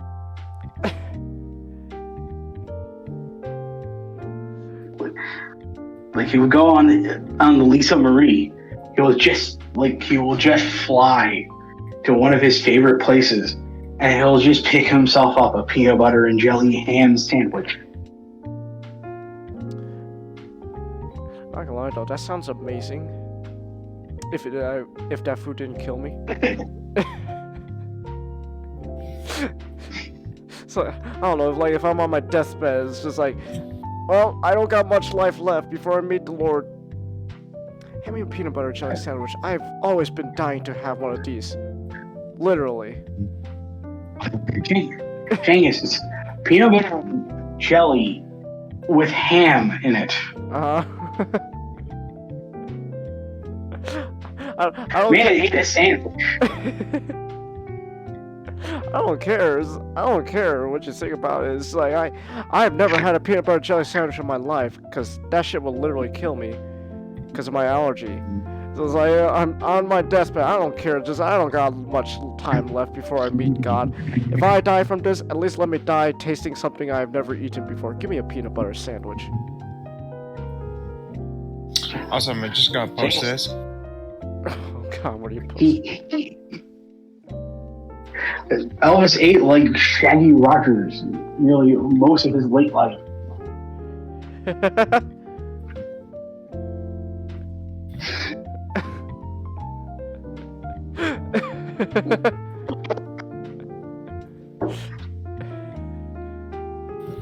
Also, I just saw your command, Nick.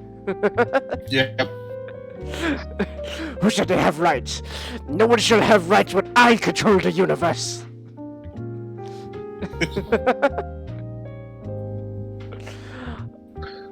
Just was like, Elvis. Like, if you don't mind Baz Luhrmann's style, which, like, to be honest, I just noticed this on a second viewing. Baz Luhrmann's name shows up twice in the screenplay credits. And I'm wondering to myself, how is that possible? Did he write two different screenplays? Two different people? Like, is he credited? Wait, like, is he credited for two different roles, or just both times for screenplay? Screenplay, yeah, both times for screenplay. It's Baz Luhrmann, Craig Pierce, and then again it goes Baz Luhrmann. Like, what the hell is going on here? Does someone sleep on the credit, on making the credits? But no, it's like it shows up even the part on like the theater marquee, like no, not the marquee, like the pop-up marketing thing. When you read the cardboard marketing pop-up, like when you read it, it's like, yeah, it's like it's He's credited 2 times for screenplay.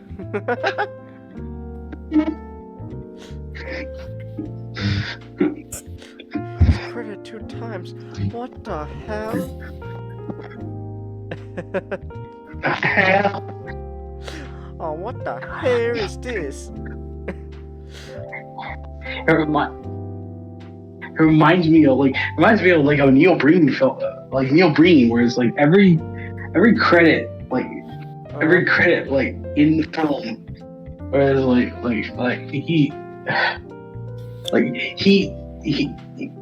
it outright says like in a credit with one of his films, like any company that has an N or a B in its name is him, but he didn't want to credit himself with it. So you just have like a bunch of fake company names, but they're all credited to him.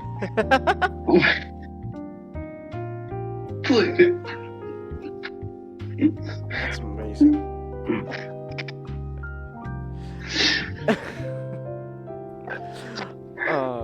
So yeah, like if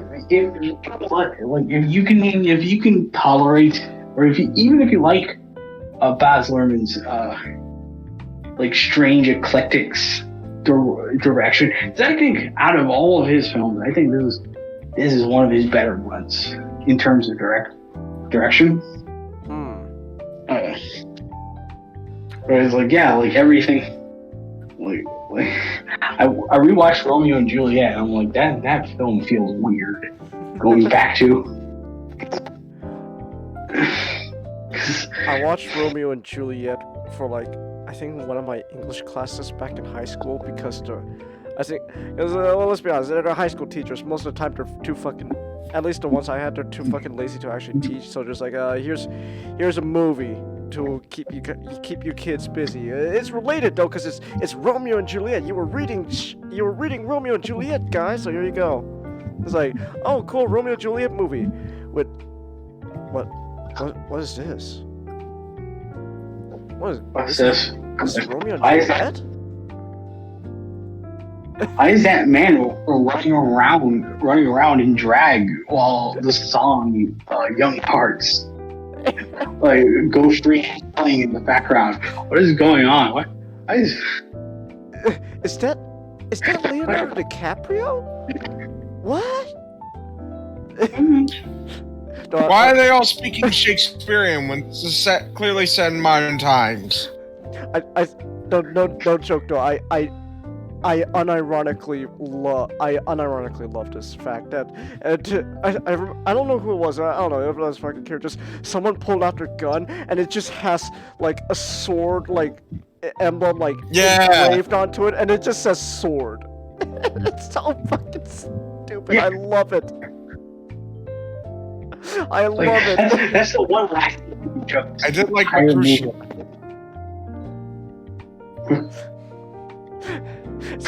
But Mercutio is always the best character in the play.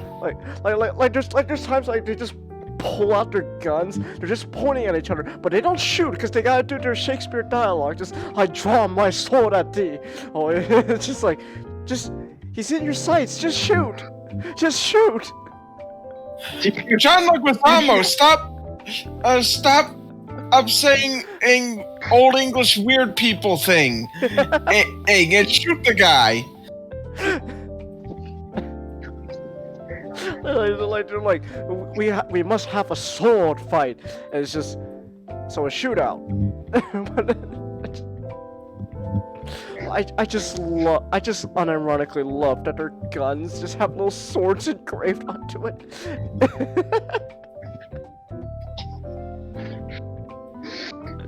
It's amazing. No, but I agree. I think. Oh no, go ahead. One of the lasting images of that movie is just literally the beginning scene where it's like, the Capulet, like Juliet's father, the head of the Capulet family, he's just driving into the limo. And just like above him is his gun, and it's supposed to be his sword. It's like.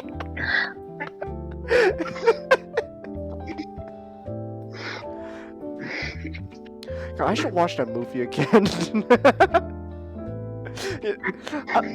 I don't know what it is, but you know what makes this. I don't know if it's a good thing or a bad thing. I don't care. It's just the movie stands out. I've only ever watched it once in my life, and it was just in that English class, and it's stuck with me ever since.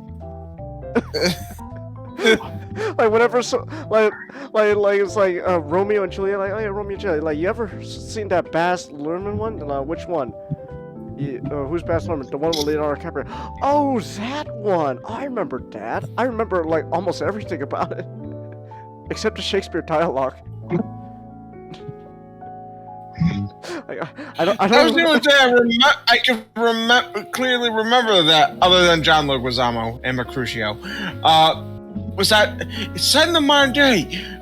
But everyone talks. But they keep talking they keep talking in Shakespeare, and it's so off-putting. I don't remember any of the actual dialogue in that movie because it's just straight up from Shakespeare's play. But I just remember like some of the silliest stuff, like again, like just a gun with like a sword emblem engraved onto it. That shit's amazing. I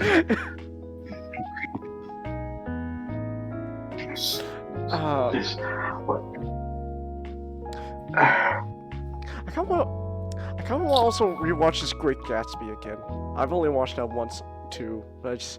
That's actually not too bad. Yeah, like I kind of warmed up to his Great Gatsby because I think it's like I don't like the source material, but I like the fact that it's very poppy and vibrant, and of course like this is Baz Luhrmann, so he needs to add like modern music to it. Like he's done it since Moulin Rouge, so like. God, I need to ask you something about Great Gatsby. Did you have the same reaction as Peter did in the Great Gatsby parody? Yeah, I'm starting to think this isn't a really good book. I think it's a really good book. Like, we're going. Let's all go to a hot hotel room to continue the conversation there. Yeah, I'm starting to think this isn't a good book.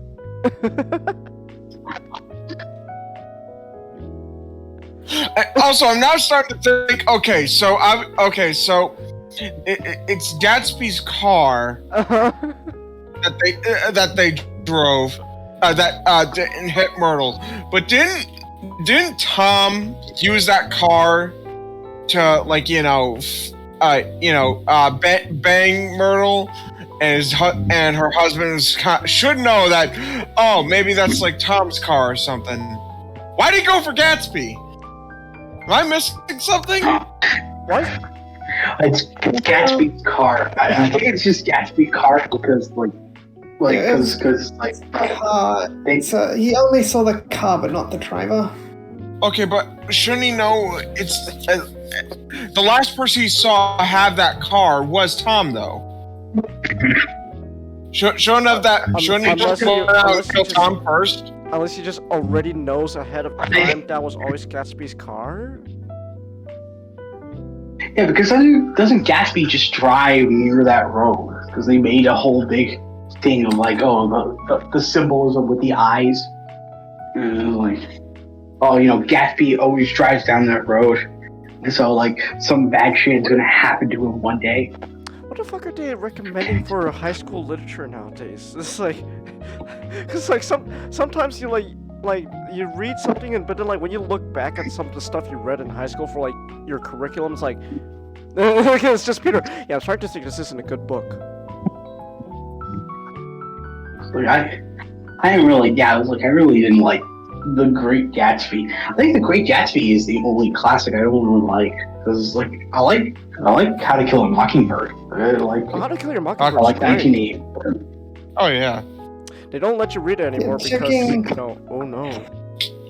Which is messed up. Checking the synopsis, it says Tom told George that Gatsby owned the car that struck Myrtle. Huh. Oh. Okay, well, at least that part cleared up for me. George then assumes the owner of the vehicle is Metal's lover and shoots Gatsby. Huh. My boy Tom, he's my boy Tom just gave up Gatsby. Like Tom, no cool.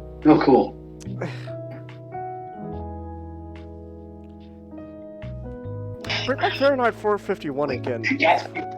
for English literature. The book about banning books that got banned. Man. That shit's so stupid. Not the book. The book is great. I'm talking about what's stupid is again. It's a book about book banning that got banned. What the hell?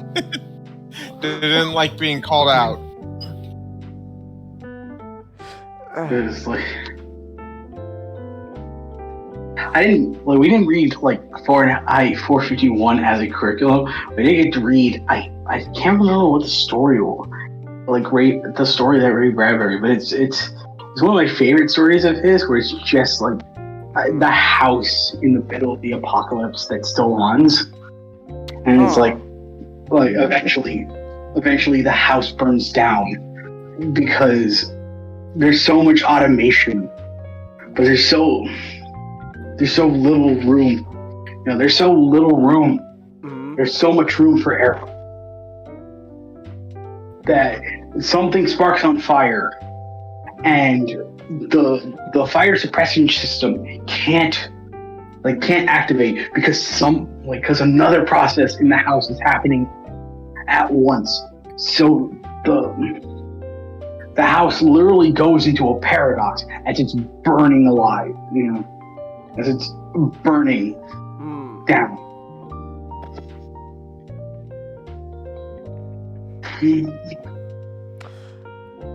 All I remember. Bradbury. Oh, Ray Bradbury. All I know is that To Kill a Mockingbird was the greatest time of our life back in high school. Because again, it's just our teacher always saying, "Remember, all right, class. Remember, you're not actually saying it for real. It's part of the book."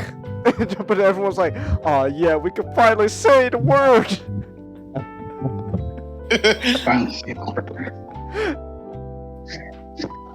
And all the black people in the class like, "Aww."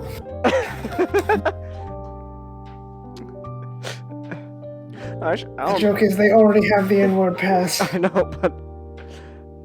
but I just remembered though. I think in my high school, all the black kids were like, I think the black kids were also cheering about being able to say the word. So just, yeah. The parents wouldn't allow to say the N-word. The parents wouldn't allow them to say the N-word at home. Yeah, all I know is Kill a Mockingbird was the greatest time in English class, just because everyone got a chance to say the word once. And it's like and it was all okay because remember it's part of the book. You don't actually mean it.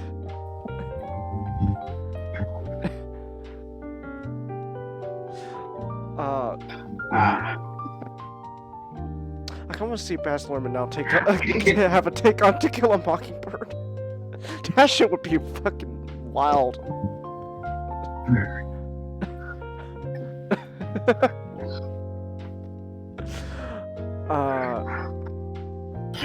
I would like to order your second most expensive champagne. I would like to order your most expensive. I walked into that one.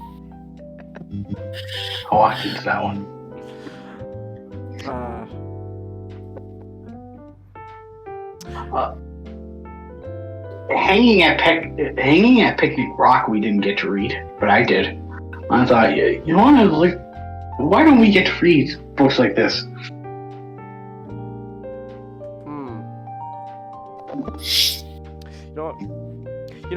Maybe I would be more into reading if my English class, made us read some actual interesting books.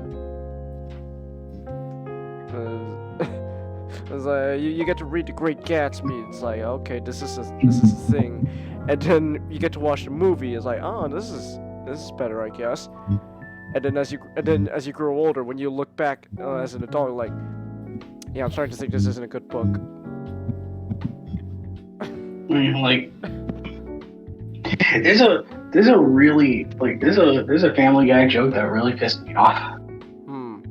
I just want to say it really quick, like, because the reason for it is like it's the episode where Brian learned he had another family before the Griffins, which retcons his past entirely.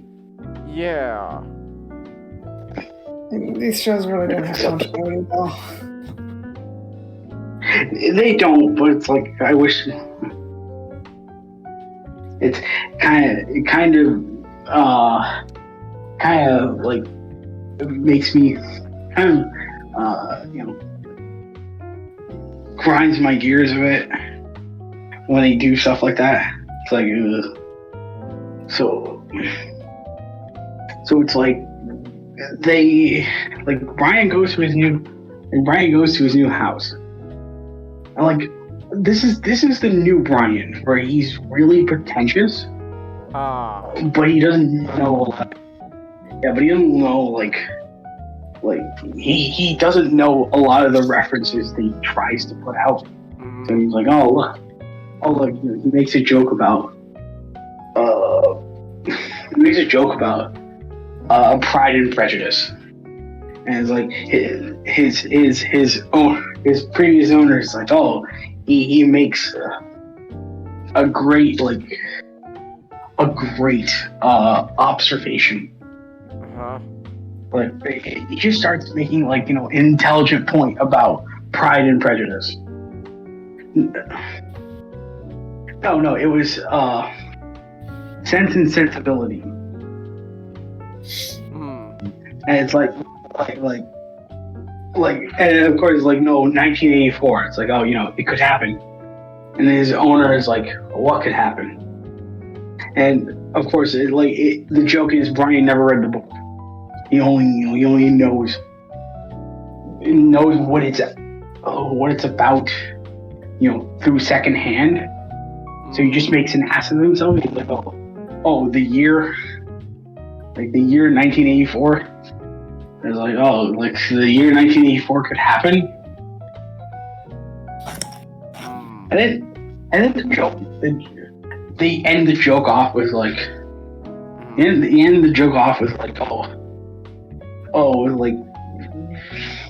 with Brian just submitting. It's like, do you have Jaws? It's like, do you have Jaws? Like where his old owner is like, you mean by Peter Benchley? And Brian is like, no, by Steven Spielberg. And the joke there is Brian only knows the movie version of Jaws. And I kind of got pissed off because I'm like, yeah, because the book sucks.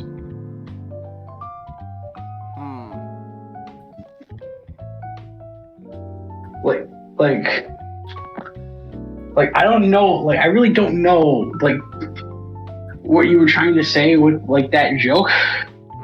It's most people know Jaws because of the movie, but it is intellectuals know because of the book? Well, then I'm not a damn intellectual because that book legitimately sucks. The author even regrets writing it.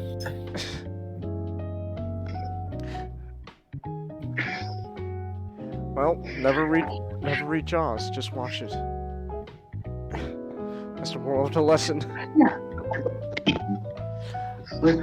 Literally, the entire high school where I read Jaws, because I'm like, oh man, Jaws is my favorite movie of all time. It's still my favorite movie of all time. It's like I read through the entire book. I'm like, this is a piece of shit.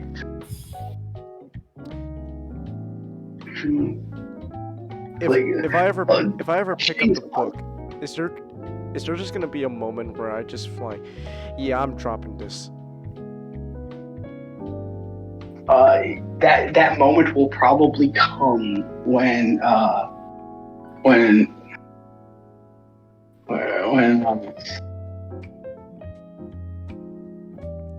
when Brody's best friend starts banging his wife and starts acting like an asshole in front of him. What? Yeah, like Changus, a lot of the characters in the book of Jaws, in the book version of Jaws, they're just complete assholes. They're all unlikable.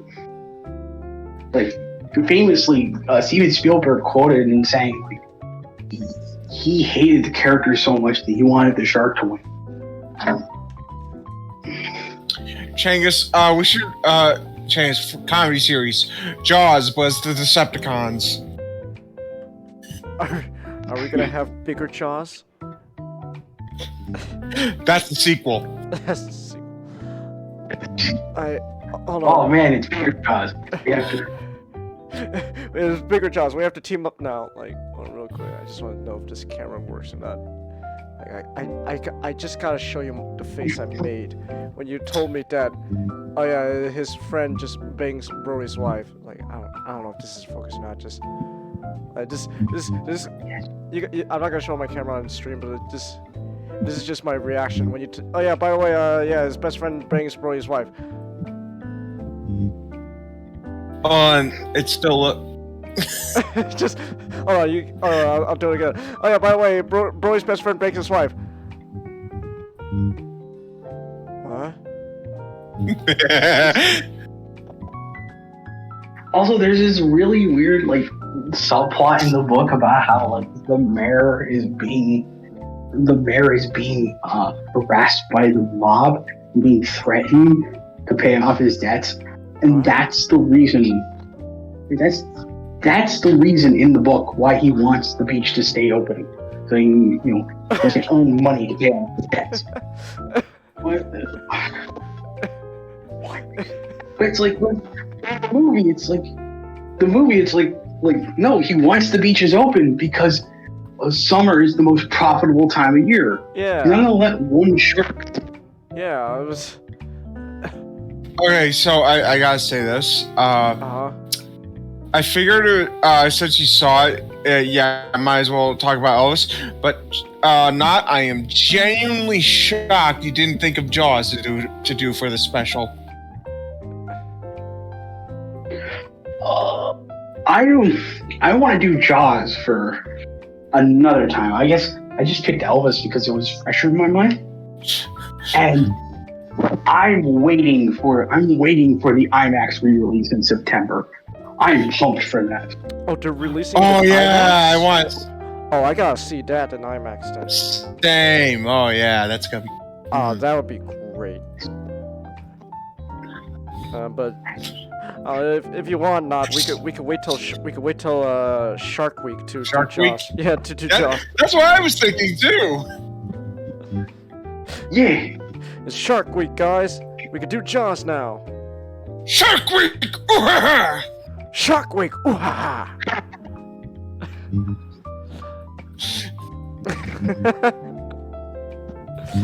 Yeah. Great, now I gotta do this. You will have a special on Shark Week. Decepticons. Shark Week. Sometime in September. I think that's when Shark Week happens. Shark Week. Enough of the Shark Week. Shark Week. Oh.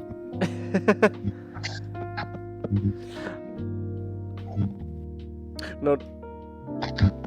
Actually, no joke. Not. I think you really just saved me from purchasing the Jaws book. Just the moment you told me, oh yeah, Brody's best friend bangs his wife.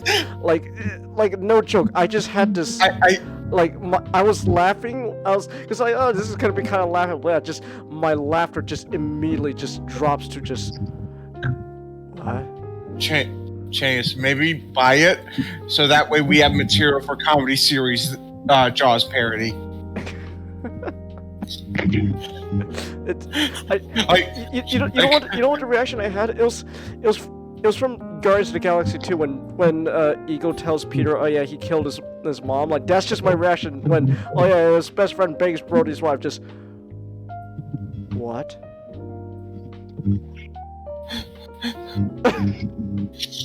What the fuck? We beat the shark, and nothing of value was lost. I think the shark ate Starscream. Meh. Chelsea, we've been on Also- the Elvis topic for quite a while now. We're just on a tangent. This is the last time of my tangent, and we can go on to Nick's topic because I know I've taken up too much time, but Mhm. like the ending for the book is terrible. Oh. Where it's like literally the book ends with like, oh, okay, the shark has sustained so much damage Mhm. that it just flips over and dies. Like Brody is praying in the water that he knows that he's dead Mhm. because Clint's dead. You know, he's the only one alive, so he's praying that that he's going to die, and the shark comes up to him, just it rolls over and it just dies. Wow. That's fucking lackluster. Yeah. Also, the announcement of Pain Saki Season 2. Yeah, awesome. Completely unrelated. I seriously to hope they everything. Yeah, I know, but seriously, I hope they recast the English cast. I hope so too. But like, yeah, oh my god. Because it's literally just Jamie Marchi and Monica Rial with Chris Sabat. It's one has been 12 years, but on the other hand, those are some pretty big names that to get back.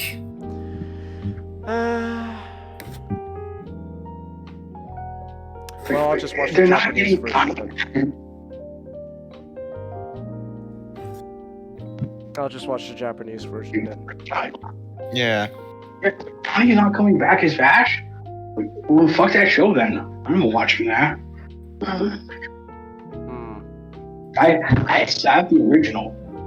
I don't care about like no remake or whatever.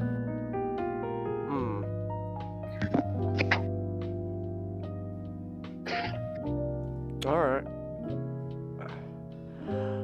Well. Alright then. Well, anyways, this has been a long ass tangent about this all started because we were just talking about what a fucking wild director Baz Luhrmann is. This all started because we were just talking about the director as fucking Elvis. Well, it started off at Elvis, then we just went into his Romeo and Juliet again, just sword on a gun. That's great. Anyways, we have two more stuff to talk about. Okay. So, speaking of American movies, we're not done yet. We might as well talk about probably one of the most American movies of all time. Dun, dun, dun, dun, dun, dun, dun, dun, dun, dun, dun,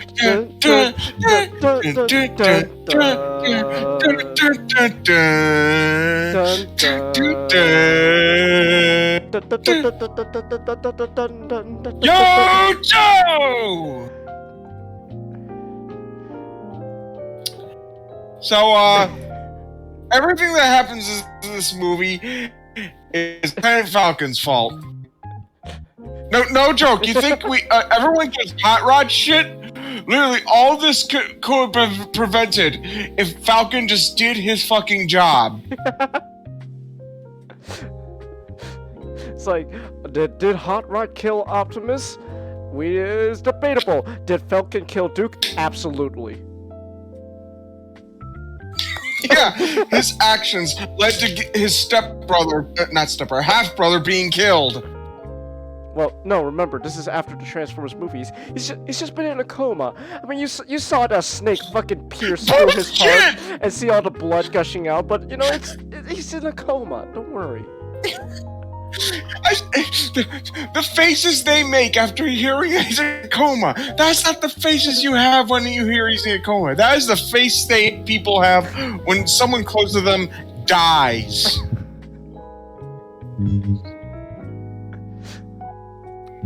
I don't know what you're talking about.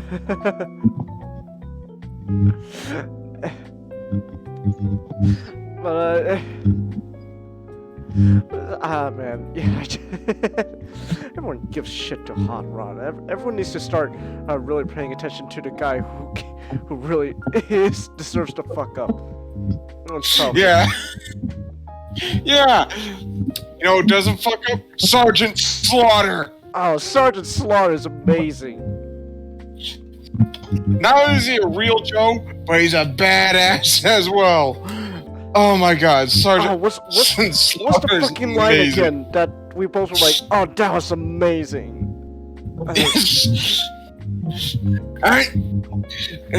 When I'm done with you, you're gonna wish you were dead. And you're afraid of that, and you're gonna be afraid that if you were, that I won't let you be.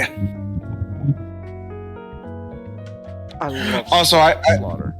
Also, I forgot to mention this while we're talking about Great Gatsby, but I need to say this right now. Stop accusing me of hedonism and moral decadence. I'm not even having a good time. Jay Gatsby in 1922.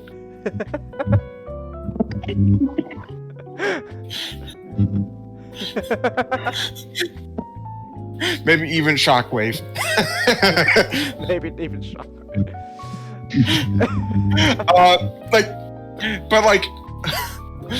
Holy, I just want a whole movie with Sergeant Slaughter. So he got plenty of screen time, but he deserved way more. Oh, Sergeant Slaughter was amazing.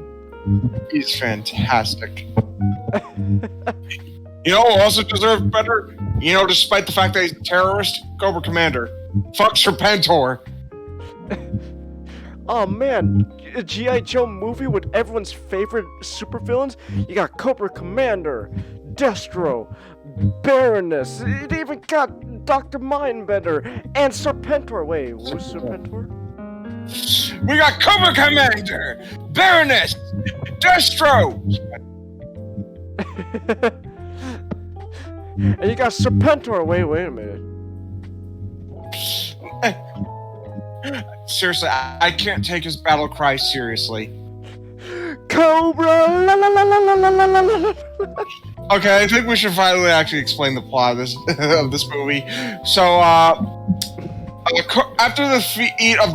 after Cobra's defeat in the greatest opening to a movie ever made, seriously. Oh, it's fantastic. Everyone has to see this opening. It is the best version of the G.I. Joe theme and one of the most visually spectacular things ever made. I can't name many things more American than that.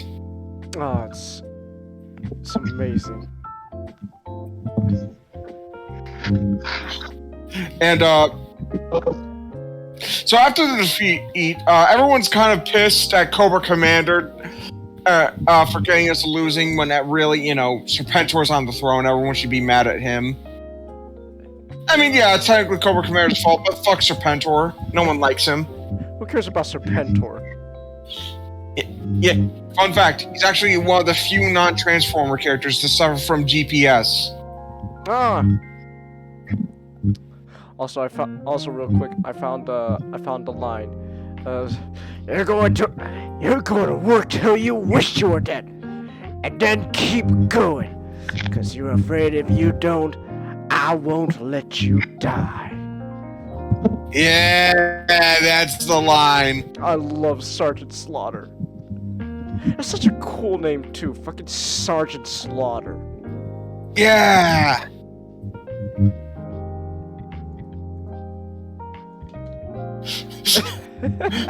I'd be afraid to I'd be afraid to lead an entire battalion of Cobra troops and have to face only Sergeant Slaughter. Sergeant Slaughter. He's really carrying. He and Snake Eyes are really the guys carrying that troop. Also, I'm mad Snake Eyes didn't get enough screen time. Did he die? Did he not? No.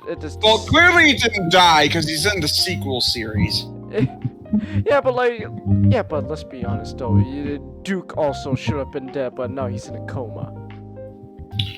Yeah, but I don't think they'd kill off, literally the character who sold way too much. Like, no, there's a reason Snake Eyes is the most popular character. There was no way they would kill him off back then. I suppose. He was their cash cow. I hope they didn't kill him off. It was like after that one scene where like a bunch of plants just takes him and a bunch of other Joes away. It's just never seen again. Oh. Well, you see those Joes survive, so you gotta assume Snake Eyes did as well. Also, another fuck up from IDW. They killed Snake Eyes. What? Yeah. When? A couple of years ago. Not only did they kill Snake Eyes, they replaced him as well. Wait, who was the Snake Eyes in Revolution? In Revolution? Remember when... It was after Revolution. It was after Revolution. No, Chingus, it's actually the comic that's the continuation of the Marvel comic. Huh. Still, not a good move. Wait, I'm looking this up. IDW Snake Eyes. Let me see this shit. It's technically not IDW Snake Eyes. It's a version. It's Marvel Snake Eyes, but from the IDW continuation.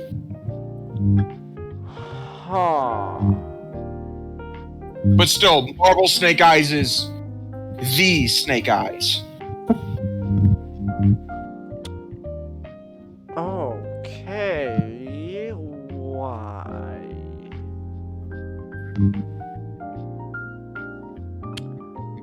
Okay. Well, thank you, IDW. Not really cool.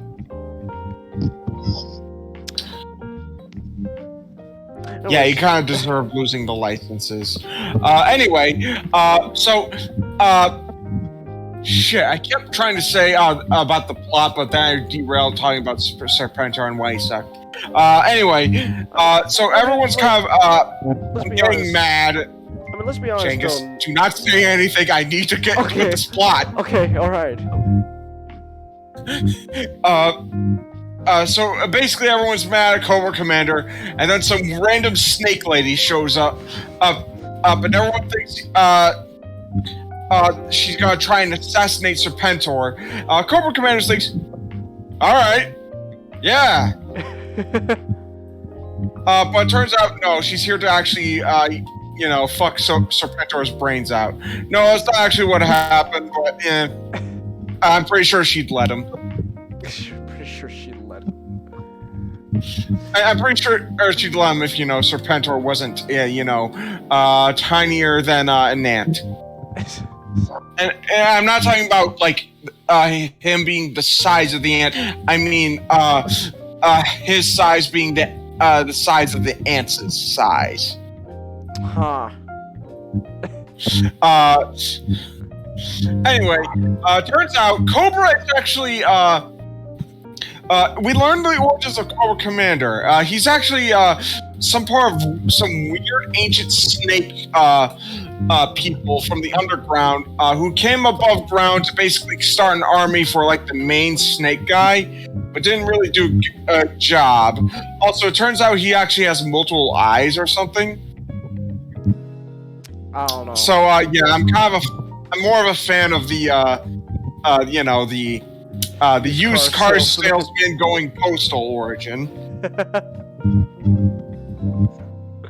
But anyway, so, Cobra Law, as apparently this underground civilization called. Also, not only is there underground snake people, but there's also kaiju.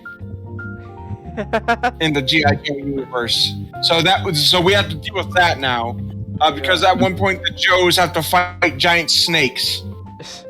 Oh, also, technically, because as they share the same universe, aliens exist because it's in the same universe as Transformers, but that's a whole other tangent. That's a whole other tangent. Anyway, essentially, G.I. Joe has to basically stop Cobra-La. It's not even Cobra anymore, it's just Cobra-La, which, huge downgrade. Yeah.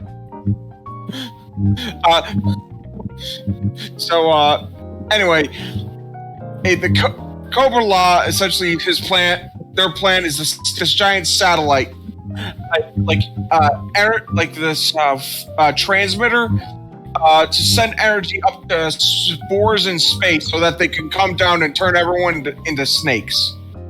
The Broadcast Energy Transmitter, the BET. Yeah. So essentially, to punish Cobra Commander, they use the spores on him, and he ends up turning into a snake throughout most of the movie. A couple of the Joes get captured as well, and when they try to break out, all but Roadblock managed to get out. But he ended up being blinded as well, thanks to some weird bat guy who Sergeant Slaughter totally kicked the ass of in the end. Hell yeah. Because that's how much of a badass Sergeant Slaughter is.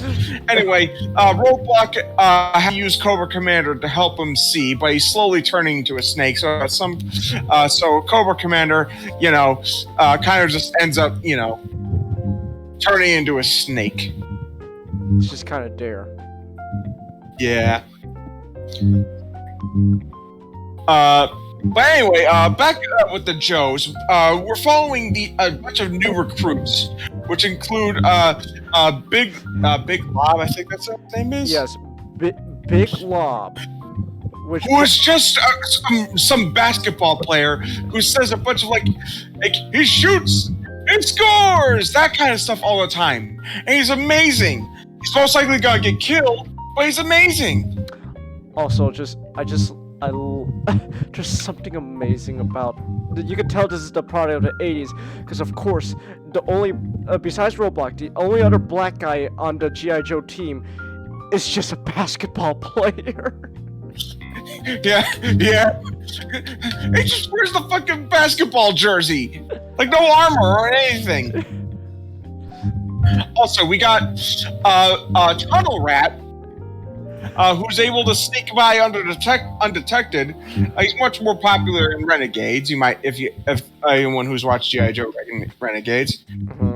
We got Law and Order, who, by the way, Beachhead. Poor guy has to teach these guys, and man, he is just suffering because, like, all right, Law, you have to go find a live bomb before it detonates. All right, Order, go find the bomb. I said you do it. Me and you can't have law without order. So, like, yeah, Law and Order. We're a two-pack. One drives, the other finds bombs. We tried the other way around, but it didn't really work out. What was that last part? Anyway, Order tries to finds the bomb, but he keeps playing fetch until the point where Beachhead's like, just throws it in the air and like, boom. And then we have Chuckles, who I'm pretty sure does not speak throughout this whole movie, but like, man, is that guy like insane? Because he just gets out of a vehicle and throws it like a missile at his tank. And at one point when they're flying a helicopter, he's just on the tail, right near the propeller, does not get chopped off, and when the helicopter crashes, he's fine. He's the one who starts the propeller, getting with his raw strength, just pushes the helicopter one way, and then the propeller starts spinning. I don't know who Chuckles is, but he scares me. I'm pretty sure he's probably part RoboCop. I just remember though, just while we were just watching it, just like just remember, just Chuckles, whatever you do, do not raise your head. Do not raise your head. Do not raise your head, Chuckles. And then there's just a scene where Chuckles is still on top of the helicopter shooting at Cobra. It's just, Chuckles, I said not to raise your head! It's amazing. And then there's Jinx, who's a ninja, and basically her gimmick is that she's pretty terrible at fighting unless she's blindfolded or closed her eyes. Then she's awakened her Ultra Asian powers. Also, apparently bad things happen around her, and that's why she's called Jinx. Oh, convenient. And then we have Lieutenant Falcon. People gave Hot Rod shit. Everyone gave Hot Rod shit. But this whole movie is Lieutenant Falcon's fault. Because at the start of the movie, they actually captured Serpentor. G.I. Joe actually captured Serpentor.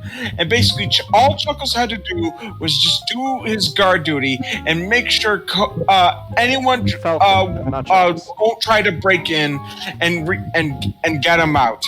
And you know what he did? He didn't do his job. And all this shit happened because he didn't do his job.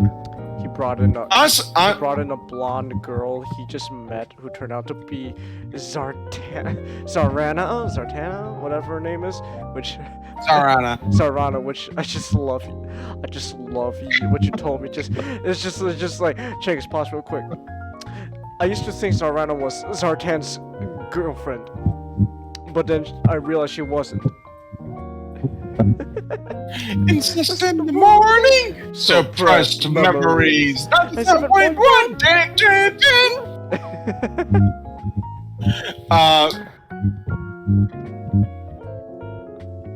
Literally, all this goes back. Not Chance. Not only is Lieutenant Falcon do all that, but he technically didn't desert Jinx at the end because he did cheat on her. That is true. He did. Lieutenant Falcon's kind of terrible. Lieutenant Falcon is just a shitty version of Hot Rod. Oh yeah. Like also, okay, so I made the joke for like I have another Transformers series, and one of the characters is Sideburn, and the reason he's with the Autobot crew is due to like probation and parole because he impersonated an elite guardsman. And then when an emergency happened, the elite guard had to all come and do something. He got wrapped up because, oh, hey, you're wearing an elite guard badge. Come on. Oh, shit, I didn't exactly prepare for this. And in ensuing chaos, he blew up an elite guard ship. And only got out because of his brother Prowl managing to lighten his punishment. That's literally what just happened in the movie.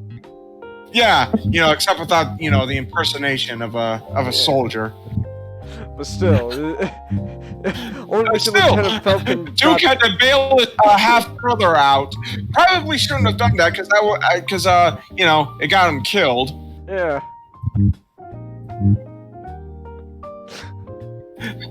I don't care what it says. He didn't go into a coma.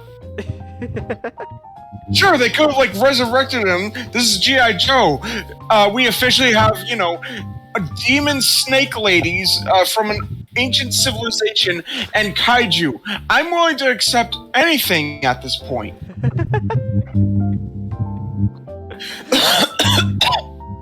just love you. I just don't remember. Just as soon as the fucking giant weird worms things came out, I just remember oh shit, we just got straight up kaiju now. Yeah. Okay, I sound like I'm complaining, but this movie was a batshit crazy, and it was amazing. Granted, 50% of that had to do with Sergeant Slaughter. Well, because Sergeant Slaughter is amazing. Oh, yeah. And honestly, watch it because of Sergeant Slaughter and because of the intro. Also, Gung Ho, I think it was Gung Ho, made me realize, wow, this really is the village people with guns.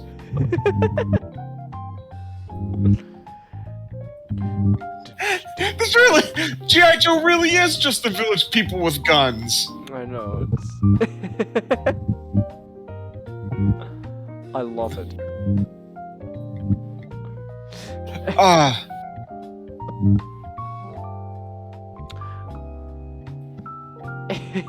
It's great.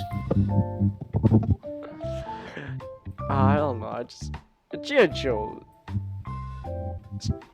It's G.I. Joe. People need to give G.I. Joe more love. Exactly. If you went out and managed to see it in theaters a couple weeks ago, thumbs up. Oh yeah, the re-release for... what anniversary again? 35th. 35th anniversary. Also, I'm getting feedback on your end? Sorry. Also, I feel like I should mention, near the climax, when, they're basically attacking Serpentor and stuff like that, Serpentor's getting away, he ends up, throwing a serpent spear at, Falcon. But Duke takes the hit trying to save his stepbrother. Now, that scene was clearly meant to be a death scene. Everyone's faces said that he is dead. Hawk, the man in charge, even cries. Yeah. You know, if that happens, yeah, Duke is dead. No, it's a coma. See, a year before... Three words. Optimus Prime's death. Yeah. No one knew that was going to traumatize a lot of kids. Well, shit, and when that probably shouldn't kill off our childhood heroes after that. Yeah, they kind of had to... it was already animated and everything. Kind of had to, so when in production they kind of had to, fix it in post, like, okay, he's in a coma now. Genius. Well, we could probably just edit a line or two, have him say, yeah, he got out of his coma at the end. We don't show him, we don't see him at the end. They just say, hey, he got out of his coma, yeah! Yeah! There was celebrates.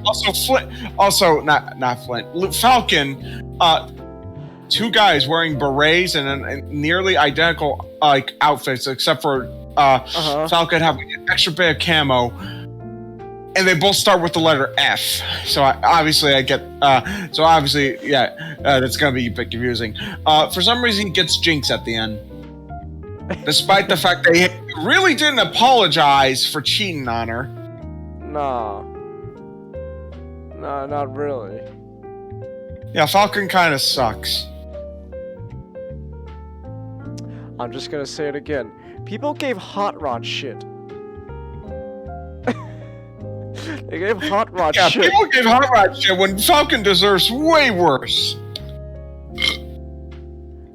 That's the moral of the story. Falcon is worse. Yeah. What the hell are you? You know what's better though? The rest of the ice from the McDonald's I got for dinner. Now refill. Oh, that's better than. What was I gonna say? You know who's better than Falcon? Sergeant Slaughter. No, I'm not gonna stop continuing that praise. This man. Real Joe, by the way. He is a real person. Oh yeah, Sergeant Slaughter's real. Fucking. Not many characters in cartoons can say that. Sergeant Slaughter, American hero and American wrestler. God bless this man. Yeah. And he really made this movie. And Chuckles. Man, that guy is like the Terminator. Just- I started laughing when I heard that he killed Cobra Commander in IDW, but then I'm like, you know what? Actually, this makes a lot of sense now. Yeah, it's like when you look at it, it's like, actually, you know what? That actually makes sense.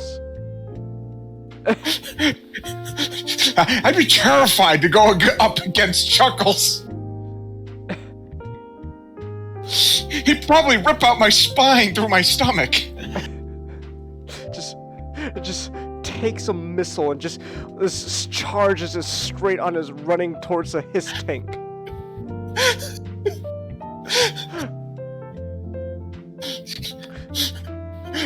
Nick. Chuckles versus Sergeant Slaughter, an unstoppable force versus an immovable object.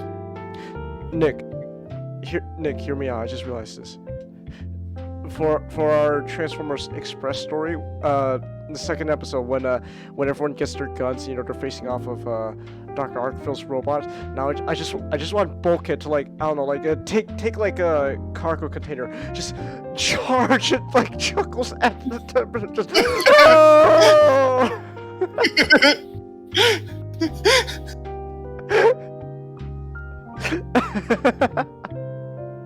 I love. Also, Sergeant Slaughter beating up the Bat guy at the end. Oh yeah, the Bat guy who gave Roadblock a beating, and then here comes Yeah. Sergeant Slaughter. Sergeant Slaughter's great. I will not stop singing his praises. Neither will I. You're going. I kind of don't want to say the line he does at the end when he's beating him up, because it's something you gotta see to believe, and it's amazing. I'll just repeat that one line again because I just love it. You're gonna work till you wish you were dead, and then keep going, because you're afraid if you don't, I won't let you die. That is unironically one of the best lines anyone could come up with. It is. Again, I feel like we've been complaining a lot, mostly due to Falcon, but this movie actually is a legitimately fun time.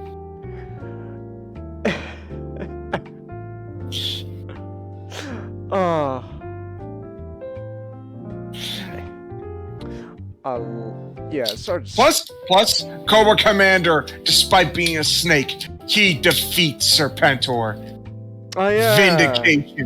Vindication.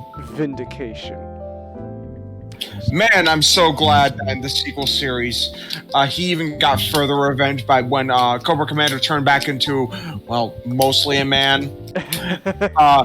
He turned Serpentor into an iguana. Cobra Commander turned face.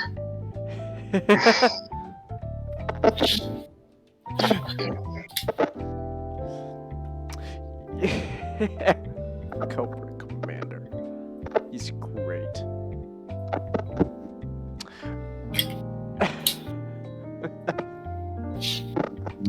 I feel like I'm running out of things to say. Just go check out this movie. Dun dum bum bum bunch bum bum bum bum bum bum bum bum bum. No joke, that is probably one of the greatest like theme songs / intros to anything ever. Crashing through the sky comes a fearful cry. Cobra! Cobra! Cobra! Cobra! Armies of the night, evil taking flight. Cobra! Cobra! Cobra! Cobra! Nowhere to run! Nowhere to hide, panic spreading far and wide. Who can turn the tide? G.I. Joe! Yo, G.I. Joe's there! G.I. Joe! A real American hero. G.I. Joe's there! fighting for freedom wherever there's trouble over land and sea and air. G.I. Joe is dead. I love it. That is a 11 out of 10 intro. I know. It legit, unironically, is my favorite version of the theme song. Oh, there's no beating it. And nothing comes close. This tops the lion rendition of the Transporter Sleepers. Yeah. It does, and that's hard to beat. Considering how much me and Nick love Transformers, but no, this song,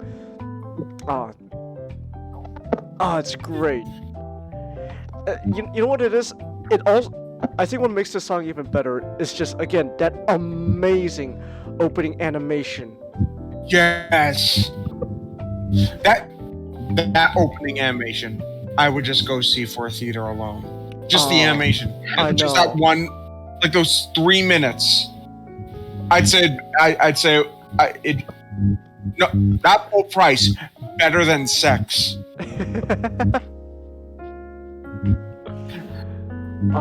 That is my ranking for that intro. It's better than sex. That's amazing. Racist, sorry if it's spotty. I've been here just coming out applications. No, that's fine, man. You take care of your job applications first, man. You trust me. That's understandable. You take care of your applications first. So you come back whenever you're ready, man. Don't worry about it. Jobs come first. Despite how much I joke about, why don't you just quit your job? Who needs income? But no, for real. Go get those applications filled out, man. You get those sorted out, and whenever you're ready, you come back, man. Genghis, we all can't be heirs to textile fortunes like you are.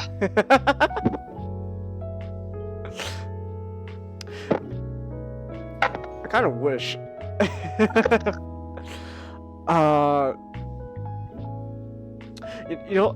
You say that, but there's actually a funny. Well, I don't know about funny, but it's, again, I don't think it's funny. It's kind of an amusing story. You mentioned that. I kind of want to tell about my grandfather on my mom's side after the stream. I kind of want to tell that, but it just kind of reminded me of that.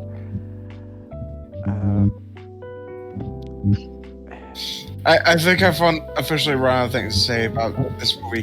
Go check it out if you haven't seen it. It is a really fun time. Yeah, it is. Also, you might spend way much longer time than watching it than normal, because I bet you're just gonna be playing the intro for a good portion of it. And I don't blame you. It's also got such a catchy beat to it as well. Yeah. It's great. Also, SGD, I just saw the meme you posted in Nihongo shit too. I loved what that. Can I offer you a sub in these trying times? It's so great.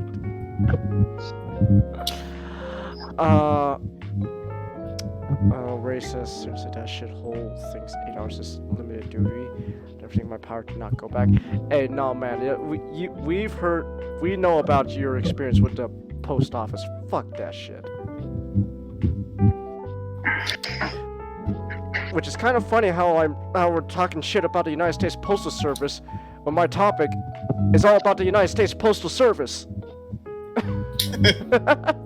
So yeah. Good transition. Surprisingly, I didn't completely by chance. By the way, I did not plan this. It just literally you talking about the post office rate, just like, oh yeah, my game's all about the United States Postal Service. Well, it's not the United States Postal Service, but let's be honest, it's the United States Postal Service, because... So anyway, Death Stranding... Oh, no, go ahead. It may be the United States Postal Service, but is Ray the son of the first female president of the United States. I wish. That would be amazing. The president of the United States, the last president of the United States. Yeah.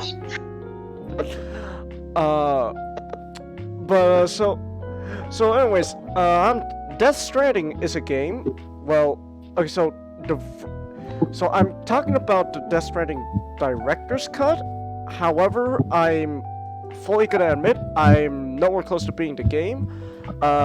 Yesterday I just got to episode 3. I have no idea how many episodes there are in this game. There's probably a lot. 9. 9. Oh, so 9. So I'm a third way through. Oh, that's not too bad then. Well, it's like so. Considering this game is Japanese, you kind of underestimate how long that could be. Well, I'm fully aware of how long. SGD. I've been streaming. I've had 4 streams of Death Stranding. Each one is like almost like 3 to 4 hours long. I'm well aware of how long these episodes are. I just got to episode 3 last stream. So Death Stranding is the more and more I learn about Hideo Kojima, the more I just realize this Japanese game developer has somehow made some of the most American patriotic games out there, and it's great. Why are you talking about Death Stranding? It's a Japanese game. It's a Japanese game about the United States Postal Service literally reuniting America by reestablishing the internet. That is the plot of the game. How much more American can that get? The whole point is you're reuniting America. That's a patriotic as hell. That deserves to be on a 4th of July special stream. Again, I know it's not actually the United States Postal Service. It's like the UCA and all that. But let's be honest. It's the United States Postal Service. The president. Well, you have 2 presidents. Technically one president who was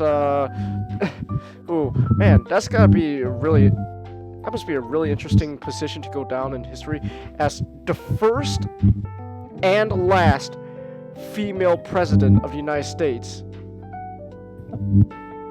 because you die of cancer and also America's destroyed because of the apocalypse. That's a wild ride of words I just said there.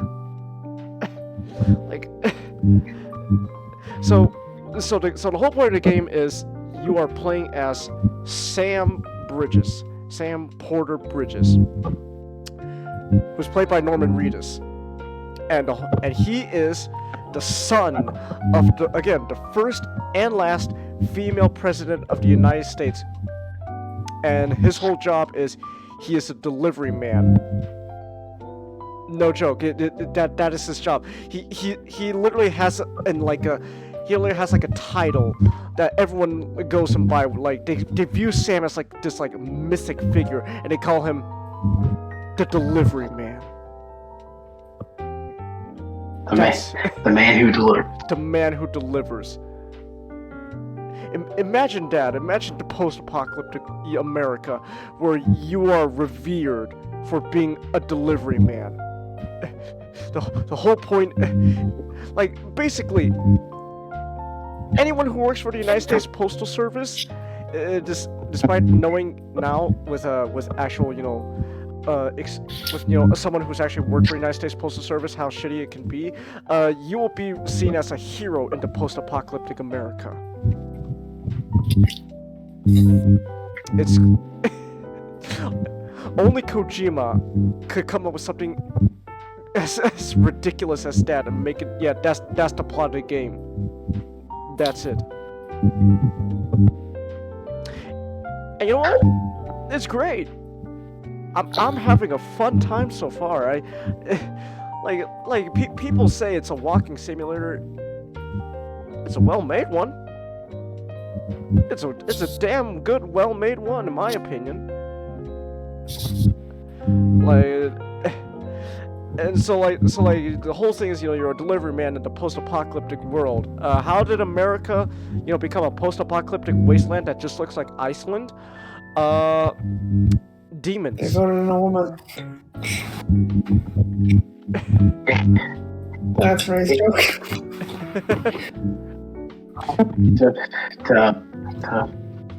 Really, that question to be answered with exactly like on Genesis. We fucked around and we found out. But really, Ray, they voted in a woman because everything went to hell. This is also a joke. Oh my god. Oh, excuse me. It's like, the reason why America is a post-apocalyptic wasteland is it's just that Alex Jones brand these are demons, people. They are intergalactic demons that have come and taken over America. That's literally the premise why America's fucked up. Well, not intergalactic demons, but just demons that they call BTs or beach things. There's also a whole thing about beaches and stuff. I'm still a little bit confused on that. I'm sure they'll explain more later.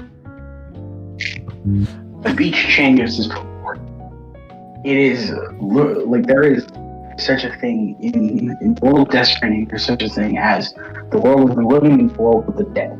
The beach is the purgatory that all humans collectively see as they're moving from each world. But much like purgatory, it contains a lot of souls that cannot be, that cannot pass on. So, and those souls are the BTs. Ah. What the hell is Cthulhu doing there?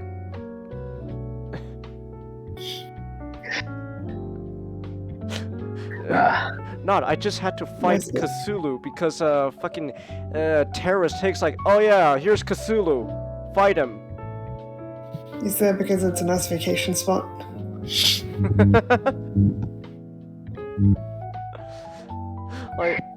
like the whole point of the beach is supposed to be like a place of like damn souls that can't move on. But then here comes Higgs. Oh yeah, I can summon Cthulhu.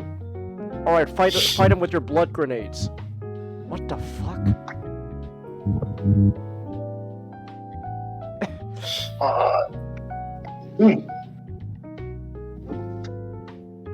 What? I'm now imagining that the Coon special of South Park. Higgs recruited, like Cartman. Higgs recruited the Eldritch Abomination, and it's wearing a jacket. Yeah, it's like I don't know. It's Kojima. I'm just gonna. That's just the only explanation I can have. It's Kojima being Kojima. I don't have any other explanation. Maybe the game will explain. Maybe. I don't know. All I know is I just had to fight Cthulhu by throwing my blood at him. It's also great. You fight demons by tossing your blood at them. That's amazing. like when you told me that, I was like, that sounds amazing. And then when you actually get to do it, it's like, oh my god, I'm fighting them by throwing my blood at them. That's awesome. Oh, it's great. That's kind of it, really. I don't know what else to say. I don't know much else to say about the story of the game because I haven't finished it. I'm still streaming it, by the way. I'm gonna be streaming some more next week, obviously. But like, Oh yeah, then apparently now that woman from the beginning of the game in the cutscene, she can teleport via going to the beach dimension thingy. So that's the thing. She uses the umbrella to teleport using the beach. Because Higgs can naturally do that without an umbrella. Because, like Amelie, his soul is attached to the beach. Huh. Why does she need an umbrella to teleport, though? It uses chiralium, and it taps into the chiral matter within the beach. It's kind of like Mars's successor Nadesco, where it's like, oh, how does a jumper jump? It uses the calculation unit, which is which it's chiral matter in the beach to send the data. Oh yeah. Hey, there's also the fucking chiral matter thing in the game. Well, real quick, like the best way I've been able to rationalize what the hell this thing is just get a race. It's in the sense that it's just bullshit. It's just there to do anything. Everything's run by it.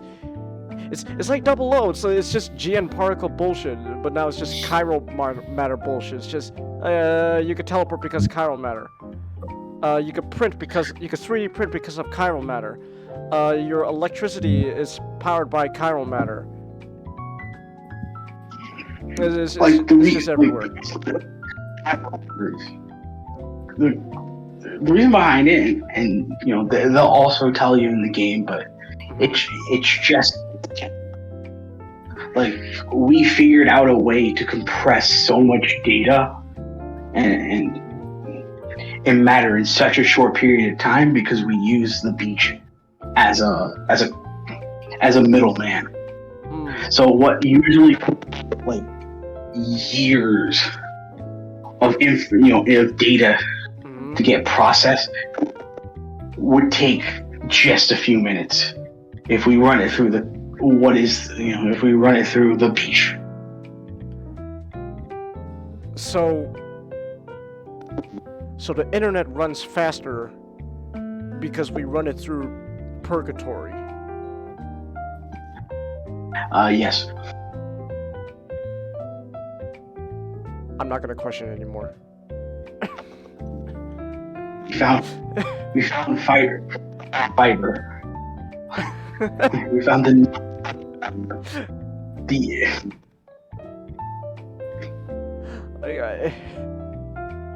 at this point, it's like I'm not gonna fucking question it anymore. It's like it's a thing. Again, maybe they'll explain more later in the game. I'm still on episode 3, but it's just like it's. I'm not gonna question things anymore.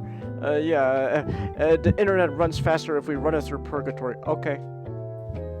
That's okay. That's how we reunite America. We establish the internet via purgatory.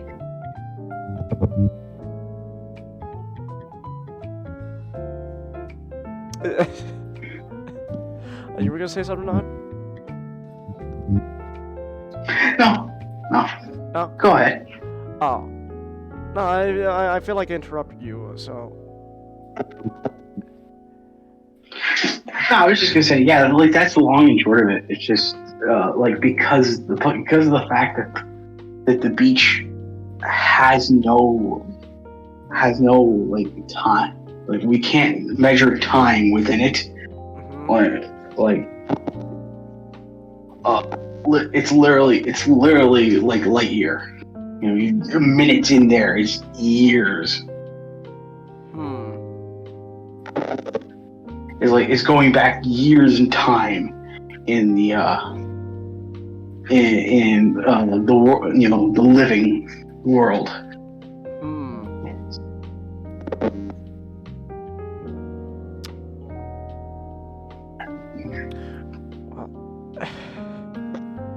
Where he says you also live in a pod and eat bugs. It's more of it's a joke, but it's kind of also true. You Amelie's just always constantly telling you, here, eat a bug. These floating bugs that are affected by purgatory, it'll replenish you. Oh, okay. That's our food. We eat bugs. And what about water? Do you drink water? No, water you can't drink. But you can drink Monster Energy.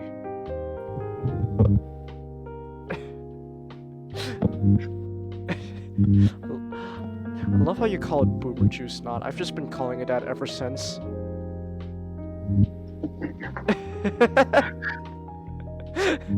It's just, oh shit, I'm out of stamina. Better drink my boomer juice.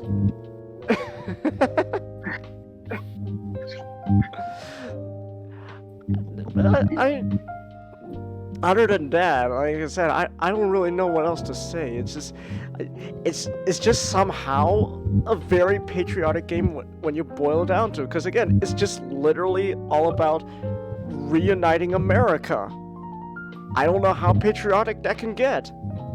Like if that doesn't scream America, I don't know what doesn't.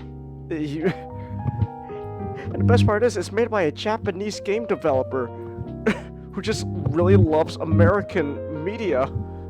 President Obama is a diehard reference well, okay, it's not actually President Obama. I just joke around about him being President Obama, but fucking diehard man. That's his name. And he's also Black Mask for some reason. And it's like, okay. And then he has Guillermo del Toro as well. Like, that's amazing. He got Guillermo del Toro. He also got Mads Mikkelsen. Like, this game is really just an excuse for Kojima to just go, okay, all those famous actors and directors that I like or friends with, yeah, you're in my game now. You're in my game now.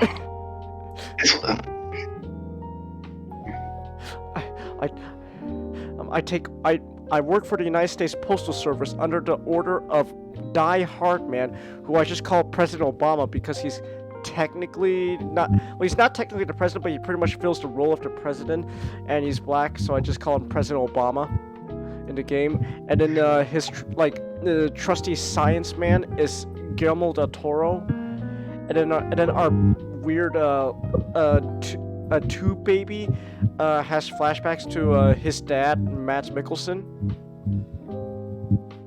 It's like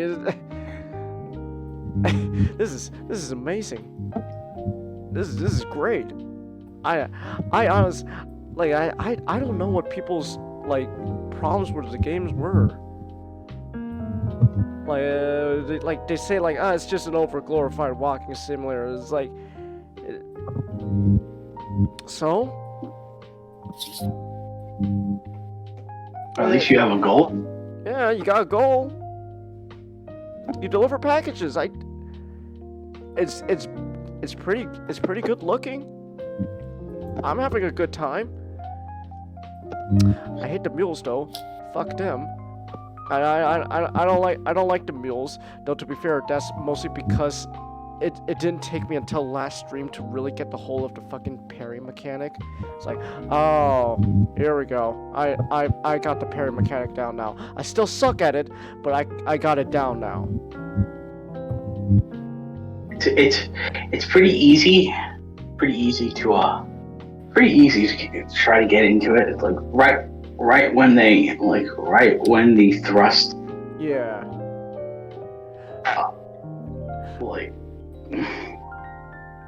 I still find it the moment it comes. Oh no, go ahead. Easier just to punch them in the face. Yeah, I just still find it easier to just keep punching them. Well, Well, Changus, like I think you'll love when you get the shockwave gun. Shockwave? Is that what I just got? The engineer guy is like, here's like a gun thing I gave you. Enjoy. It won't kill them, but it'll like knock them out. Is that the shockwave gun? Yeah, I'm pretty sure like you can throw like an energy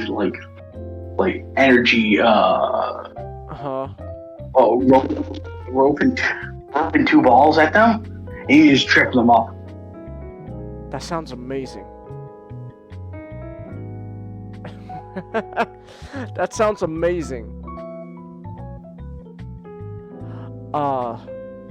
I can't wait to use that. I gotta test it out first in the firing range, but yeah, I can't wait to test that out. Finally, my meal problem will be much easier now that I got a gun. It's like, you gotta parry them, you gotta beat the shit out of them. Okay, here you go, gun. Oh, here, that's more like it, gun. You get a gun that shoots real bullets. Oh. But again, it's the riskiest thing in the game. Really? Because anybody that's outside, anybody that's left outside will trigger a void out. Oh, that's right.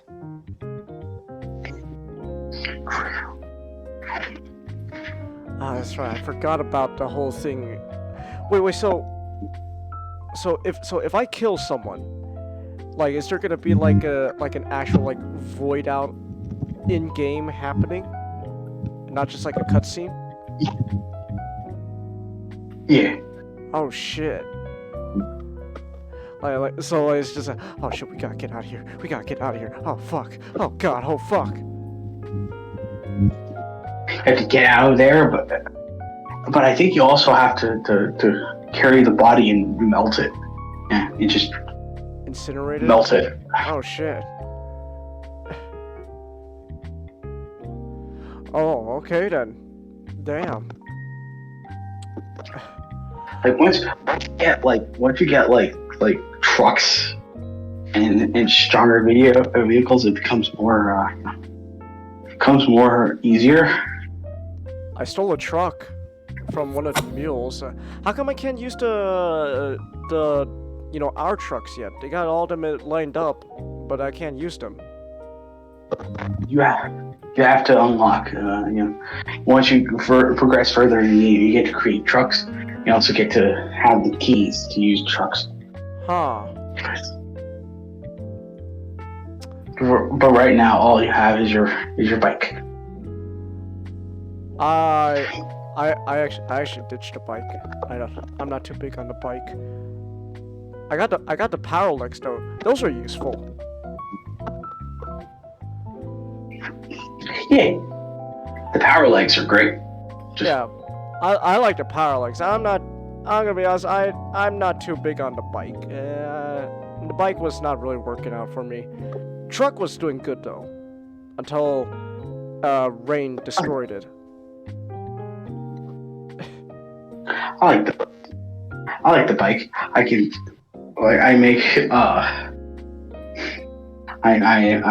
I act like a pizza delivery guy every time. I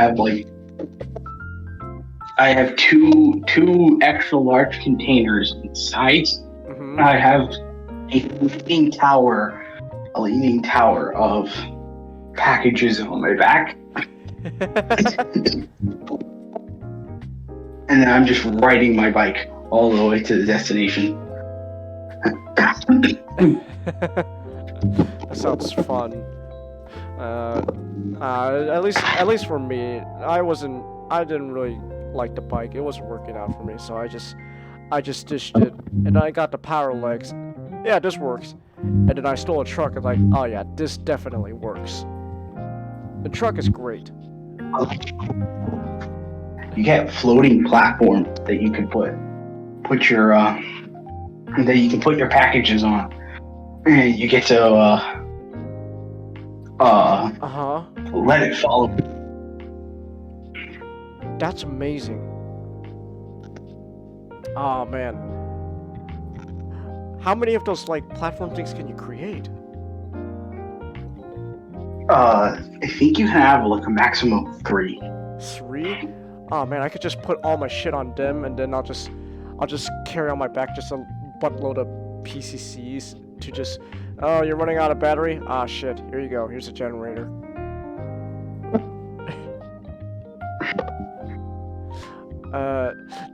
The engineer also told me I could boost the power legs. How do I do that?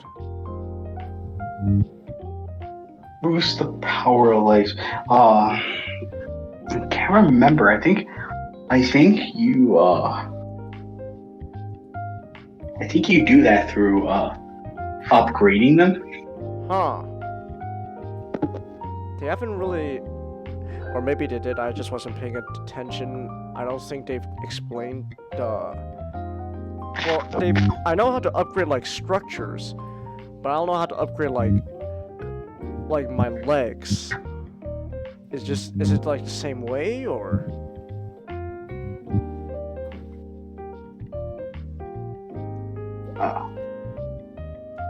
Wait, I gotta double check it. Okay.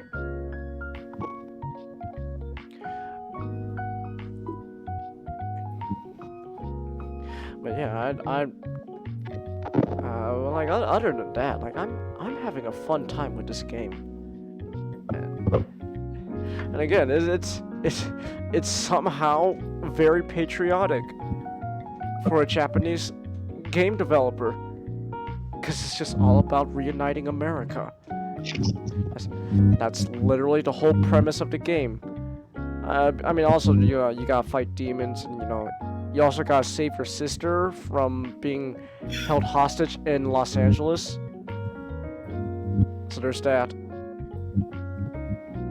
But yeah, overall though, I'm having a great time with the game, and I say check it out. I would recommend it. That's what I say. I say go ahead, check it out, do it.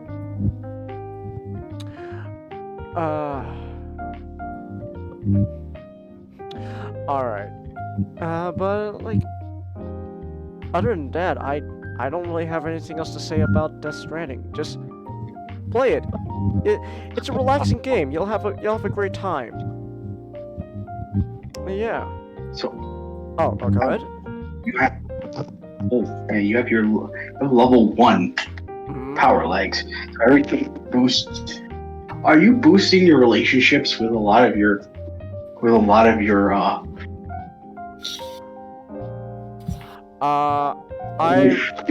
I'm currently doing some of the main mission stuff. I guess I have to do more of the standard orders then.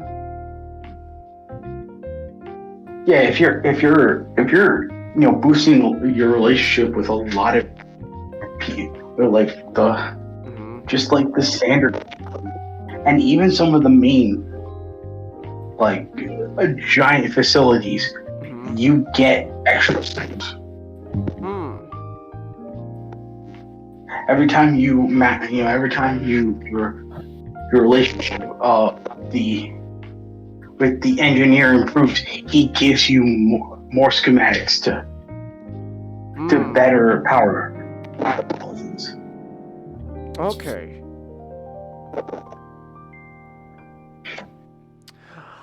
Okay. That makes sense then. All right. So oh no, go ahead.